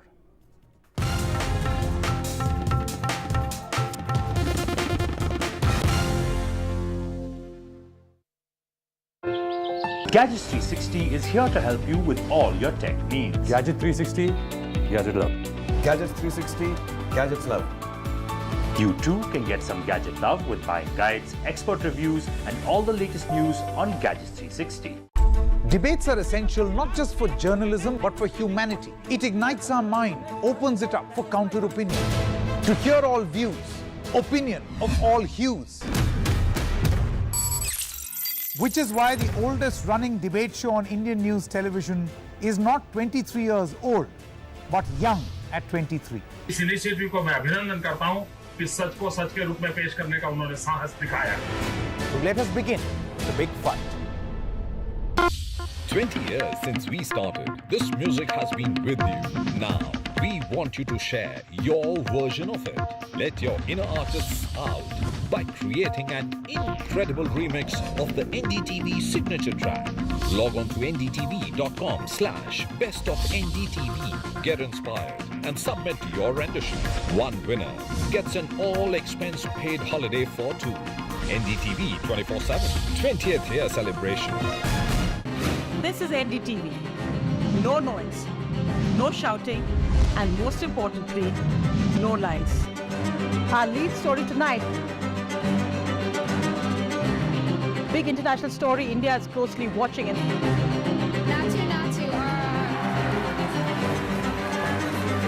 News that informs and inspires. The news with Sonia Singh. Monday to Friday at 8 p.m. only on NDTV 24/7. The only side we're on is yours. In a deeply polarized world, where space for disagreement is shrinking, where take it or leave it defines discourse, we take a step back. A debate has many facets, perhaps no one right answer. Left, right and center, conversations that get to the core of the debate. Left, right and center with me, Vishnu Shom, 9 p.m. on NDTV 24/7.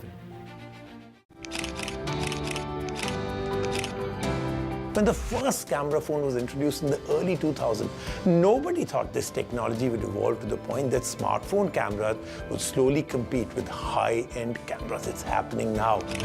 So I was traveling, I was backpacking across Europe, and at that point in time, I happened to be in Iceland. I saw Aurora, which is also called as Northern Lights. My interest towards the astroimaging or nightography completely developed because of that particular moment. We met Amit to know more about how he got into astrophotography.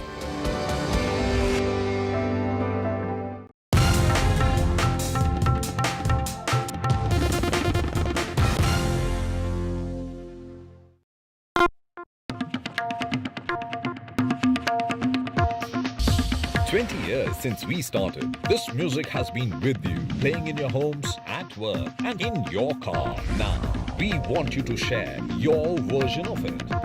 Calling all music buffs from across India to let your inner artists out by creating an incredible remix of the NDTV signature track for the world to hear.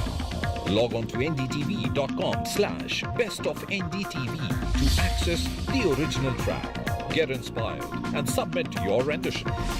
One winner gets an all-expense-paid holiday for two to the luxurious Alila Fort, Bishangarh, Rajasthan. NDTV 24/7. 20th year celebrations. Gadgets 360 is here to help you with all your tech needs. Gadget 360, Gadget Love. Gadgets 360, Gadgets Love. You too can get some gadget love with buying guides, expert reviews, and all the latest news on Gadgets 360. Debates are essential not just for journalism but for humanity. It ignites our mind, opens it up for counter-opinion. To hear all views, opinion of all hues.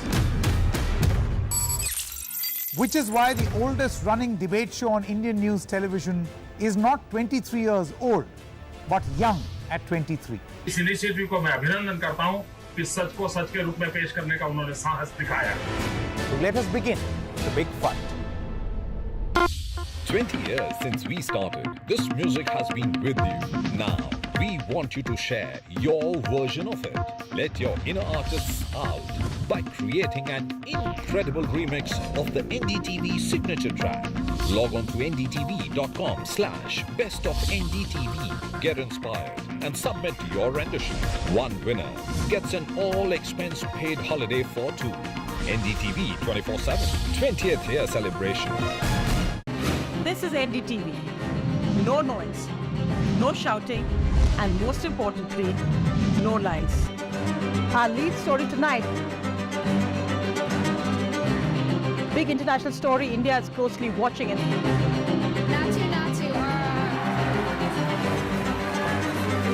News that informs and inspires. The news with Sonia Singh. Monday.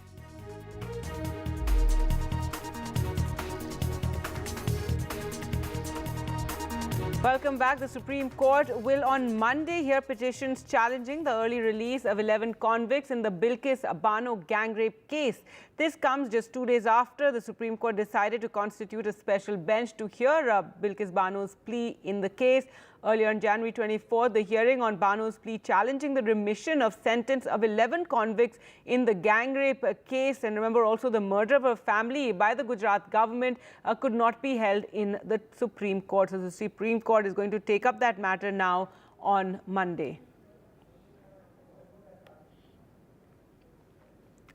Now, as the search for Amrit Pal, the radical preacher, continues, the Punjab police have arrested his bodyguard, Amrit Pal's bodyguard. In fact, visuals that have now emerged and videos, it has been found that he was actually training other supporters of Amrit Pal in arms. He was giving them arms training. Remember, a lot of information has come out about how Amrit Pal was going around putting together a militia using de-addiction centers, and the young men there, many of them were brainwashed into supporting him and becoming a part of his organization. And now those videos of the kind of arms training being given to them. According to the reports, Amritpal Singh had formed a militia called Anandpur Khalsa Force, and a makeshift shooting range had been set up in his village in Jullupur Khera, and that is where this bodyguard was giving training to others. Also, posters of Amritpal Singh have been put up on the India-Nepal border. There are fears that he could have even crossed into Nepal or may attempt to cross to Nepal. The Nepalese police have also been given his posters. We'll slip into a short break. On the other side, we'll get to the latest on the Congress on a day that Rahul Gandhi has been disqualified from Parliament.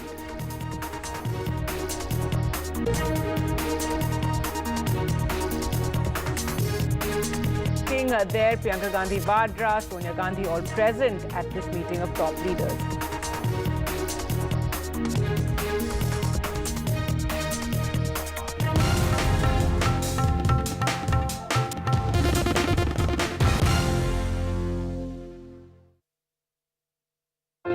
In a deeply polarized world, where space for disagreement is shrinking, where take it or leave it defines discourse, we take a step back. A debate has many facets, perhaps no one right answer. Left, right and center, conversations that get to the core of the debate. Left, right and center with me, Vishnu Shom, 9 p.m. on NDTV 24/7. When the first camera phone was introduced in the early 2000s, nobody thought this technology would evolve to the point that smartphone cameras would slowly compete with high-end cameras. It's happening now. So I was traveling, I was backpacking across Europe, and at that point in time, I happened to be in Iceland. I saw Aurora, which is also called as Northern Lights. My interest towards the astroimaging or nightography completely developed because of that particular moment. We met Amit to know more about how he got into astrophotography.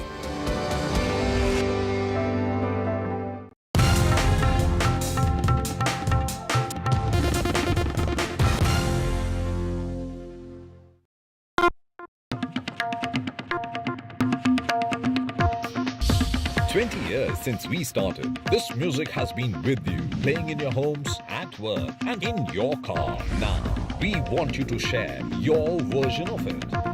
Calling all music buffs from across India to let your inner artists out by creating an incredible remix of the NDTV signature track for the world to hear.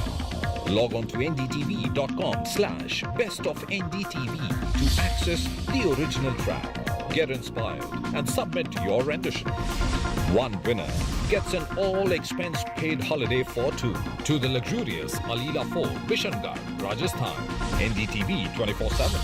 20th year celebrations. Gadgets 360 is here to help you with all your tech needs. Gadget 360, Gadget Love.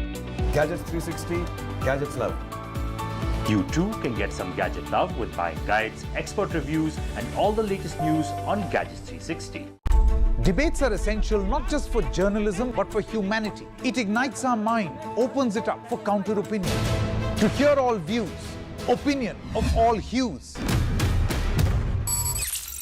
Which is why the oldest running debate show on Indian news television is not 23 years old, but young at 23. इस initiative को मैं अभिनंदन करता हूं कि सच को सच के रूप में पेश करने का उन्होंने साहस दिखाया. Let us begin the big fight. 20 years since we started, this music has been with you. Now, we want you to share your version of it. Let your inner artists out by creating an incredible remix of the NDTV signature track. Log on to ndtv.com/bestofndtv. Get inspired and submit your rendition. One winner gets an all-expense paid holiday for two. NDTV 24/7. 20th year celebration. This is NDTV. No noise, no shouting, and most importantly, no lies. Our lead story tonight,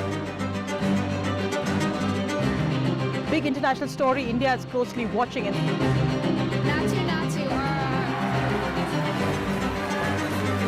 news that informs and inspires. The News with Sonia Singh, Monday to Friday at 8 p.m. only on NDTV 24/7. The only side we're on is yours.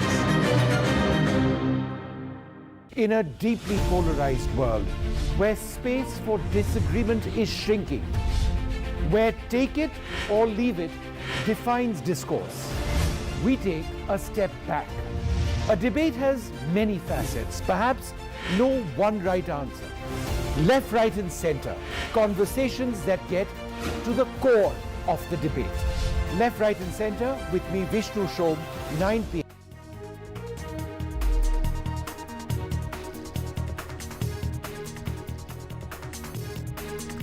Welcome back. Top opposition leader Rahul Gandhi was expelled from parliament today, and there you can see visuals of top leaders meeting today at the Congress headquarters. This after Rahul Gandhi, who was convicted yesterday in a defamation case for his remark against Prime Minister Modi's surname, was convicted for for 2 years. He was sent to jail for 2 years in a criminal case of defamation. However, his sentencing has been put on hold for him to appeal. But meanwhile, today the Lok Sabha Speaker's office putting out that notification that Rahul Gandhi is no longer a member of Parliament. Earlier today, he in fact did visit Parliament very briefly. The Lok Sabha Secretariat also declared his constituency in Kerala's Wayanad as vacant, and the Election Commission can now announce a special election for that seat. He'll also get a month to vacate his government bungalow. Now, the Congress has hit out over this, and they've said this is a means of trying to stop Rahul Gandhi from speaking out. This is trying to that he's being targeted because of how vocal he is against the government. Rahul Gandhi himself tweeted saying, "I'm fighting for the voice of India. I am ready to pay any cost." The BJP, meanwhile, has hit out at Rahul Gandhi and said that it is a court that convicted him, and the BJP has nothing to do with it. And also that the disqualification is something that does happen automatically given the Supreme Court's ruling on this. If you're as a member of Parliament, if you get more than 2 years sentence, you are automatically disqualified. So the BJP has hit back at Rahul over this, but they've also been saying that Rahul Gandhi used Prime Minister Modi's surname to insult all Modis, and thereby he insulted the OBC community, that he was in fact hitting out or speaking out against the OBC community. So that is the line the BJP is taking, and clearly ahead of elections later this year, this is something they're going to be taking to the people, while the Congress has been protesting over this action against Rahul Gandhi. Many opposition parties have also spoken out in support of Rahul Gandhi. Well, we're now joined by Tuhin Sinha, BJP spokesperson, joining us. We're also expecting Congress spokesperson to join us shortly. But Tuhin Sinha, we heard, earlier the Congress in its press conference, speaking out about how Rahul Gandhi is being targeted for the kind of statements he made, that there's been this concerted targeting of him ever since he spoke on the issue of Adani in Parliament and wanting a JPC. And all those actions, if you see it in, holistically, it's all led up to this moment of Rahul Gandhi being disqualified from Parliament. Well, good evening to you and to all your viewers. It's good to be back on NDTV. Well, the surprising part is that even after the ruling of the trial court yesterday, I think the reactions of all senior leaders of the Congress party only confirm that the Congress party continues to carry its perverse self-entitlement and an absolute disdain for institutions of law in the country.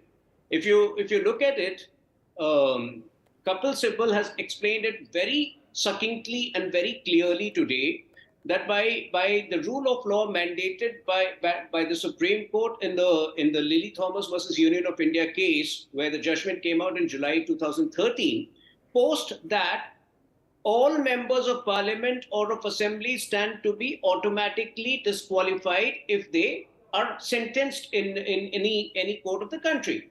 He also further explains that if they appeal to a higher court, and let's suppose merely the sentencing getting cancelled will not be sufficient for them to restore the membership. The entire conviction will have to be annulled.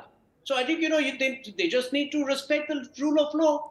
And Why what do about you this find it point so that difficult? Mr. Singhvi raised in the press conference today? He spoke about the curious developments in the case, how this case was after Rahul Gandhi's statement in 2019 about the Modi surname. This case was filed in the Surat court, and Rahul Gandhi had appeared in this case as well. But then last year, the petitioner himself, who is a former BJP MLA, then went to the court and put a stay on his own case. And then later, just a few days ago, he asked for that stay to be vacated, and the Congress also pointing out how the judge changed in the case, and now you have this 2-year conviction, which is usually not something one sees in a criminal defamation case. See, a convicted person is free to make all sorts of allegations. So they're free to make all sorts of allegations, which is why they have the option of going to a higher court. But today's disqualification is entirely according to law, and Rahul Gandhi should be happy. He has joined a long list of people convicted in the same fashion, be it Lalu Yadav in 2013, Jayalalitha in 2014, be Mohanlal, Mohammad Fazal, the Lakshadweep MP, Azam Khan, the notorious MLA from Uttar the Pradesh. Lakshadweep MP actually got released, and he's waiting to come back in Parliament. In fact, that is also something that has been cleared since January, but that final step has not been taken of admitting him in the Lok Sabha again. Shama Mohammed of the Congress also joining us. Your response to what Tuhin Sinha is saying? See, we all know that Narendra Modi and the Bharatiya Janata Party is so rattled by Rahul Gandhi. And this is exactly what he said. I mean, what he said abroad is that there is no democracy in India, and it's the truth. Look what is happening. He wants to talk in Parliament. He wants to speak on Adani. He wants to speak what happened in UK, and he wants to give a reply. And they first, for 2 weeks, they didn't allow him to speak in Parliament. Let's understand that. They just don't. If you have nothing to hide in the Adani issue, let him speak in Parliament. You don't. Then what you do, you bring about a case in which the case is on very, very flimsy grounds. First and foremost, this remark was not made against this particular Purnesh Modi or anybody. And it was, so when it is when there is a criminal defamation has to be filed, it has to be made against that particular person. That was not the case here. First flimsy ground of the case. Number two, when there has, according to section 202, there has to be, when the person is not there, the defendant, the judge or the magistrate in this case has to see has to be an investigation, a police investigation, or he has to look into it. That also has not been done. So all these things, and also let's understand, Rahul Gandhi spoke in Parliament on February 7th regarding this Adani's issue in detail. This case, can you imagine the complainant in the case when it was at the Sessions Court initially, trial court, the complainant goes to High Court for a stay. Have you ever heard the complainant staying a case? Yes, and this is something that, Mr. Singhvi also spoke about. Yeah, defendant stays the case. Here the complainant has gone to stay the case, but then he removes that stay on 16th of February, just after Rahul Gandhi has attacked Adani. Now, who could have told this Purnesh Shama Modi Mohammed, at the end of the day, it is the court that has convicted him and given him this 2-year sentence. They've explained it as well. They said that because he's a member of Parliament, they felt that it had to be exemplary, the sentence. Therefore, the maximum 2 years has been given. And the BJP saying that this is nothing to do with them, that this is something that, Rahul Gandhi's been convicted by a court, and automatically, according to the law, he gets disqualified. Now, if you're not going to allow me to speak, then I just can't. No, I'm just saying this is the other. I know exactly what has happened. I'm not a dumb woman sitting here. I know exactly what has happened. So what I'm trying to tell you is, this is the way the case is being done on the flimsy ground is, of course, pushed by the centre in many ways. Now, we saw Kiren Rijiju threatening judges the other day. What did he say? If they do not, we know that certain judges are speaking in a certain manner, and we'll see to it that they don't. That is basically threatening the judiciary. And he spoke about some of them who have been in jail because, they are being disqualified from MLA because of hate speech. That way I can speak about the genocide against Muslims from Uttarakhand. What about that? Nothing. That's not a hate speech. Pragya Thakur sitting inside Parliament says, a terrorist called Godse Deshbhakt the aur rahega.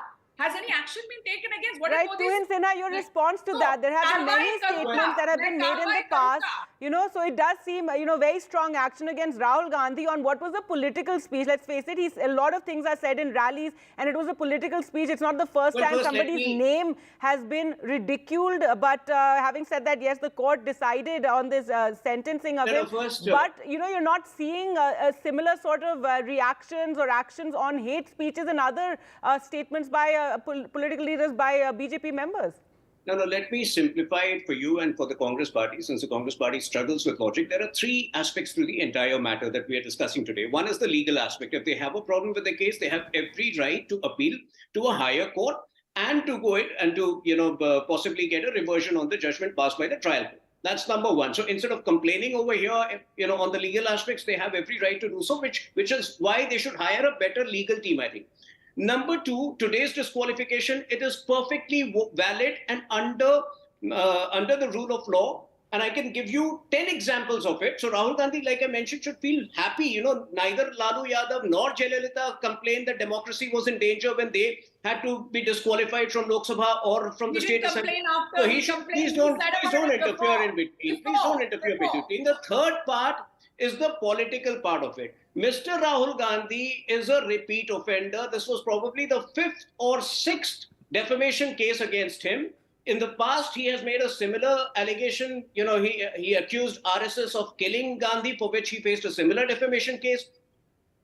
He had to apologize in front of the Supreme Court for falsely attributing certain words in the Rafale case. So I think a politician, as a responsible leader who has been a member of parliament for 19 years, the BJP now has been saying that defame a whole community. Are trying to make this an issue regarding OBCs and Rahul Gandhi insulting OBCs, and that's something I think the BJP is planning to take to the people. But you've also driven the opposition together. And today you had Mamata Banerjee, hitting out over this. You had Akhilesh Yadav, you had Arvind Kejriwal, all of them hitting out over this, talking about the danger to democracy in the country.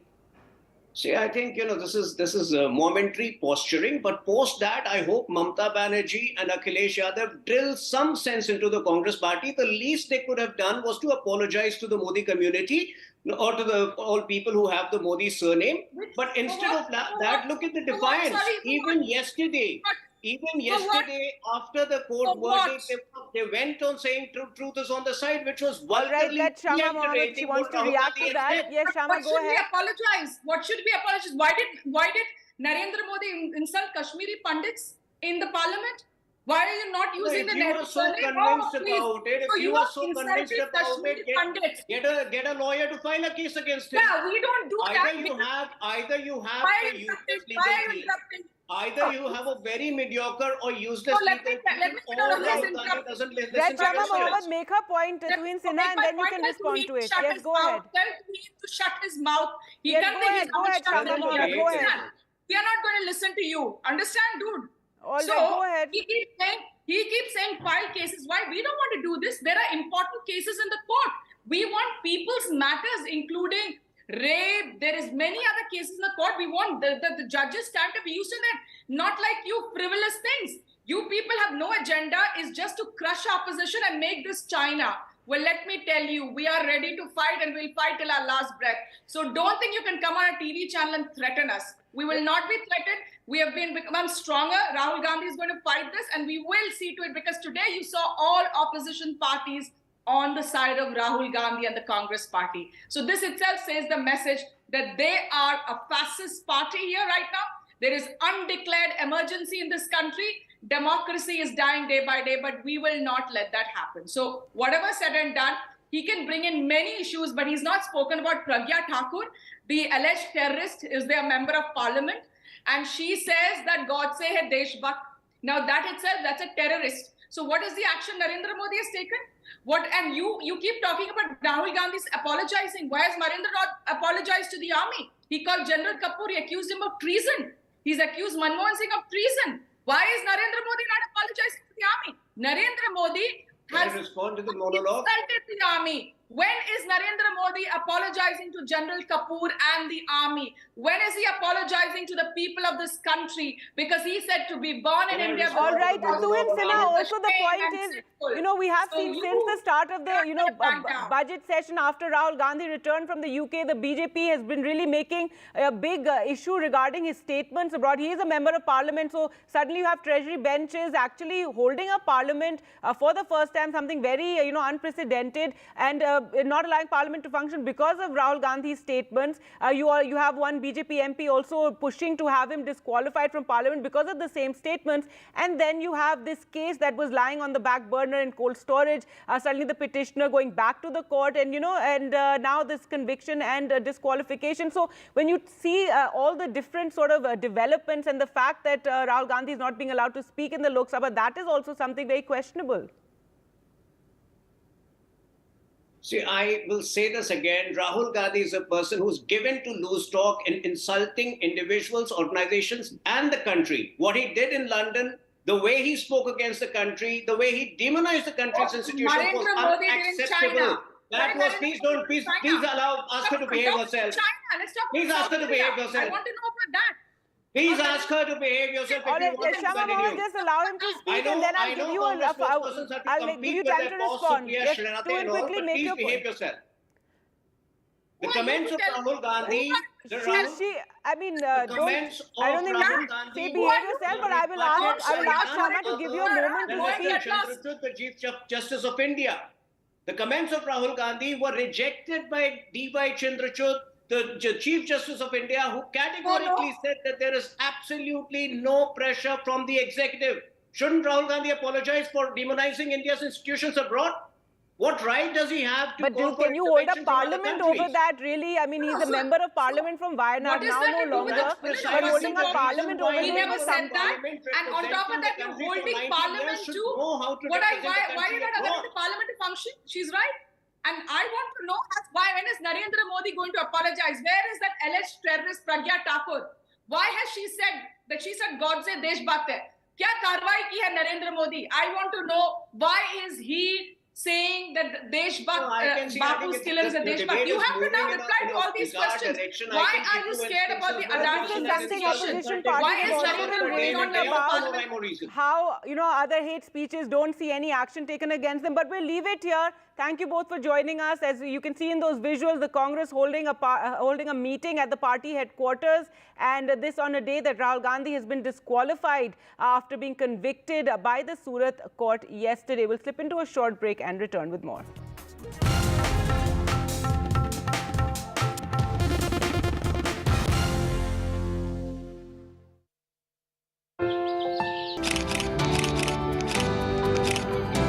When the first camera phone was introduced in the early 2000s, nobody thought this technology would evolve to the point that smartphone cameras would slowly compete with high-end cameras. It's happening now. So I was traveling, I was backpacking across Europe, and at that point in time, I happened to be in Iceland. I saw aurora, which is also called as northern lights.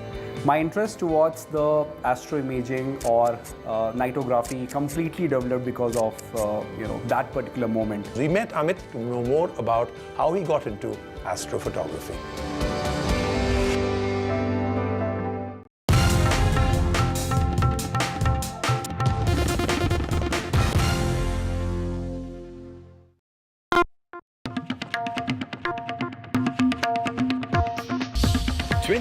Since we started, this music has been with you, playing in your homes, at work, and in your car. Now, we want you to share your version of it. Calling all music buffs from across India to let your inner artists out by creating an incredible remix of the NDTV signature track for the world to hear. Log on to ndtv.com/bestofndtv to access the original track. Get inspired and submit your rendition. One winner gets an all-expense-paid holiday for two to the luxurious Alila Fort, Bishangarh, Rajasthan. NDTV 24/7. 20th year celebrations. Gadgets 360 is here to help you with all your tech needs. Gadget 360, Gadget Love. Gadgets 360, Gadgets Love. You too can get some gadget love with buying guides, expert reviews, and all the latest news on Gadgets 360. Debates are essential not just for journalism, but for humanity. It ignites our mind, opens it up for counter-opinion. To hear all views, opinion of all hues. Which is why the oldest running debate show on Indian news television is not 23 years old, but young at 23. इस initiative को मैं अभिनंदन करता हूं कि सच को सच के रूप में पेश करने का उन्होंने साहस दिखाया। So let us begin the big fight. 20 years since we started, this music has been with you. Now, we want you to share your version of it. Let your inner artists out by creating an incredible remix of the NDTV signature track. Log on to ndtv.com/bestofndtv. Get inspired and submit your rendition. One winner gets an all-expense paid holiday for two. NDTV 24/7 20th year celebration. This is NDTV. No noise, no shouting, and most importantly, no lies. Our lead story tonight. Big international story. India is closely watching it.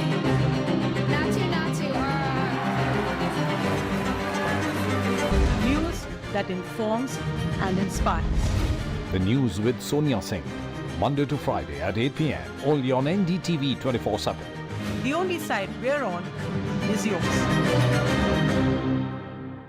In a deeply polarized world, where space for disagreement is shrinking, where take it or leave it defines discourse, we take a step back. A debate has many facets, perhaps no one right answer. Left, right, and center, conversations that get to the core of the debate. Left, right, and center with me, Vishnu Shom, 9 p.m. on NDTV 24/7.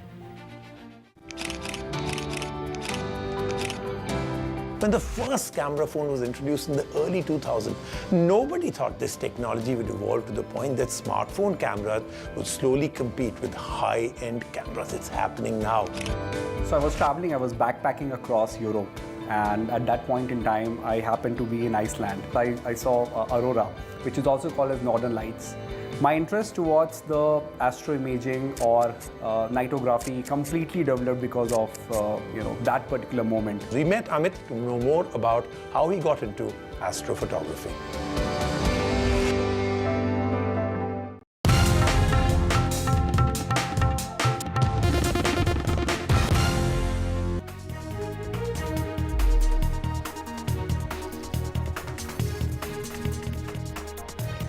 Welcome back. In a major setback for mutual fund investors, the government may do away with the long-term capital gain tax benefits that a debt fund mutual investor enjoys. According to the proposed amendments in the Finance Bill 2023, investment in mutual fund where not more than 35% is invested in equity shares of Indian companies will now be deemed to be short-term capital gains.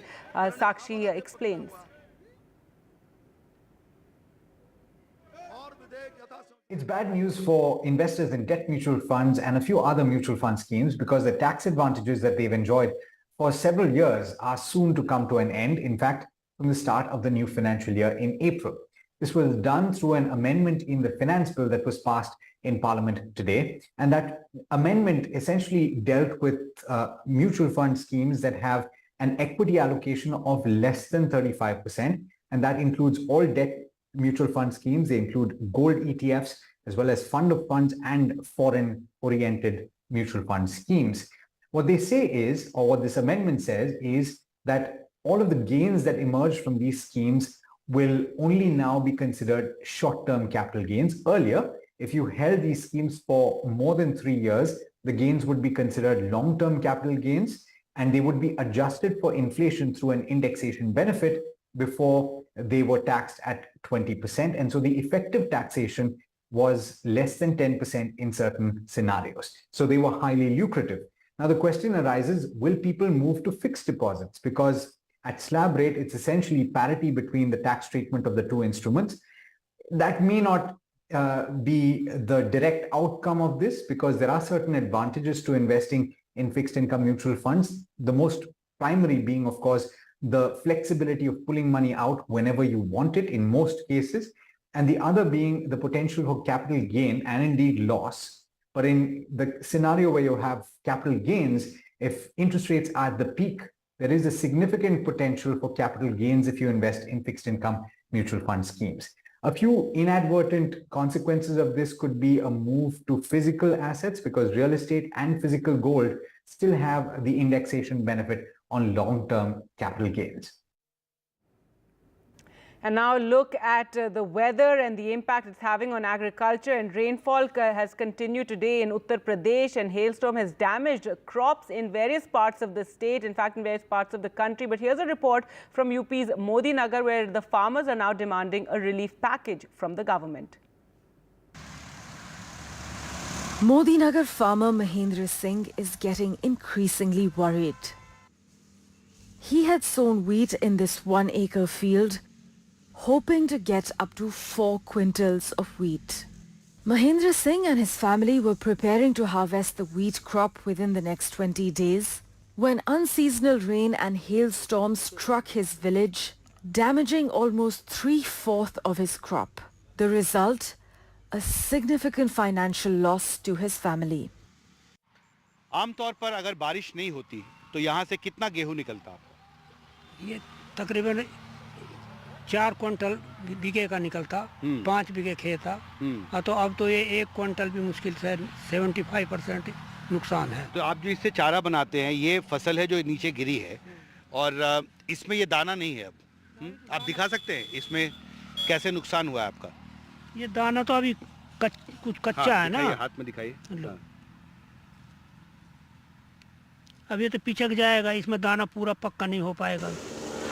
Mahendra Singh is not alone. In the Modi Nagar area, scores of farmers have been affected. Wheat and other crops such as mustard and vegetables have been badly damaged by unseasonal rain and hailstorms, leading to a significant loss in expected farm yield. They are now demanding a relief package from the government. Modi नगर इलाके में जो गेहूं के किसान हैं विशेष तौर पर, उनको कितना ज़्यादा नुकसान हुआ है? कौन कौन से इलाके हैं जहां पर क्या दूसरी फसलें भी आपको लगता है खराब हुई हैं? गेहूं के साथ साथ सरसों भी और सब्जियां भी खराब हुई हैं, जैसे लौकी है, तोरी है, आपका खीरा है, ककड़ी है, वो बारिश के पानी की वजह से गल गई है। 15 से 20 हज़ार रुपये पर एकड़ के हिसाब से किसान की लागत आई है। अब हमारी सरकार से यही मांग है और हम तमाम जिलों में दूसरी जगह भी अपने साथियों से कह रहे हैं कि जिलाधिकारियों के माध्यम से इस मुआवजे की मांग करते हैं, मुख्यमंत्री से भी मांग करते हैं। The damage to wheat and other food crops are not limited to western Uttar Pradesh. Many parts of north and central India have reported damage to wheat and other crops due to unseasonal rainfall, strong winds and hailstorms. CPI Rajya Sabha MP Binoy Viswam has now written to Prime Minister Modi seeking a relief package of at least 15,000 rupees per acre for all the affected farmers in the country. In February, the farmers were struggling to cope with the impact of above normal temperature on their wheat and other crops.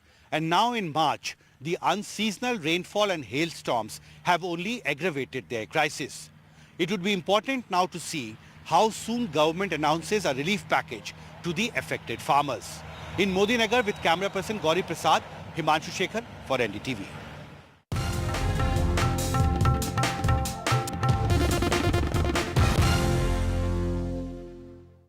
Brought to you by Design So Unique, Everyone's Inspired. And घर लेना हो या बेच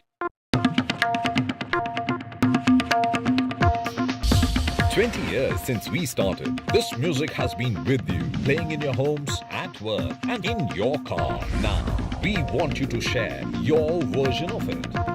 Calling all music buffs from across India to let your inner artists out by creating an incredible remix of the NDTV signature track for the world to hear. Log on to ndtv.com/bestofndtv to access the original track. Get inspired and submit your rendition.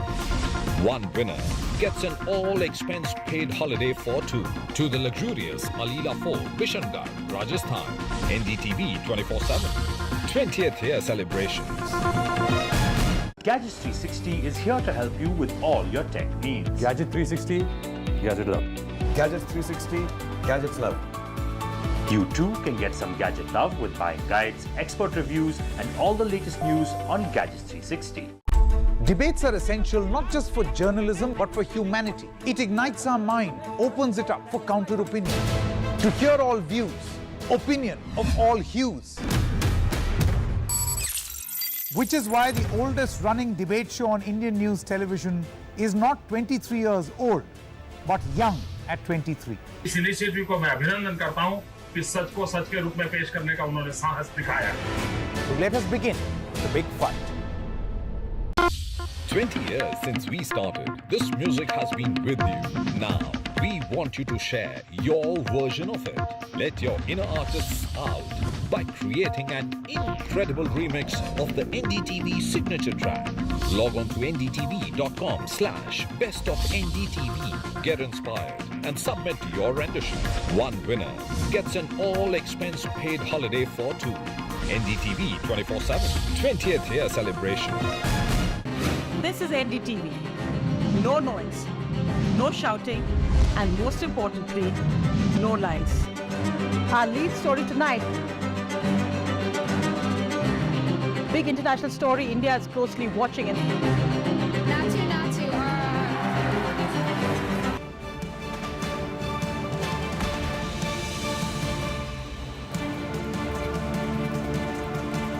Good evening. A huge setback for the Congress party. Its former president Rahul Gandhi has been disqualified from the Lok Sabha because of his conviction in a 2019 criminal defamation case.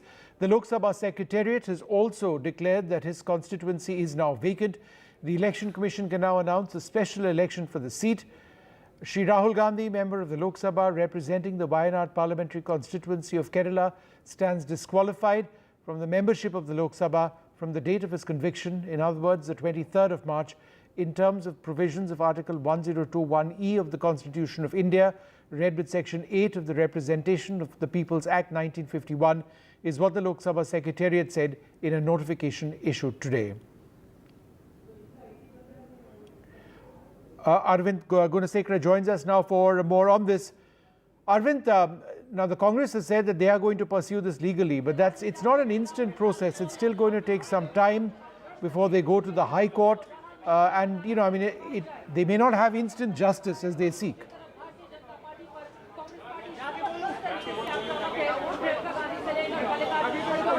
Vishnu, before going to the High Court in this case, because the judgment has been given by the verdict that has been given by the magistrate court, the order has to be challenged before the Sessions Court, and that's where the petition is being drafted. And what we are being told is that sometime on Monday or Tuesday, Rahul Gandhi will be filing his appeal challenging the magistrate court order before the Surat Sessions Court. But because it's a Sessions Court, it will take its own time. Even if they file it on Monday, it will take time for the court to list the matter, and even if the matter is listed, there won't be any ex parte order from the Sessions Court, and that's where the Congress party's own legal team is sensing that it will take at least 1 more month for the Sessions Court. Even if they want some kind of an interim relief, it will take at least a month for the Sessions Court to adjudicate this matter and then pass an interim order. So what if in the 30 days or a 1 month period, what if the Election Commission moves forward and then announces by-election to Wayanad Parliament constituency? And that seems to be the another problem that the Congress party is facing now, and that's why what we are being told is that if at all if the Election Commission proceeds ahead to announce by-election to the Wayanad Parliament constituency, on that particular case, what we are being told is that a Congress party will be moving Supreme Court challenging the notification. Keeping the legal battle aside, what we are seeing now is the senior Congress leaders are currently in a huddle. They are meeting under the leadership of Congress President Mallikarjun Kharge, senior Congress leader, and also former President Sonia Gandhi,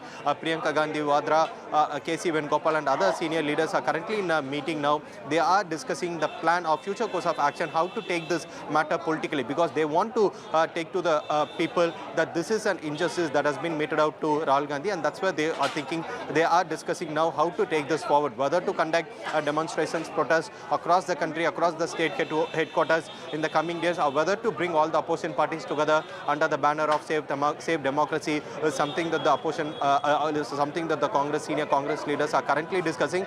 This meeting, which started at around 6 o'clock, is still underway. So sometime around 8 p.m. we can expect after the meeting that the Congress leadership will address the media, where they will be spelling out their plan how to fight this battle, which at least on political ground, because the legal battle is something that the party is already preparing for. All right, thanks. Meanwhile, very much, Arvind, for joining us. Meanwhile, Rahul Gandhi has tweeted, he says, I'm fighting for the voice of India. I'm ready to pay any cost. Does that mean that he's willing to go to jail if that is what it boils down to? At this stage, it's perhaps a bit premature to suggest that that is necessarily what he's thinking, since the Congress is mounting a strong legal challenge. They are absolutely convinced that the case against Rahul Gandhi will not stand. Now, there have been several reactions from the Congress party which have come in. Let's take a look. The issue before us is political even before legal. Both facets are important, but it's a vital political issue for this country, for all political parties, for leaders of all political parties. It is a political issue because it signifies the systematic, repetitive emasculation of democratic institutions by the ruling party. It signifies the strangulation of democracy itself. लोकतंत्र के उसूलों के अनुसार और संविधान के तहत और उसकी रक्षा के लिए और जनता के हकूक़ के लिए लड़ने वालों का मुंह बंद करने के लिए उनको सदन से बाहर डाला गया है। और राहुल जी जो सच्चाई देश के सामने रखना चाहते थे और रख रहे हैं, वो उनको जच रहा नहीं। तो इसीलिए वो अगर राहुल जी को बाहर डाले कि उनको सच बोलने वालों को सदन के अंदर रखना नहीं है, इसीलिए सदन के बाहर डाल रहे हैं, लेकिन सदन के बाहर भी हम बोलेंगे। Meanwhile, the BJP has hit out at Rahul Gandhi, saying that he's insulted the OBC community. They've also pointed out that the court punished Rahul Gandhi, not the BJP, and that the disqualification was according to the law. Rahul Gandhi ji is a habitual loose cannon, and he thinks he can speak anything without ever facing the consequences. ऐसा लगता था कि देश के कानून और देश के कोई व्यक्ति इनके ऊपर कुछ कर ही नहीं सकता, और देश को बांटने की सोच तो कांग्रेस की पहले दिन से रही थी। जाति धर्म संप्रदाय के नाम पर बांटना लगवाती। अब तो धर्मेंद्र जी ये अपमानित करने पे आ गए ओबीसी समाज को जो किया है। 3 साल थे इनसे माफी मांगने के लिए, किसी से माफी तक नहीं मांगी। मोदी जी के ऊपर एक बार नहीं बार बार अपशब्दों का उपयोग करना, अपमानित करना इनकी आदत बन गई। लेकिन एक बड़े वर्ग को, ओबीसी समाज को इस तरह से करना। न्यायपालिका के फैसले को स्वीकार करना चाहिए। इस देश के अंदर चाहे अमीर या गरीब, छोटा या बड़ा, कोई न्यायालय के सामने सब समान है। आप जुडिशरी से, कोर्ट से बड़े नहीं हैं, और ये कोर्ट का फैसला है। लेकिन आप आरोप लगा रहे हैं कि तानाशाही देश के अंदर आ गई।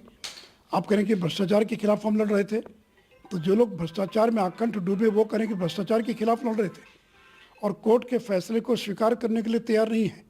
अगर चुनाव हार जाएंगे तो ईवीएम खराब हो गई, अगर मनोनुकूल निर्णय नहीं आया तो न्यायपालिका जो वो प्रभावित है। अगर मीडिया आपके बयान को ठीक से नहीं छाप रही है तो कहेंगे कि जो मीडिया वो बिक गई, तो इनको किसी पर भरोसा नहीं है।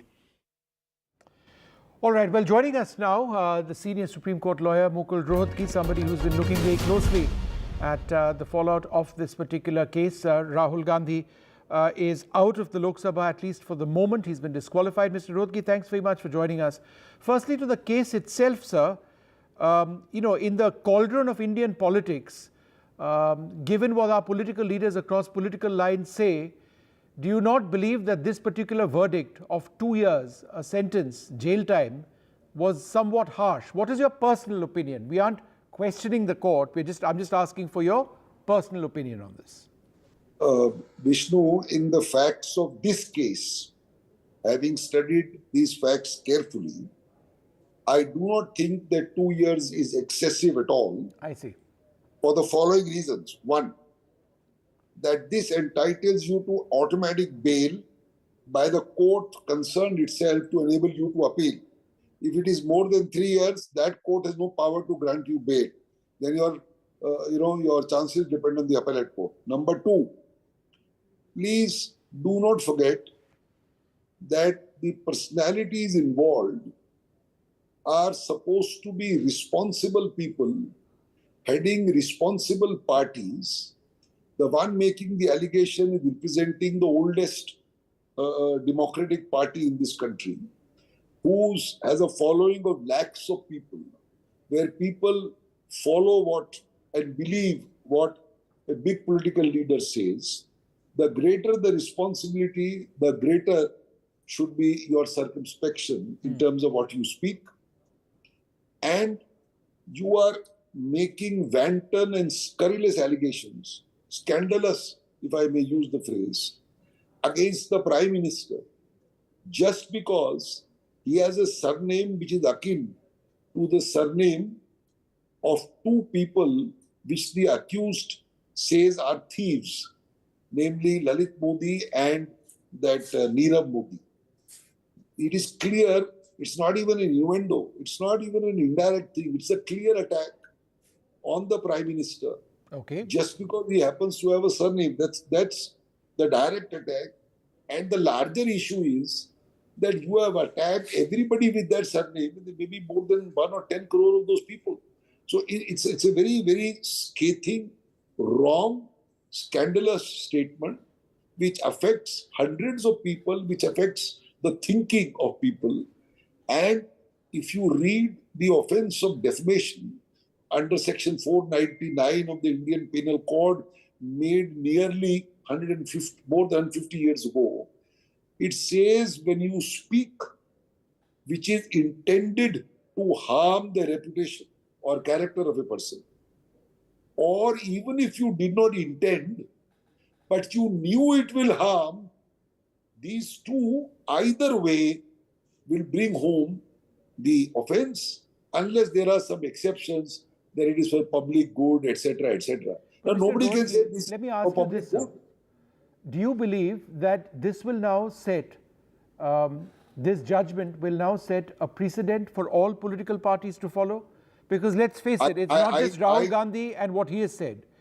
Yes, Our political discourse in this country is the worst it has ever been. Name calling is part of the game, irrespective of the party. Well, I entirely agree with you, Vishnu. The debate in the largest democracy has gone down to a level which is kind of, one feels speechless in seeing what is happening in these houses of legislature, parliament, corporation. Routinely, people are throwing things at each other, pushing each other, throwing mics, kind of debates, kind of names people are calling each other, calling on religion, on whatever issues. I think it is necessary that the rule of law, decency, and there should be proper circumspection between people, that you should know what you speak. You call yourself a democracy. Democracy is not the law of the jungle. Freedom of speech does not mean absolute freedom to say whatever you like. Don't bother about anything else. We have certain rules in a society. Law is nothing but a system of rules by which you are supposed to, carry on. That is rule of law. So to bring up the debate to what it was or what it should be, I think this judgment is a salutary judgment. Okay. People should look at it and say, well, and introspect that, look, if I do this, then it can happen to me also. Right. And I may lose my career. I think it's very, very important to set the ball rolling. So the Congress party has referred to 202, I think it's section 202, where a judge needs to call for a report, if it's not taken place within his or her jurisdiction. The issue of jurisdiction was raised. This particular verdict was in Surat. The incident took place, what he said, was in Kolar in Karnataka. And the Congress appears to believe, for now, that an inquiry was not conducted. Do you believe that this is legal lacunae? Vishnu, this is clutching at straws. You're talking about some kind of technicalities. Now, in today's world, today I and you are speaking on TV. Can I go tomorrow to a court and deny this? Yeah. That I never spoke to Vishnu on TV, and you should formally prove it in a formal way, as it was required to be proved, a document required to be proved 100 years ago by calling the maker of the document, asking for signatures. Did you sign? Did you write the document? All that is all gone. Today, if it is clear that I'm speaking to you on TV, tomorrow the court will take it. And the Evidence Act has been amended. The court will take it the moment something is shown, unless something is disproved, that it's a fake document. I mean, this is absolutely clutching at straws. The point is, there is no doubt this is what he said. There is no doubt that the accused is not denying what he said.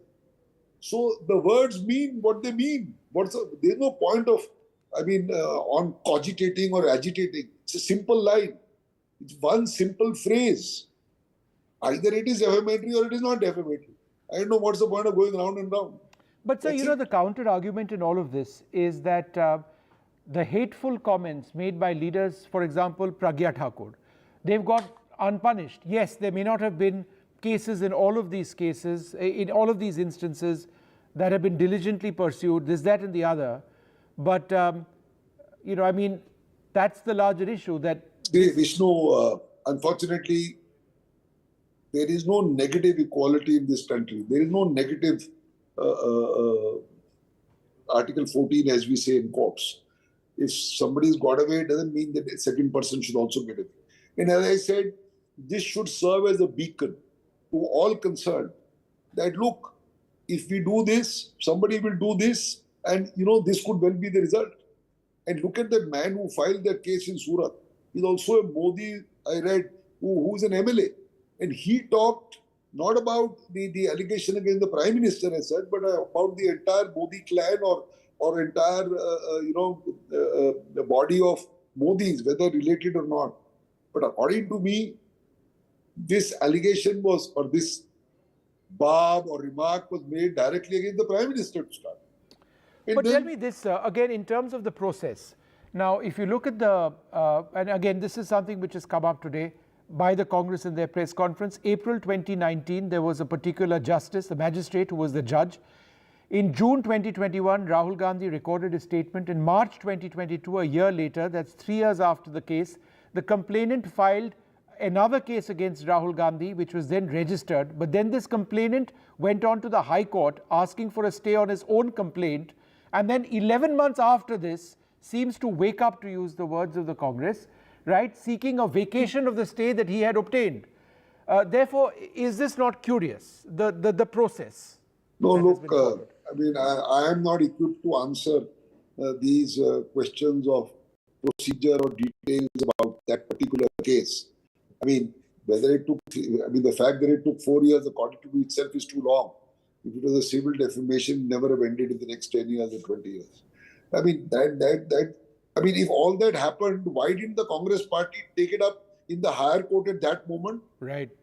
If the man went and got a stay of his own case, what stopped the party or the accused of going to a higher court and saying that, well, there is something wrong. Why is this man wanting a stay? The fact that a judge changes, do you know that in our country, in the trial courts, there is a routine system of judges being transferred from one type to another type of cases, by and large, every 6 months. It happens in the High Court also. Sometimes it happens in the Supreme Court also, because judges also get bored of doing one type of cases.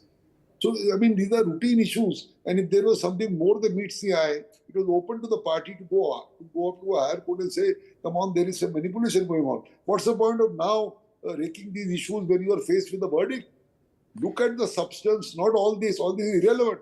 If it was relevant, it should have been taken up at the relevant time. Today, it is crying over spilt milk. One final question. Isn't it actually two questions? The first one is this. Given the fact that I know what the law says, I know that the Parliament Secretariat has followed the law and you can't really question that. However, the Congress is appealing, right? And there is a possibility, a strong one, at least they seem to believe so, that they'll get a stay and that, this or the order will be thrown out. Now, in a situation like this, should there not be a system where, at least for a finite period of time, since the appeal is going to be immediate, it's not 3 months or anything which used to be the old thing, that there is some wisdom that, let's see what takes place before we actually throw the rule book at a particular leader, because he stands not just to lose his, Parliament. He's already out of Parliament. He's been disqualified. He stands to lose his house as well and whatever other privileges he does. So, what are your views on that? Yeah, Vishnu, there was a provision which was added to the law that the disqualification should not take effect for a sitting member for at least 3 months or till the time an appeal is filed in a state. And then Rahul Gandhi threw apart that thing and it went. That's right. That's right. So let's forget that he removed it to anybody. The fact of the matter is it is not there. Since it is not there, the original law survives, and that states that the moment a conviction is recorded by the judge, ipso facto, the next second, not minute, the next second, the disqualification takes effect. So if the judgment is pronounced at 10 o'clock, at 10:01:01, the disqualification takes place. There was no need or a legal requirement for the Lok Sabha Secretariat to have issued an order, which it did. That may be for public consumption. It has no meaning, it has no relevance, it has no sanctity. Disqualification took place yesterday. Yes, the accused has the right to file an appeal. Every day we do such appeals. Right. People file an appeal the next day or within 2 days. You have lawyers, you have backing, you have parties. Why couldn't you file an appeal yesterday itself in the afternoon and tell the judge, the appellate judge, to take it up at 2 o'clock? Every day it is done. In routine cases it is done. No, So they apparently seem to require more time. Do you find that an argument that's odd? Vishnu, it is laughable. For small cases, even when I was a youngster at the bar, a person like that would come, I would draw up an appeal by hand in 2 hours or 1 hour, attach the judgment, and even if you don't have the judgment, attach a one-line order that I have been convicted with leave to file the judgment after 2 hours and take it up at 4 o'clock. Every day in the Supreme Court and the High Court, we mention matters at 10 o'clock, requesting the Chief Justice to list it at 2 o'clock because some demolition will happen, some conviction will happen, some disqualification will happen. And this is absurd.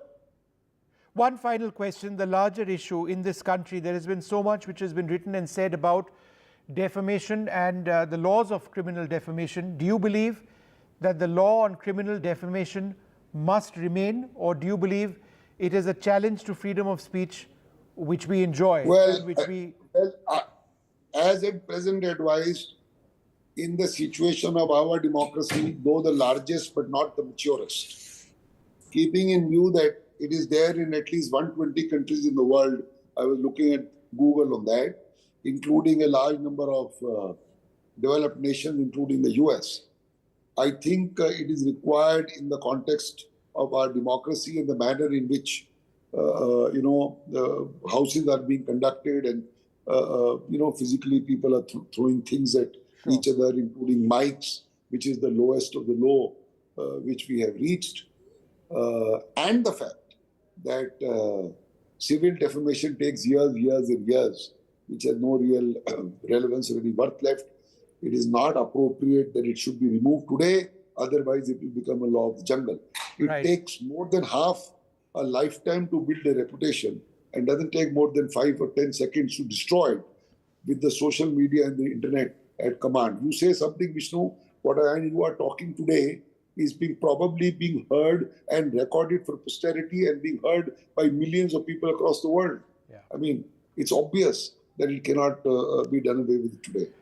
Thank you, sir. I think my big takeaway from this conversation is when you said that, let this be looked at as a beacon, this particular verdict, one which applies not just to Rahul Gandhi, but perhaps sets some sort of a standard across the country. God knows we need to have a higher standard of political discourse in this country. Thank you.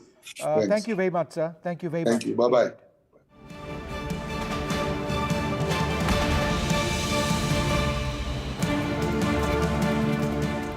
Brought to you by Deeply polarized world where space for disagreement is shrinking, where take it or leave it defines discourse. We take a step back. A debate has many facets, perhaps no one right answer. Left, right and center, conversations that get to the core of the debate. Left, right and center with me, Vishnu Shom, 9 p.m. on NDTV 24/7. When the first camera phone was introduced in the early 2000s, nobody thought this technology would evolve to the point that smartphone cameras would slowly compete with high-end cameras. It's happening now. So I was traveling, I was backpacking across Europe, And at that point in time, I happened to be in Iceland. I saw aurora, which is also called as northern lights. My interest towards the astroimaging or nightography completely developed because of that particular moment. We met Amit to know more about how he got into astrophotography.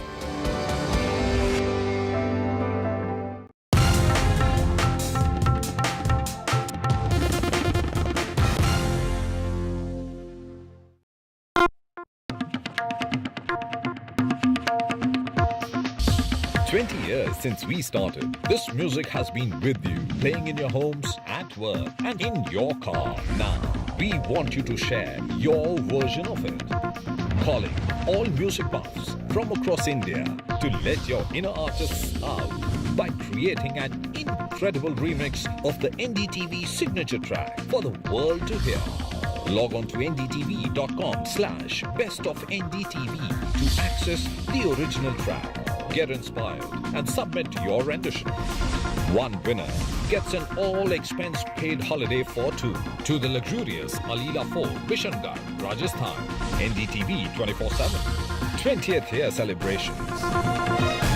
Gadgets 360 is here to help you with all your tech needs. Gadget 360, Gadget Love.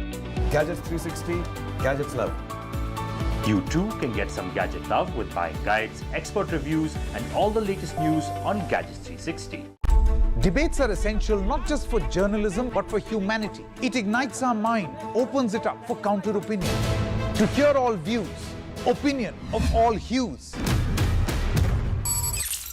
Which is why the oldest running debate show on Indian news television is not 23 years old, but young at 23. इस initiative को मैं अभिनंदन करता हूं कि सच को सच के रूप में पेश करने का उन्होंने साहस दिखाया। Let us begin the big fight. 20 years since we started, this music has been with you. Now, we want you to share your version of it. Let your inner artists out by creating an incredible remix of the NDTV signature track. Log on to ndtv.com/bestofndtv. Get inspired and submit your rendition. One winner gets an all-expense-paid holiday for two.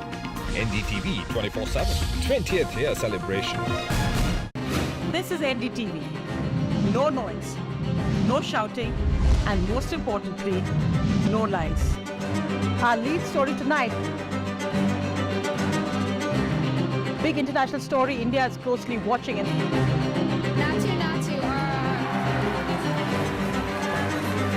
News that informs and inspires. The news with Sonia Singh. Monday to Friday at 8 p.m. Only on NDTV 24/7. The only side we're on is yours. In a deeply polarized world, where space for disagreement is shrinking, where take it or leave it defines discourse, we take a step back. A debate has many facets, perhaps no one right answer. Left, right and center, conversations that get to the core of the debate. Left, right and center with me, Vishnu Shom, 9 p.m. on NDTV 24/7. When the first camera phone was introduced in the early 2000s, nobody thought this technology would evolve to the point that smartphone cameras would slowly compete with high-end cameras. It's happening now. So I was traveling, I was backpacking across Europe, and at that point in time, I happened to be in Iceland. I saw aurora, which is also called as northern lights. My interest towards the astroimaging or nightography completely developed because of that particular moment. We met Amit to know more about how he got into astrophotography.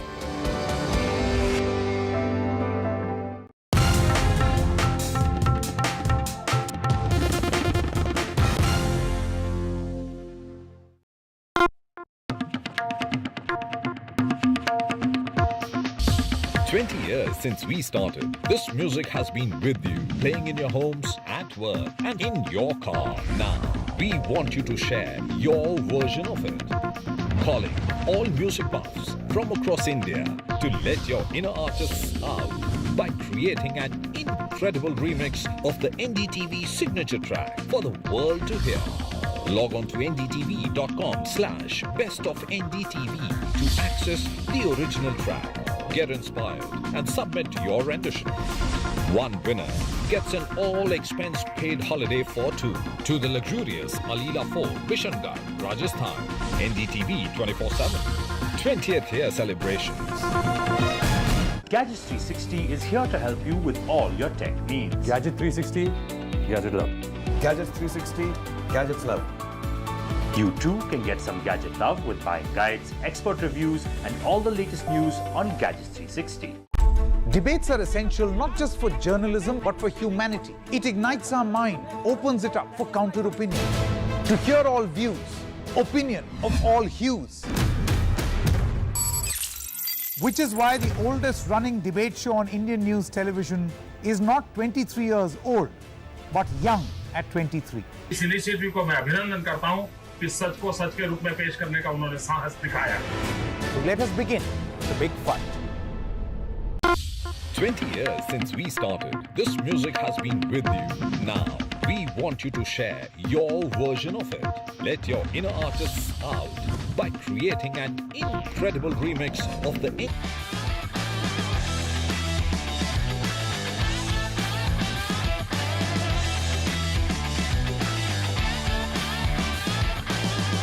On the property show today, we are shifting gears to speak about real assets versus real estate stocks. Now, should you buy a second home as an investment, or are you better off investing in some of the top real estate listed companies which have clocked record sales in 2023? We are talking about the financial year. Now, after all, if sales are doing so well and experts believe that residential real estate cycle has turned bullish, then these companies should reward their shareholders quite handsomely. Now, joining me for this discussion, Ashish Shankar, MD and CEO of Motilal Oswal Private Wealth, Rahul Goyal, CEO, Equity Master, and Adidev Chattopadhyay, Vice President, Real Estate and Hotels, ICICI Securities. Now, we will start with Adidev because he's recently done a thorough analysis of India's listed companies, developers essentially, and this is what the report says. Listed real estate developers will continue to see market share gain. Top listed developers are set to record FY23 sales bookings with about a 32% year-on-year growth. Now, residential prices have risen by 7% in FY23 after remaining stagnant over FY18 to 22. That's a long 5-year period when prices did not move. Yet, BSE Realty Index has seen a 16% decline in the last 1 year. Now, Adidev, let me start with you. Now, why is there such a dichotomy between the performance of real estate companies, stocks, I would say, vis-a-vis their sales performance? I mean, the index has declined 16% while the broader markets have just declined about 5%. Yes. Historically, as we have seen, real estate is a pretty cyclical sector, especially obviously in the residential space. So whenever interest rates rise, right, it does tend to have an impact on the affordability and the demand. So obviously markets seem to be pricing in a slowdown where demand would go off the rails and maybe sales bookings decline maybe in the coming year. However, what we have tried to highlight in the report also that the interest rates are still off the historical highs, and the prices, more importantly, haven't gone up much over the last 5 years. So we had from FY18 to FY22 like more or less stagnant pricing overall, and last year even it is just up 6-7%, which is more inflation linked to the whatever underlying increase in the construction costs. But yes, right now stocks seem to be pricing in a slowdown, and the premium to NAV which was there last couple of years, that also seems to have gone away for the moment. So when we talk about slowdown, it may be the rate of growth is slowing down in terms of the sales bookings. Ashish, you have a take on it. I mean, Adidev is saying that the bottom lines are looking better, the market is moving towards listed developers, yet there's a big disconnect between the two. Right. So Manisha, I mean, stock markets, as you know, are forward-looking. And if you look at the behavior of these real estate stocks, a year back, they had rallied quite a bit. And I kind of really agree with the report. It's been a phenomenal time for organized real estate developers. I mean, I was just reading his report. over the last few years, the share of the top 9 developers has gone up to almost 33%, and balance sheets have also got deleveraged. So right now, the market is worried about a couple of things, and one of them is the sharp rise in mortgage rates. I mean, mortgage rates have gone from somewhere close to 6.7 to almost 9.5%. So markets are a little worried that whilst the past real estate sales have been good, probably the next 1 year may slow down a bit. But my view is we are in a very strong cycle, and at some point these stocks will re-rate again. Markets will take view of the fact that over the next 3 to 5 years, the cycle looks good, and the unorganized to organized trade in the real estate industry is playing out quite well. Rahul, would you agree with that? That there's been a very sharp increase in home loan interest rates, and there could be an imminent slowdown, and that's what the markets are pricing in. But there are also lots and lots of positive factors for real estate stocks to do well. Yeah, I completely agree with Ashish. So, there is, it's not just for real estate. I think for everything, there is a headwind out there in terms of higher interest rates. So you have to grapple with that. Everyone has to adjust to a world which was used to low interest rates. Now you got higher interest rates, and the outlook for lower interest rates has got, with every passing month, is pushed more into the future. So if you look at demand for real estate, one is based on need, which I think primarily doesn't change a lot, right? If you need a house, you need a house. Whether you pay 7% or 7.5% or 8%, it won't materially change your decision. Maybe a little bit, but not materially. But I think the investment demand for real estate changes dramatically, because suddenly you are now getting a real yield in safe money. So the hurdle rate for investment goes up. And unfortunately, I think what has happened for real estate is the property prices have moved up quite a bit in the last couple of years. If you take the pandemic as the bottom, right? In June 2020 or whatever that period is from there on. So yeah, I completely agree with what has been said. There are headwinds. There's and if I may add, the numbers that we're looking at are all backward looking, right? Yes. So if you're an investor who is always scouting for opportunities, you sell on the news. You don't buy on the news, right? So on that. So you're saying that the best part of the, increase, or let's say rise in stocks is already done probably, and maybe going forward that could be tepid. Adidev, you've got a buy on several stocks. In fact, I'm looking at the list, and it's pretty much most of the good listed companies, from Mahindra to Oberoi Realty to DLF to Macrotech. Do you believe that when the markets bounce back, these stocks are likely to bounce back faster than the markets, or what's your view? See, we cannot take a call on overall markets, right, per se. That is dependent on a large number of factors. But yeah, see, specifically, yes, we do believe these stocks would do well over the next couple of years. What we also said, there is, as you already know, there has been a lot of consolidation in the space, right? Already over the last 6-7 years, in fact, right? You have multiple things which are what, like Demon, you had NBFC crisis, you had GST, RERA, you had COVID.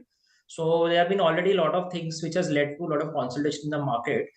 And even though the overall market size may not grow, right? The industry size, the growth may be 5 to 10% overall in terms of maybe the pan-India top 7 cities. But these companies will outperform overall. And what you have said, the market share of the companies will grow, but it's just below 30% to in the mid 30s over the next couple of years.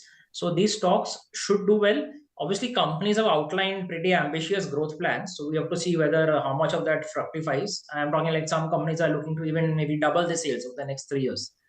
Obviously, right now they may seem ambitious, but as I said, even if they do not get to those sort of numbers, right? Even a decent double-digit sort of CAGR, right, in the sales bookings will be received well by the market eventually. Even while though for the near term the stocks may not be.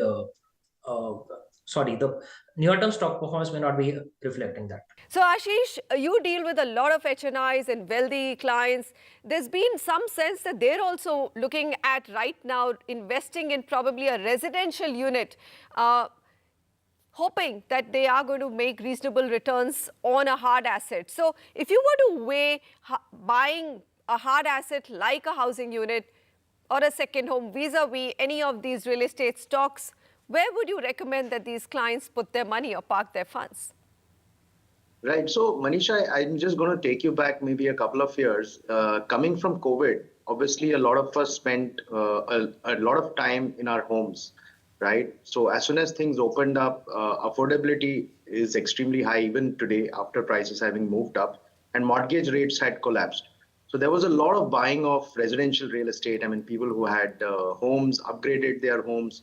People who didn't own homes went ahead and bought homes. So if you look at the report that has been published, I mean, the past data tells you that there has been a massive growth in consumption of residential real estate. There has also been a massive growth in consumption of second homes. I suspect that the demand for residential real estate will continue because more and more people will want to own homes. But overall, if you look at affordability, I mean, I'm just taking some cues from the report, it's at 3.2 times annual income.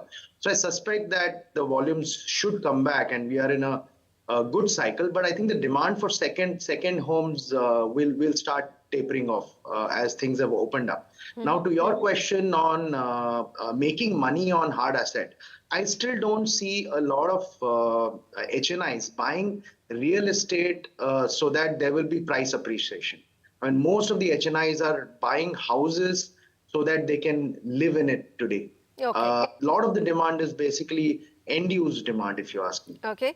Rahul, I've been having a lot of interesting conversations. People are actually beginning, you know, I'm kind of going back to those 2011, 12 days when people pick up the phone and ask me, do you think, I mean, maybe it's the headlines in the newspapers, housing sales booming, etc., where people are asking me, should we go ahead and buy one unit and as a rental income or as an investment? What's your view on it? Would you say, looking at the increase in rental yields as well, slightly better than 2% now, about 3.5% in your market like Mumbai, is it worth considering?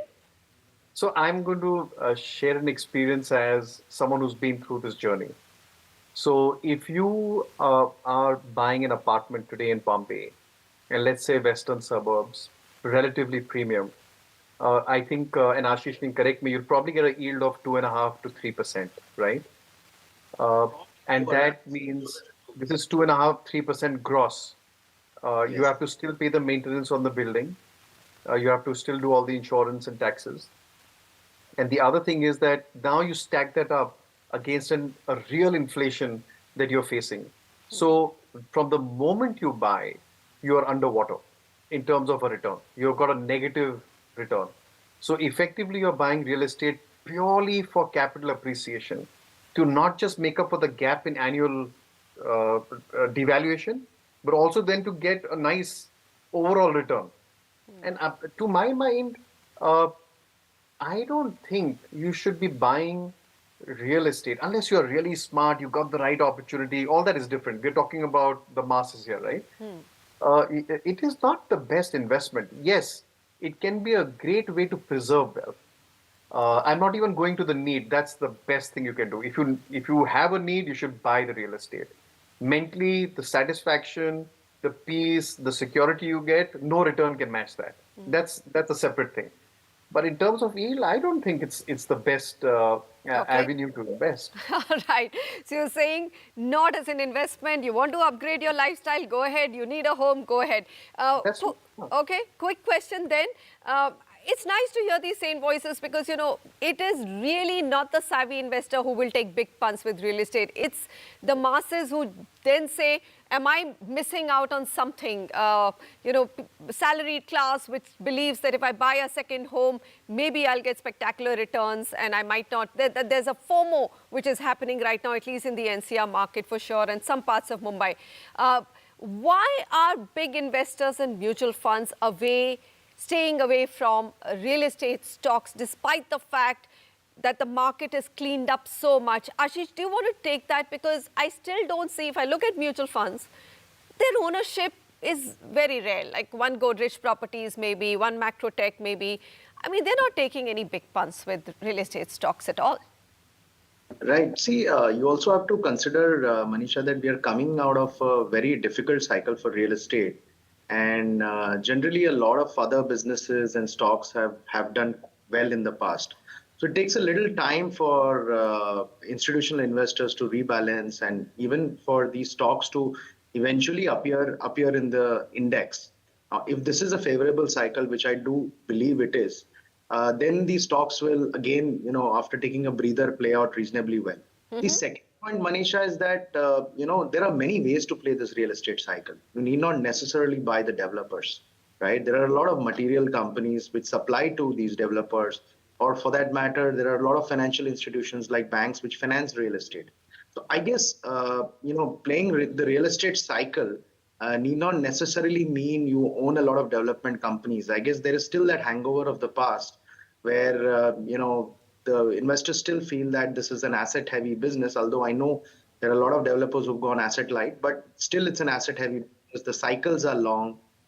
So I think investors are preferring to play this cycle a little differently. Rahul, quick take on this aspect. In the initial notes that I received from you, there's something in the middle, which is a real estate investment trust. And the REITs are, again, not a bad opportunity. But again, in India, we don't have many REITs firstly. I think you have 3 or maybe 4, I don't know. 3 REITs. As of now, 3 REITs. 3 REITs and some InvITs.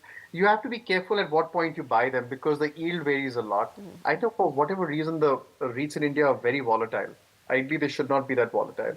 And if you can lock in a yield of 8% on a prime property, that's superb because the rental yield is 2.5. Here you're getting to write 8%. It's far better than investing in a real estate. Okay. A REIT seems to be better. All right. Gentlemen, we leave it at that. Thank you very much for sharing your views. It's a very interesting topic and also a question that's asked often. On the other side, we come back with how can home buyers in a stuck project work with a new developer to restart construction and complete their project. Stay with us.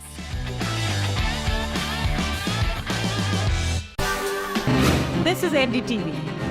No noise, no shouting, and most importantly, no lies. Our lead story tonight. Big international story. India is closely watching it.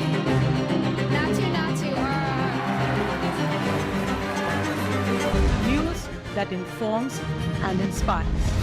The news with Sonia Singh, Monday to Friday at 8 p.m. only on NDTV 24/7.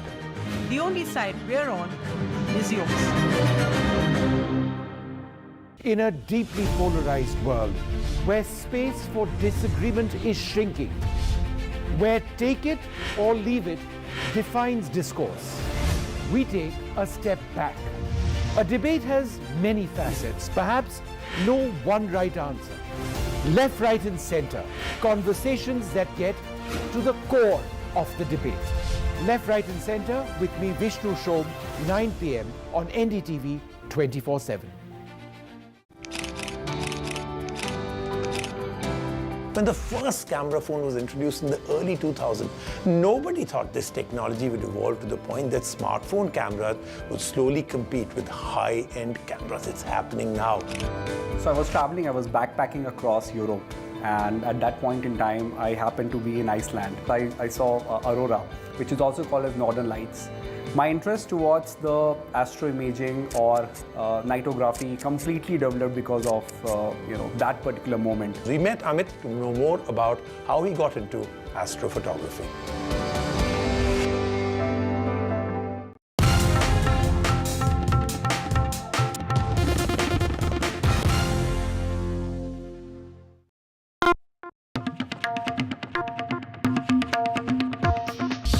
20 years since we started, this music has been with you, playing in your homes, at work, and in your car. Now, we want you to share your version of it. Calling all music buffs from across India to let your inner artists out by creating an incredible remix of the NDTV signature track for the world to hear. Log on to ndtv.com/bestofndtv to access the original track. Get inspired and submit your rendition. One winner gets an all-expense-paid holiday for 2 to the luxurious Alila Fort, Bishangarh, Rajasthan. NDTV 24/7. 20th year celebrations. Gadgets 360 is here to help you with all your tech needs. Gadget 360, Gadget Love. Gadgets 360, Gadgets Love. You too can get some gadget love with buying guides, expert reviews, and all the latest news on Gadgets 360. Debates are essential not just for journalism but for humanity. It ignites our mind, opens it up for counter opinion. To hear all views, opinion of all hues. Which is why the oldest running debate show on Indian news television is not 23 years old, but young at 23. इस initiative को मैं अभिनंदन करता हूं कि सच को सच के रूप में पेश करने का उन्होंने साहस दिखाया. So let us begin the big fight. 20 years since we started, this music has been with you. Now, we want you to share. Welcome back. There are hundreds of incomplete projects across NCR, specifically in Noida and Gurugram. Now, these are before RERA came into force, where the builder has diverted funds or siphoned it off, leaving nothing on the table for the project to be completed. Several home buyer associations have approached new developers, worked out a plan for completion, and are now hopeful of their project being completed. One such project is Spirewoods Sector 103 in Gurugram. But years after figuring out a resolution plan, they are still staring at an uncertain future. Suresh Krishnan brings us the story. 500 plus home buyers are stuck in this incomplete Spirewood project, Sector 103 Gurugram. Launched way back in 2011 by AN Buildwell in collaboration with Millennium Spire. The possession was promised in 36 months as per builder-buyer agreement, and the promised date has come and gone a long time ago. The construction of Spirewood project came to a complete halt by 2014. I am a buyer of project Spirewoods, which is a project of AN Buildwell, and it is in Sector 103 Gurgaon. This project was launched in 2011. The possession was promised in 2014-15, but the company went into the liquidation in 2016, and after a long fight, we got the revival order in 2020. To the shock of these home buyers, in March 2016, the company AN Buildwell went into liquidation, and after much protest by Spirewood's resident association, directors of the company proposed a revival plan along with a reconstruction partner, Alpha Corp. To restart the construction of the project, there were a few prerequisites. The expired license for construction had to be renewed by the Department of Town and Country Planning, or DTCP, in the name of the new development company, Alpha Corp. In June-July 2021, an application was filed in DTCP, Chandigarh, with the above request. Expecting the license in 4 months' time, a Bhumi Pujan was also done at site in October 2021. Despite a 12-year wait and a renewed promise of construction, these home buyers are in complete limbo, unsure on why Department of Town and Country Planning of Haryana is refusing to expedite matters from their end.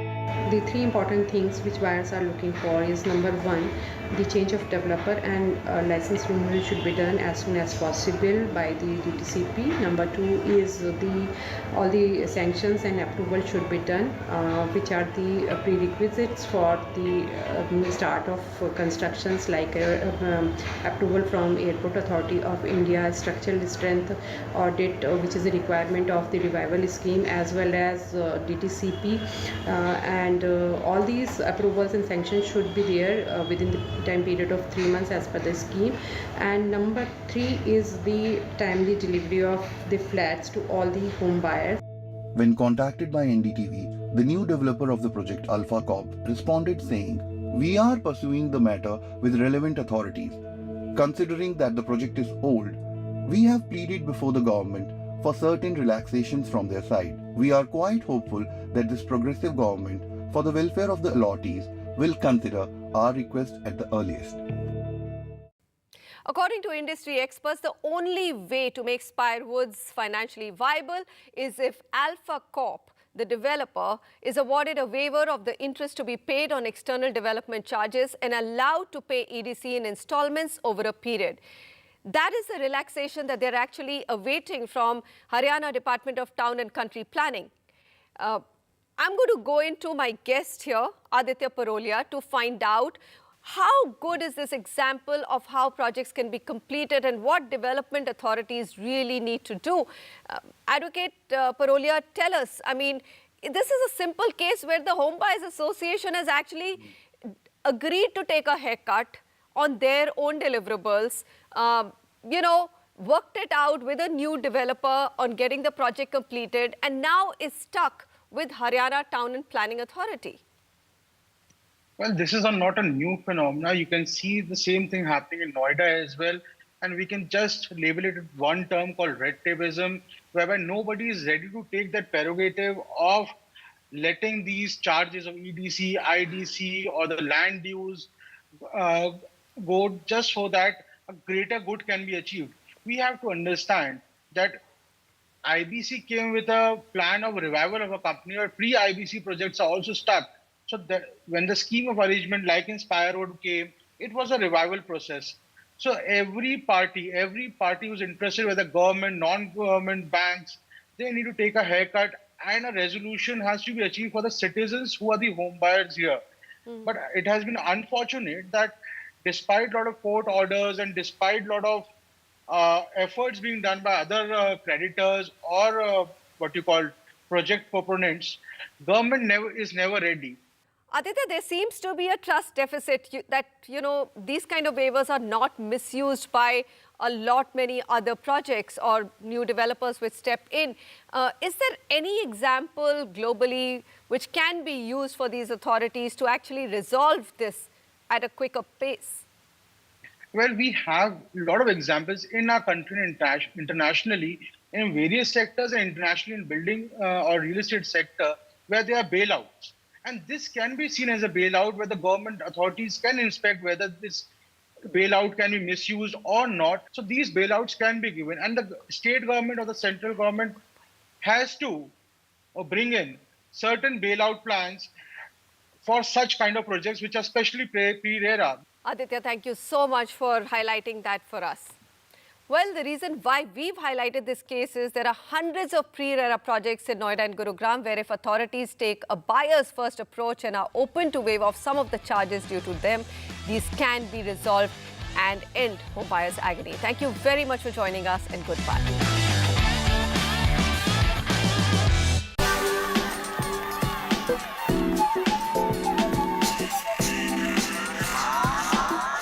This is NDTV. No noise, no shouting, and most importantly, no lies. Our lead story tonight. Big international story. India is closely watching it.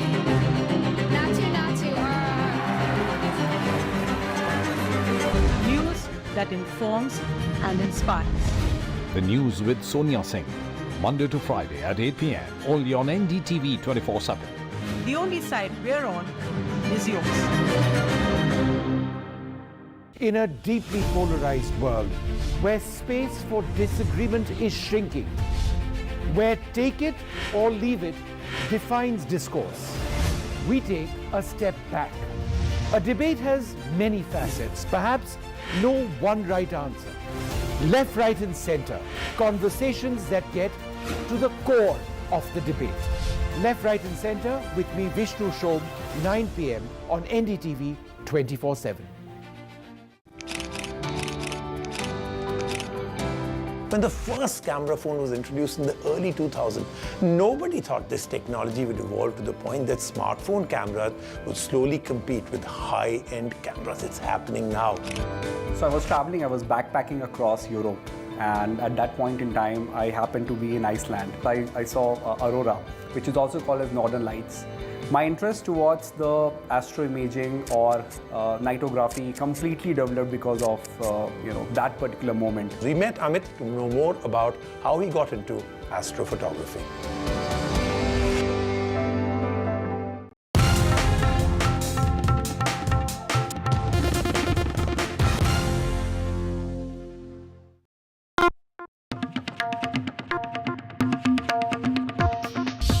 20 years since we started, this music has been with you, playing in your homes, at work, and in your car. Now, we want you to share your version of it. Calling all music buffs from across India. to let your inner artists out by creating an incredible remix of the NDTV signature track for the world to hear. Log on to ndtv.com/bestofndtv to access the original track, get inspired and submit your rendition. One winner gets an all-expense paid holiday for two to the luxurious Alila Fort, Bishangarh, Rajasthan. NDTV 24/7. 20th year celebrations. Gadgets 360 is here to help you with all your tech needs. Gadget 360, Gadget Love. Gadgets 360, Gadgets Love. You too can get some gadget love with buying guides, expert reviews, and all the latest news on Gadgets 360. Debates are essential not just for journalism but for humanity. It ignites our mind, opens it up for counter opinion. To hear all views, opinion of all hues. Which is why the oldest running debate show on Indian news television is not 23 years old, but young at 23. इस initiative को मैं अभिनंदन करता हूं कि सच को सच के रूप में पेश करने का उन्होंने साहस दिखाया। So let us begin the big fight. 20 years since we started, this music has been with you. Now, we want you to share your version of it. Let your inner artists out by creating an incredible remix of the NDTV signature track.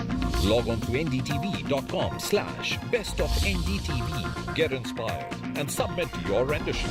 One winner gets an all-expense paid holiday for two. NDTV 24/7. 20th year celebration. This is NDTV. No noise, no shouting, and most importantly, no lies. Our lead story tonight. Big international story India is closely watching it.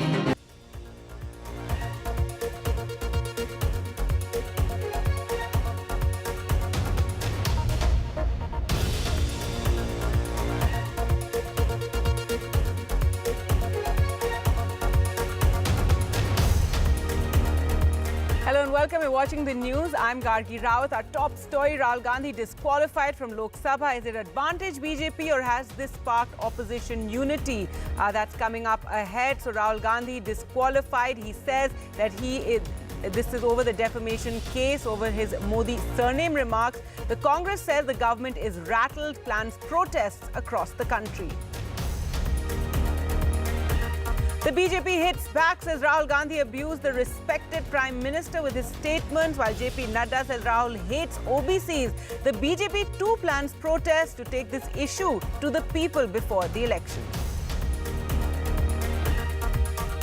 But the action against Rahul Gandhi brings together leaders who so far had not really supported him. Arvind Kejriwal says this is not just the Congress's fight, while Mamata Banerjee says it's a new low in Prime Minister Modi's New India.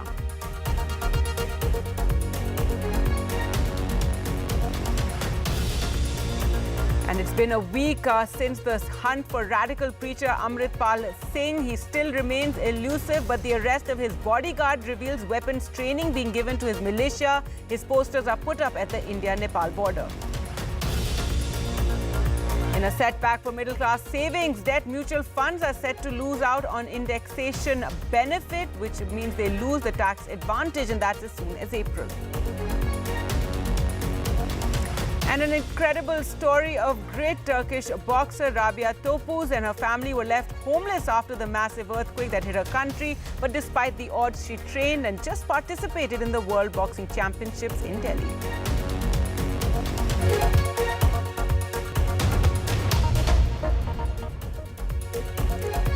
All right, so the big story we're tracking, Rahul Gandhi, former chief of the Congress party, expelled from parliament today. We'll be getting you reactions. The Congress just held a strategy meeting and they're planning protests. We're expecting more from the Congress, and Akhilesh will join us on all the political developments of the day. So Rahul Gandhi expelled from parliament today after his conviction in a defamation case for his remarks against Prime Minister's name. And today the Lok Sabha Secretariat also declared his constituency in Kerala's Wayanad as vacant. In his first reaction, Rahul Gandhi tweeted in Hindi, "I'm fighting for the voice of India. I'm ready to pay any price." While the Congress said that it's an attempt to silence Rahul Gandhi for raising the Adani issue, many opposition leaders, including Mamata Banerjee, have also hit out over the action, while the BJP said that Rahul Gandhi abused the Prime Minister. Well, let's take a look at this report on all the developments of today. Rahul Gandhi in Parliament this morning after being convicted and sentenced to 2 years in prison by a Surat court yesterday in a 2019 defamation case. Soon after, the 52-year-old was disqualified as an MP by the Lok Sabha Secretariat in a note which said he is no longer an MP and his Wayanad seat is now vacant. Mr. Gandhi tweeted some hours later saying he was fighting for the voice of India. उनको सच बोलने वालों को सदन के अंदर रखना नहीं है, इसीलिए सदन के बाहर डाल रहे हैं, लेकिन सदन के बाहर भी हम बोलेंगे. After the announcement, Sonia Gandhi and Priyanka Gandhi went into a huddle at Rahul Gandhi's official residence, which he now has to vacate in a month. The Congress party has changed its social media display picture to one of Rahul Gandhi with the words "Daro mat" or "Don't be afraid." Rahul Gandhi has been disqualified under Section 8/3 of the Representation of the People Act 1951, which says the moment a member of parliament is convicted of any offence and sentenced for at least 2 years, she or he attracts disqualification. Rahul had remarked in 2019 that the last name of two businessmen thieves, Lalit and Nirav, was Modi. And how come the surname of all thieves was Modi? The disqualification has united the opposition in criticism. Bharat के इतिहास में सबसे कम पढ़ा लिखा प्रधानमंत्री अगर हुआ है, मैं नहीं समझता आजाद भारत में कोई 12वीं पास प्रधानमंत्री हुआ है. We know they want to silence the voice. We know they would go to all kinds of lows, but this is the low of the low, the lowest since 1950. ये जानबूझ करके जो असली मुद्दे हैं, महंगाई, बेरोजगारी, उन पर ये बहस नहीं करना चाह रहे, उनसे ध्यान हटाने के लिए ये कांग्रेस पार्टी के नेता के साथ हुआ है, समाजवादियों के साथ पहले हो चुका है.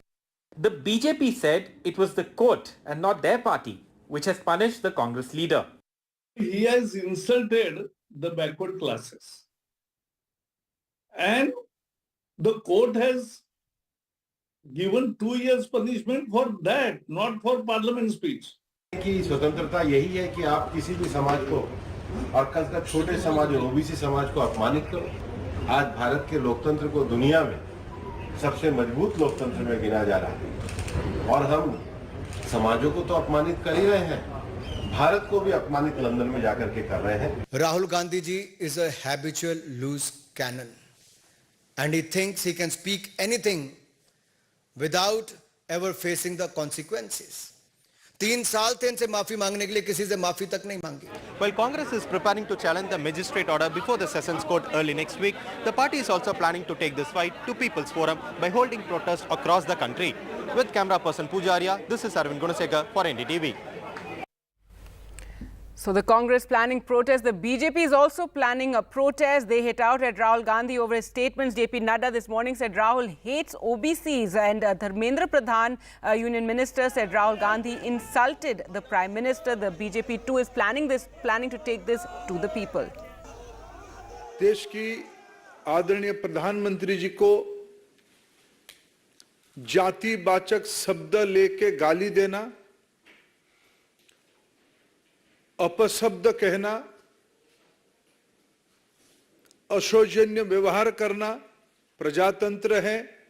इसमें किसी को भी गाली गुलज करने का अधिकार नहीं है. जातिवाचक शब्द लेके अपशब्द व्यवहार करने का अधिकार नहीं है, कोई भी हो.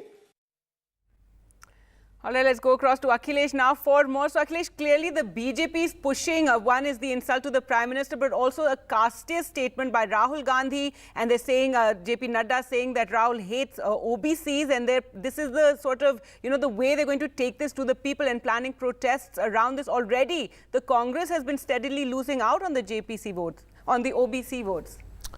That's right, Gargi. In fact, in the upcoming Karnataka Assembly elections, BJP is planning to raise this issue at big time, because the BJP's OBC Morcha chief has told us that, from 6th of April, which is the BJP's foundation day, till 14th of April, which is Baba Saheb Ambedkar's birth anniversary, BJP will be reaching out to around 1 lakh villages across the country and will reach out to 1 crore households. So this is what the BJP's strategy is, and BJP says that OBC have been insulted by Rahul Gandhi, and party wants to make it a big issue in the upcoming assembly elections in Karnataka.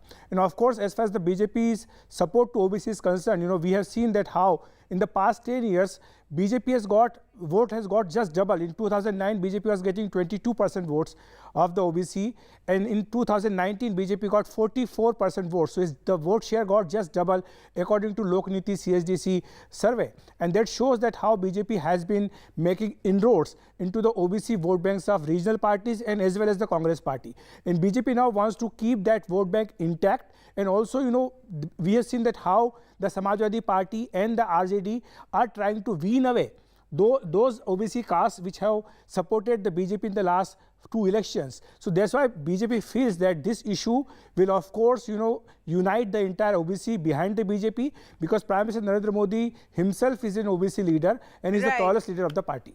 All right, Akhilesh, thanks so much for that. We'll go across now to where Jairam Ramesh is speaking.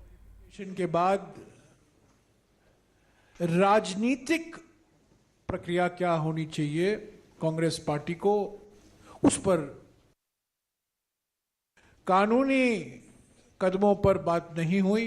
हालांकि हमारे प्रवक्ता और जाने माने वकील अभिषेक सिंघवी जी ने सभी साथियों को अवगत कराया कानूनी तौर से क्या कदम लिए जाएंगे, और उस पर आज अभिषेक सिंघवी जी ने भी एक प्रेस कॉन्फ्रेंस की है। तो 2 घंटे के लिए कानूनी प्रक्रिया पर नहीं, बल्कि संगठन की ओर से क्या कदम लेने चाहिए उस पर बातचीत हुई। कई सुझाव आए। अगले 3-4 दिन में आप देखेंगे हमारे संगठन AICC की ओर से, PCC की ओर से, DCC की ओर से और हमारे जो फ्रंटल ऑर्गेनाइजेशन है उनके ओर से क्या प्रतिक्रिया होगी, क्या कदम वो लेंगे। देश भर में हम ये मुद्दा लेकर जाएंगे कि राहुल गांधी जी को जानबूझकर डिस्क्वालीफाई कराया गया है, क्योंकि पहले तो वो 2014 से मोदी सरकार के नियत और मोदी सरकार की नीतियों के खिलाफ अपनी आवाज उठाई। नोटबंदी के बारे में, GST के बारे में, निजीकरण के बारे में, विदेश नीति, खास तौर से जो क्लीन चिट प्रधानमंत्री ने दी चीन को जून 2020 को। तो 2014 से राहुल गांधी जी अपनी आवाज उठा रहे मोदी एक सरकार की नीयत और नीतियों के खिलाफ। दूसरा कारण यह है कि भारत जोड़ो यात्रा की सफलता से भारतीय जनता पार्टी घबराई हुई थी, परेशानी में थी।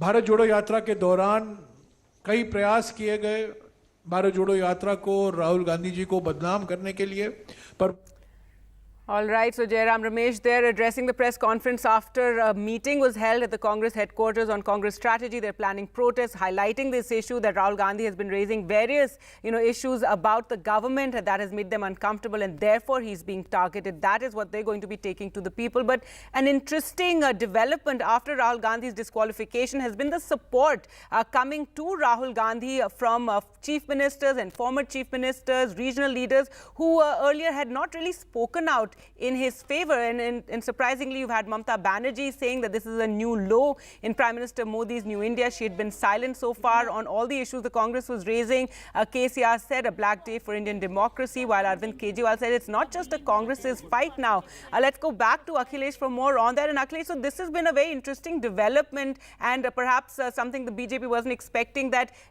this opposition unity is something that's spoken about a lot, but this has brought many leaders who so far have not been supporting Rahul Gandhi out in his support.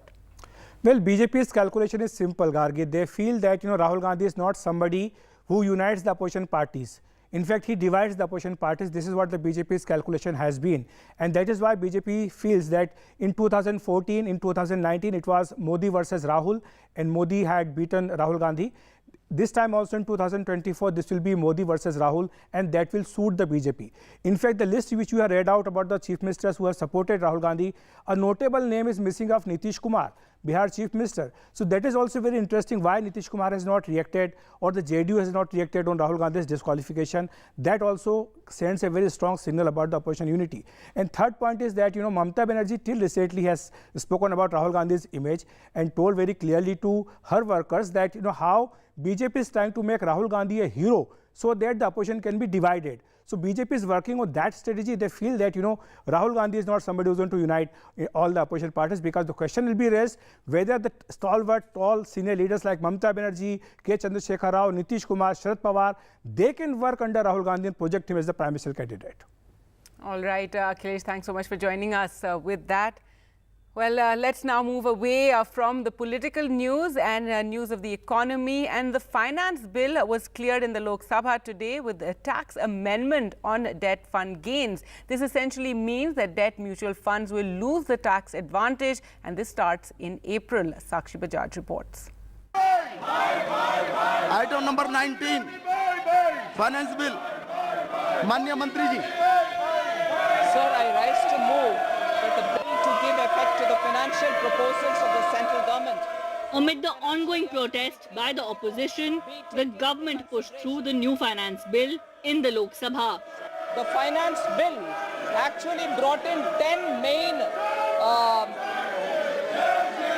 provisions which are helpful for the middle class and for the communities as a whole. लड़ने की विधेयक से था संशोधित को पारित किया जाए. जो सदस्य इसके पक्ष में वो हाँ कहे, जो सदस्य इसके विरोध में वो ना. Passed with voice vote, despite one controversial addition added to the final version of the finance bill. To put it simply, if any mutual fund is investing less than 35% in equities, the new amendment of losing out on the indexation benefit and being taxed at par with fixed deposits applies to them. So as per definition alone, this applies to debt mutual funds or balanced mutual funds.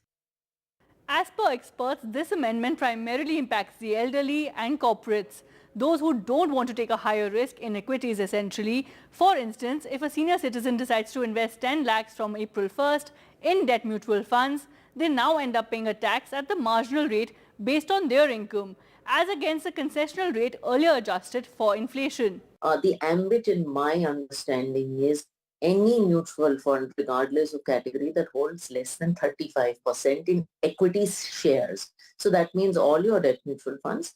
It means things like gold ETFs. It means international funds. It even means fund of funds investing in a combination of equity mutual funds. So really, and it means select hybrid funds also. So the ambit is truly very wide. I beg to move the motion. Debt mutual funds are seen as a safe investment, but today's controversial move allows the tax rate to be as high as it is for fixed deposits.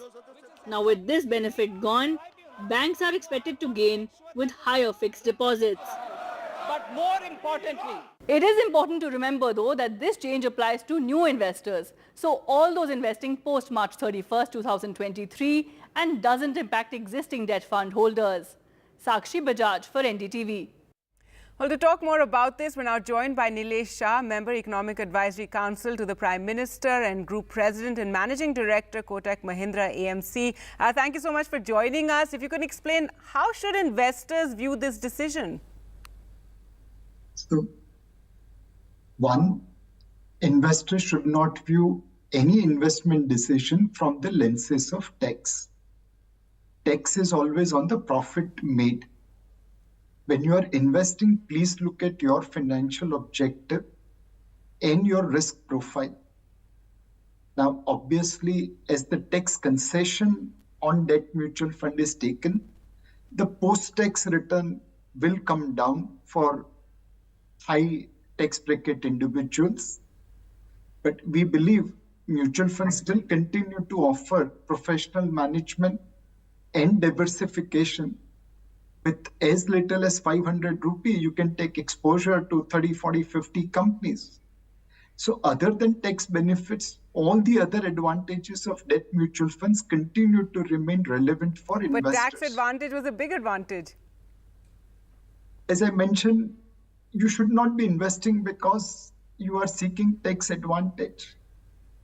Every investor must follow a portfolio approach where debt, equity, real estate, commodity, all have appropriate place based on their investment horizon and risk profile. There will be no impact at the shorter end of the curve because anyway, otherwise they were getting taxed at the normal tax rate. So up to 3-year investment will continue from 1st April 2023 in the same manner as it was before 31st March 2023. It's only for investment beyond 3 years where long-term capital gain benefits are not available. But there will be other products available like hybrid schemes, which can provide you better risk and higher return. So is this move aimed at boosting consistency in tax policy across all debt instruments, and this is also going to push people towards fixed deposits? So this is probably move under the new tax regime where tax rates are lower and tax incentives are taken away. It can also be seen on the context of level playing field between various financial savings instruments. We just hope and pray that other tax loopholes which are prevailing in our market also will get plugged by the government over a period of time. For example, even today, listed zero coupon debenture converts interest income into capital gain beyond 1 year holding period. That's a tax loophole of about 29% from 1st April 2023. Even this kind of tax loopholes needs to be plugged. Let the competition be on what kind of risk-adjusted return every instrument can deliver. Right. Now, Mr. Shah, this move, however, has got a lot of reactions. It's being viewed as controversial. Is there any space here? Are you planning to, address these concerns over the move with the government or with investors? So with our investors, we have been communicating since yesterday night when this was announced. And thank you for providing us this platform. Let me reassure every mutual fund investors that your existing investments are grandfathered. This is prospective amendment and not retrospective amendment. So whatever you have invested from before or till 31st March 2023, they will continue to get long-term capital gain and indexation benefits. From 1st April 2023, investment with time horizon up to 3 years, there is absolutely no change. It continues to remain at par with what is today. It is only beyond 3-year investment horizon where capital gains and indexation benefits are not available. But despite tax advantage taken away, mutual funds continue to give you diversification. It continues to give you professional risk management and investment management. Right. And I'm sure it will continue to add value to investors' portfolio. All right. Well, thank you so much, Nilesh Shah, for speaking to us and, explaining that very clearly. Thank you. Well, now on to a story of grit and determination. When the earthquake struck Malatya city in Turkey on 6th of February, Rabia Topuz and her family were left homeless, living in a makeshift shelter with barely any supplies in the bitter cold. She, however, prepared for the Boxing World Championships. Well, Rabia did lose in the first round, but will return to Turkey as a better boxer with tons of experience. Here's a report. Rabia Topuz, a flyweight boxer from Turkey, is among 11 Turkish boxers at the Boxing World Championships in Delhi this spring. For the 22-year-old, her biggest bout was making it to India. On 6th of February, her home in Malatya in eastern Anatolian region of Turkey was razed after an earthquake of 7.8 on the Richter scale struck. Deprem olunca kendi canımızı nasıl kurtarabiliriz diye, nasıl kaçabiliriz diye o an onu düşünmeye başladık. Direkt kendimizi dışarı attık. Çıktığımızda herkes dışarıdaydı, evler yıkılmıştı. Depremin geçmesini bekledik. After 10 days of staying in the car and experiencing aftershocks, Rabia joined the national camp. Despite death and destruction all around, she did not let her spirit die. Kampa katılmadan önce hayat çok kötüydü. Çünkü evler yıkılmıştı. Herkes dışarılardaydı, çadırlarda kalıyordu ve hava şartları çok kötüydü. Yağmurluydu, karlıydı. The family of 5 had lost everything, and then a good Samaritan sponsored Rabia to get to the camp. Orası deprem bölgesi olduğu için deprem bölgesine yardıma gelmişlerdi. O arada da biz kendi durumumuzu izah etmiştik. Orada depremde de yardıma gelen bir abi. Despite the trauma of the quake and her loss in New Delhi, Topuz says she hasn't lost any motivation. Her dream is to beat Nikhat Zareen someday. Nikhat Zareen çok iyi bir boksör. Onun aynı kiloda boks yapmak çok bir gurur verici bir duygu. A few days away in New Delhi at the World Boxing Championship was not just a learning experience for Rabia, but a breather as well from the terrible reality she was living in her hometown after the earthquake. She's going to once again go back to rebuild her life with her parents who are now living in a tent. In New Delhi, Rika Roy for NDTV. An incredible story there. And finally, Boman and Belly, the elephant whisperers who were featured in the Oscar-winning documentary along with 2 orphaned elephants, have now taken into their care another orphaned calf. They are fostering a 4-month-old calf who was separated from its herd. And while the Forest Department did make attempts to reunite this baby elephant with its herd, it did not happen. And then once again, they have turned to Boman and Belly to foster the baby elephant.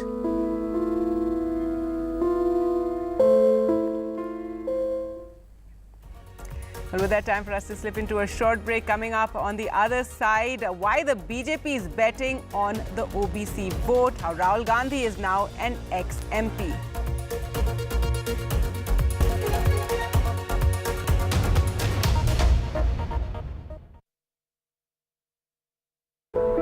In a deeply polarized world, where space for disagreement is shrinking, where take it or leave it defines discourse, we take a step back. A debate has many facets, perhaps no one right answer. Left, right and center, conversations that get to the core of the debate. Left, right and center with me, Vishnu Shom, 9 p.m. on NDTV 24/7. When the first camera phone was introduced in the early 2000s, nobody thought this technology would evolve to the point that smartphone cameras would slowly compete with high-end cameras. It's happening now. So I was traveling, I was backpacking across Europe, and at that point in time, I happened to be in Iceland. I saw aurora, which is also called as Northern Lights. My interest towards the astroimaging or nightography completely developed because of that particular moment. We met Amit to know more about how he got into astrophotography.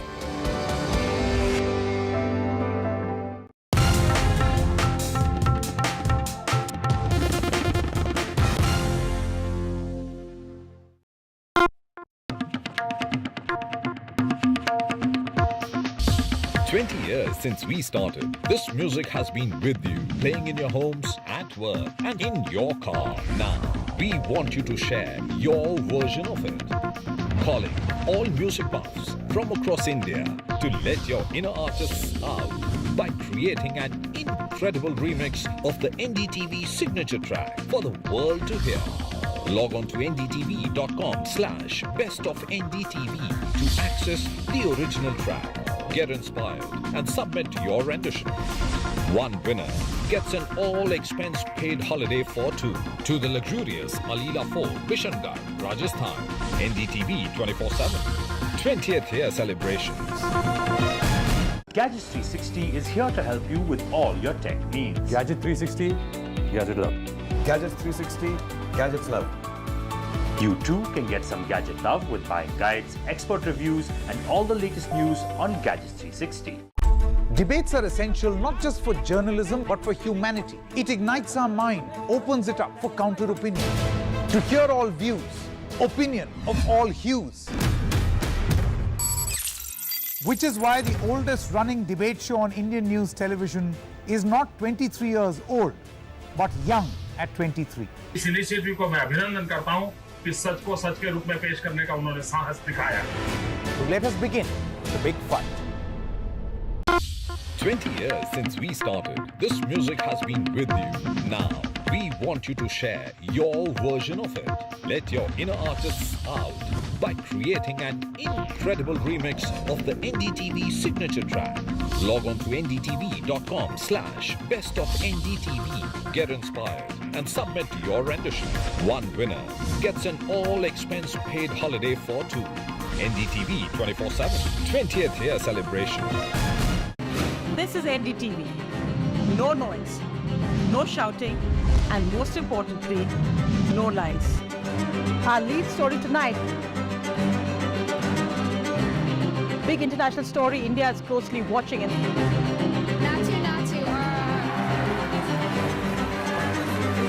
News that informs and inspires. The news with Sonia Singh. Monday to Friday at 8 p.m. Only on NDTV 24/7. The only side we're on is yours. In a deeply polarized world, where space for disagreement is shrinking, where take it or leave it defines discourse, we take a step back. A debate has many facets, perhaps no one right answer. Left, right and center, conversations that get to the core of the debate. Left, right and center with me, Vishnu Shom, 9 p.m. on NDTV 24/7.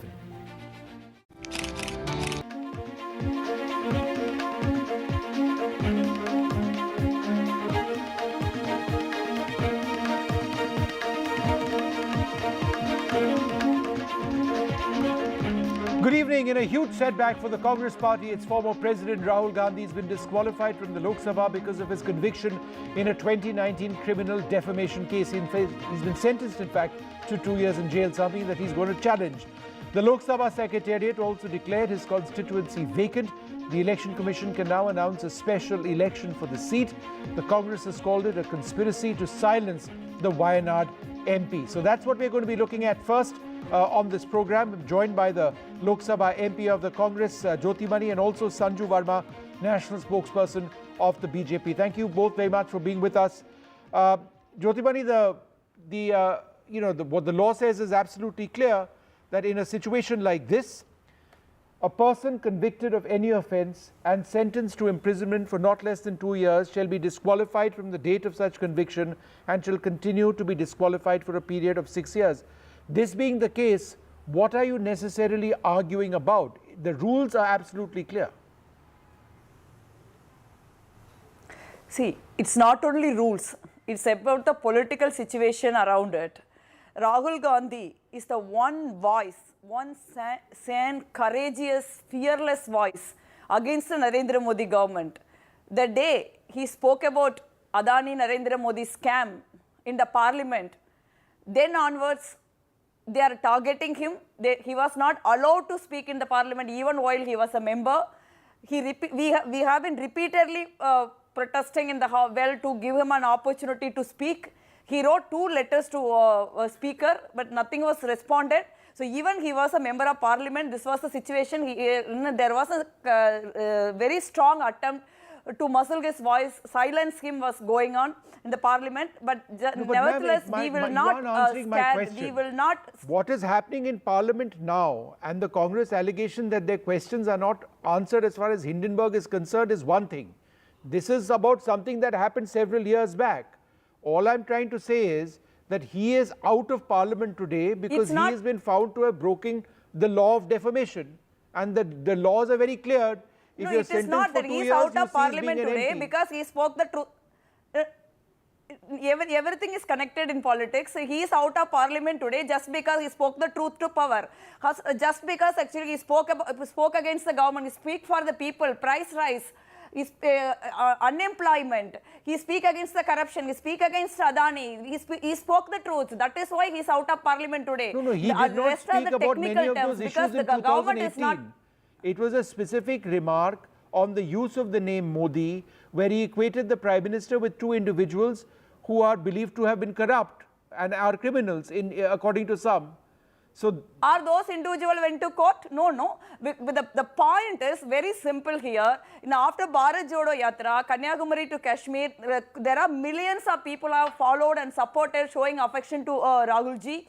So he is capable of unseating the corrupt and anti-people Narendra Modi government. He will become the Prime Minister of the country. This government, Narendra Modi government and RSS, Mr. Modi is afraid of Mr. Rahul Gandhi. That is why actually they are doing this kind of things. But Congress party will never ever will succumb to this kind of pressure and tactics. I want to quote something. Exactly 100 years back, 1922, Mahatma Gandhi was implicated in a fake case, sedition case. He was convicted the same 2 years. Then he won that battle. He ran the freedom movement. He chased the British out of this great land. The same way, 100 years later, Rahul Gandhi fabricated in a fake case, convicted 2 years. Rahul Gandhi will fight this case and win the battle and launch a second independence movement and throw this Narendra Modi anti-people corrupt government out. This is the history is repeating itself. This will happen. We will not budge any tactics or any kind of silence act which they try to silence us. That never going to happen. We will speak against Adani, we will speak against corruption, we will speak against unemployment, we will speak against sure, Jyoti, one second. Sanju Verma with us as well. Sanjuji, the point that the Congress party has been making is that all of this is interconnected, that this is all a part of silencing Rahul Gandhi, not letting him say what he has to say, and thereby targeting the opposition, in this case the Congress. How would you respond? Vishnu, thanks for having me on your show for what's been a very, very prolonged and long gap. Yes, it's been far too long. Glad to have you back, but do go ahead. Yes, it's been far too long. Coming to the moot point, without beating around the bush, let me just say this, that in 2019, Patna High Court gave Rahul Gandhi a clean chit. And the case was this very case for which the Surat District Court has convicted him. And at that time, the Patna High Court, while giving Rahul Gandhi a clean chit, said, do you wish to express remorse or regret? And Rahul Gandhi, which is typical, his style of being audaciously arrogant, he refused to express any form of regret, remorse, much less giving out an unconditional apology. Now, things have come back to haunt him and bite him. Contrary to the Patna High Court judgment, the Surat District Court very categorically found that the charges pertaining to criminal defamation under Section 499 and 500 of the IPC are bona fide and stand ground and how.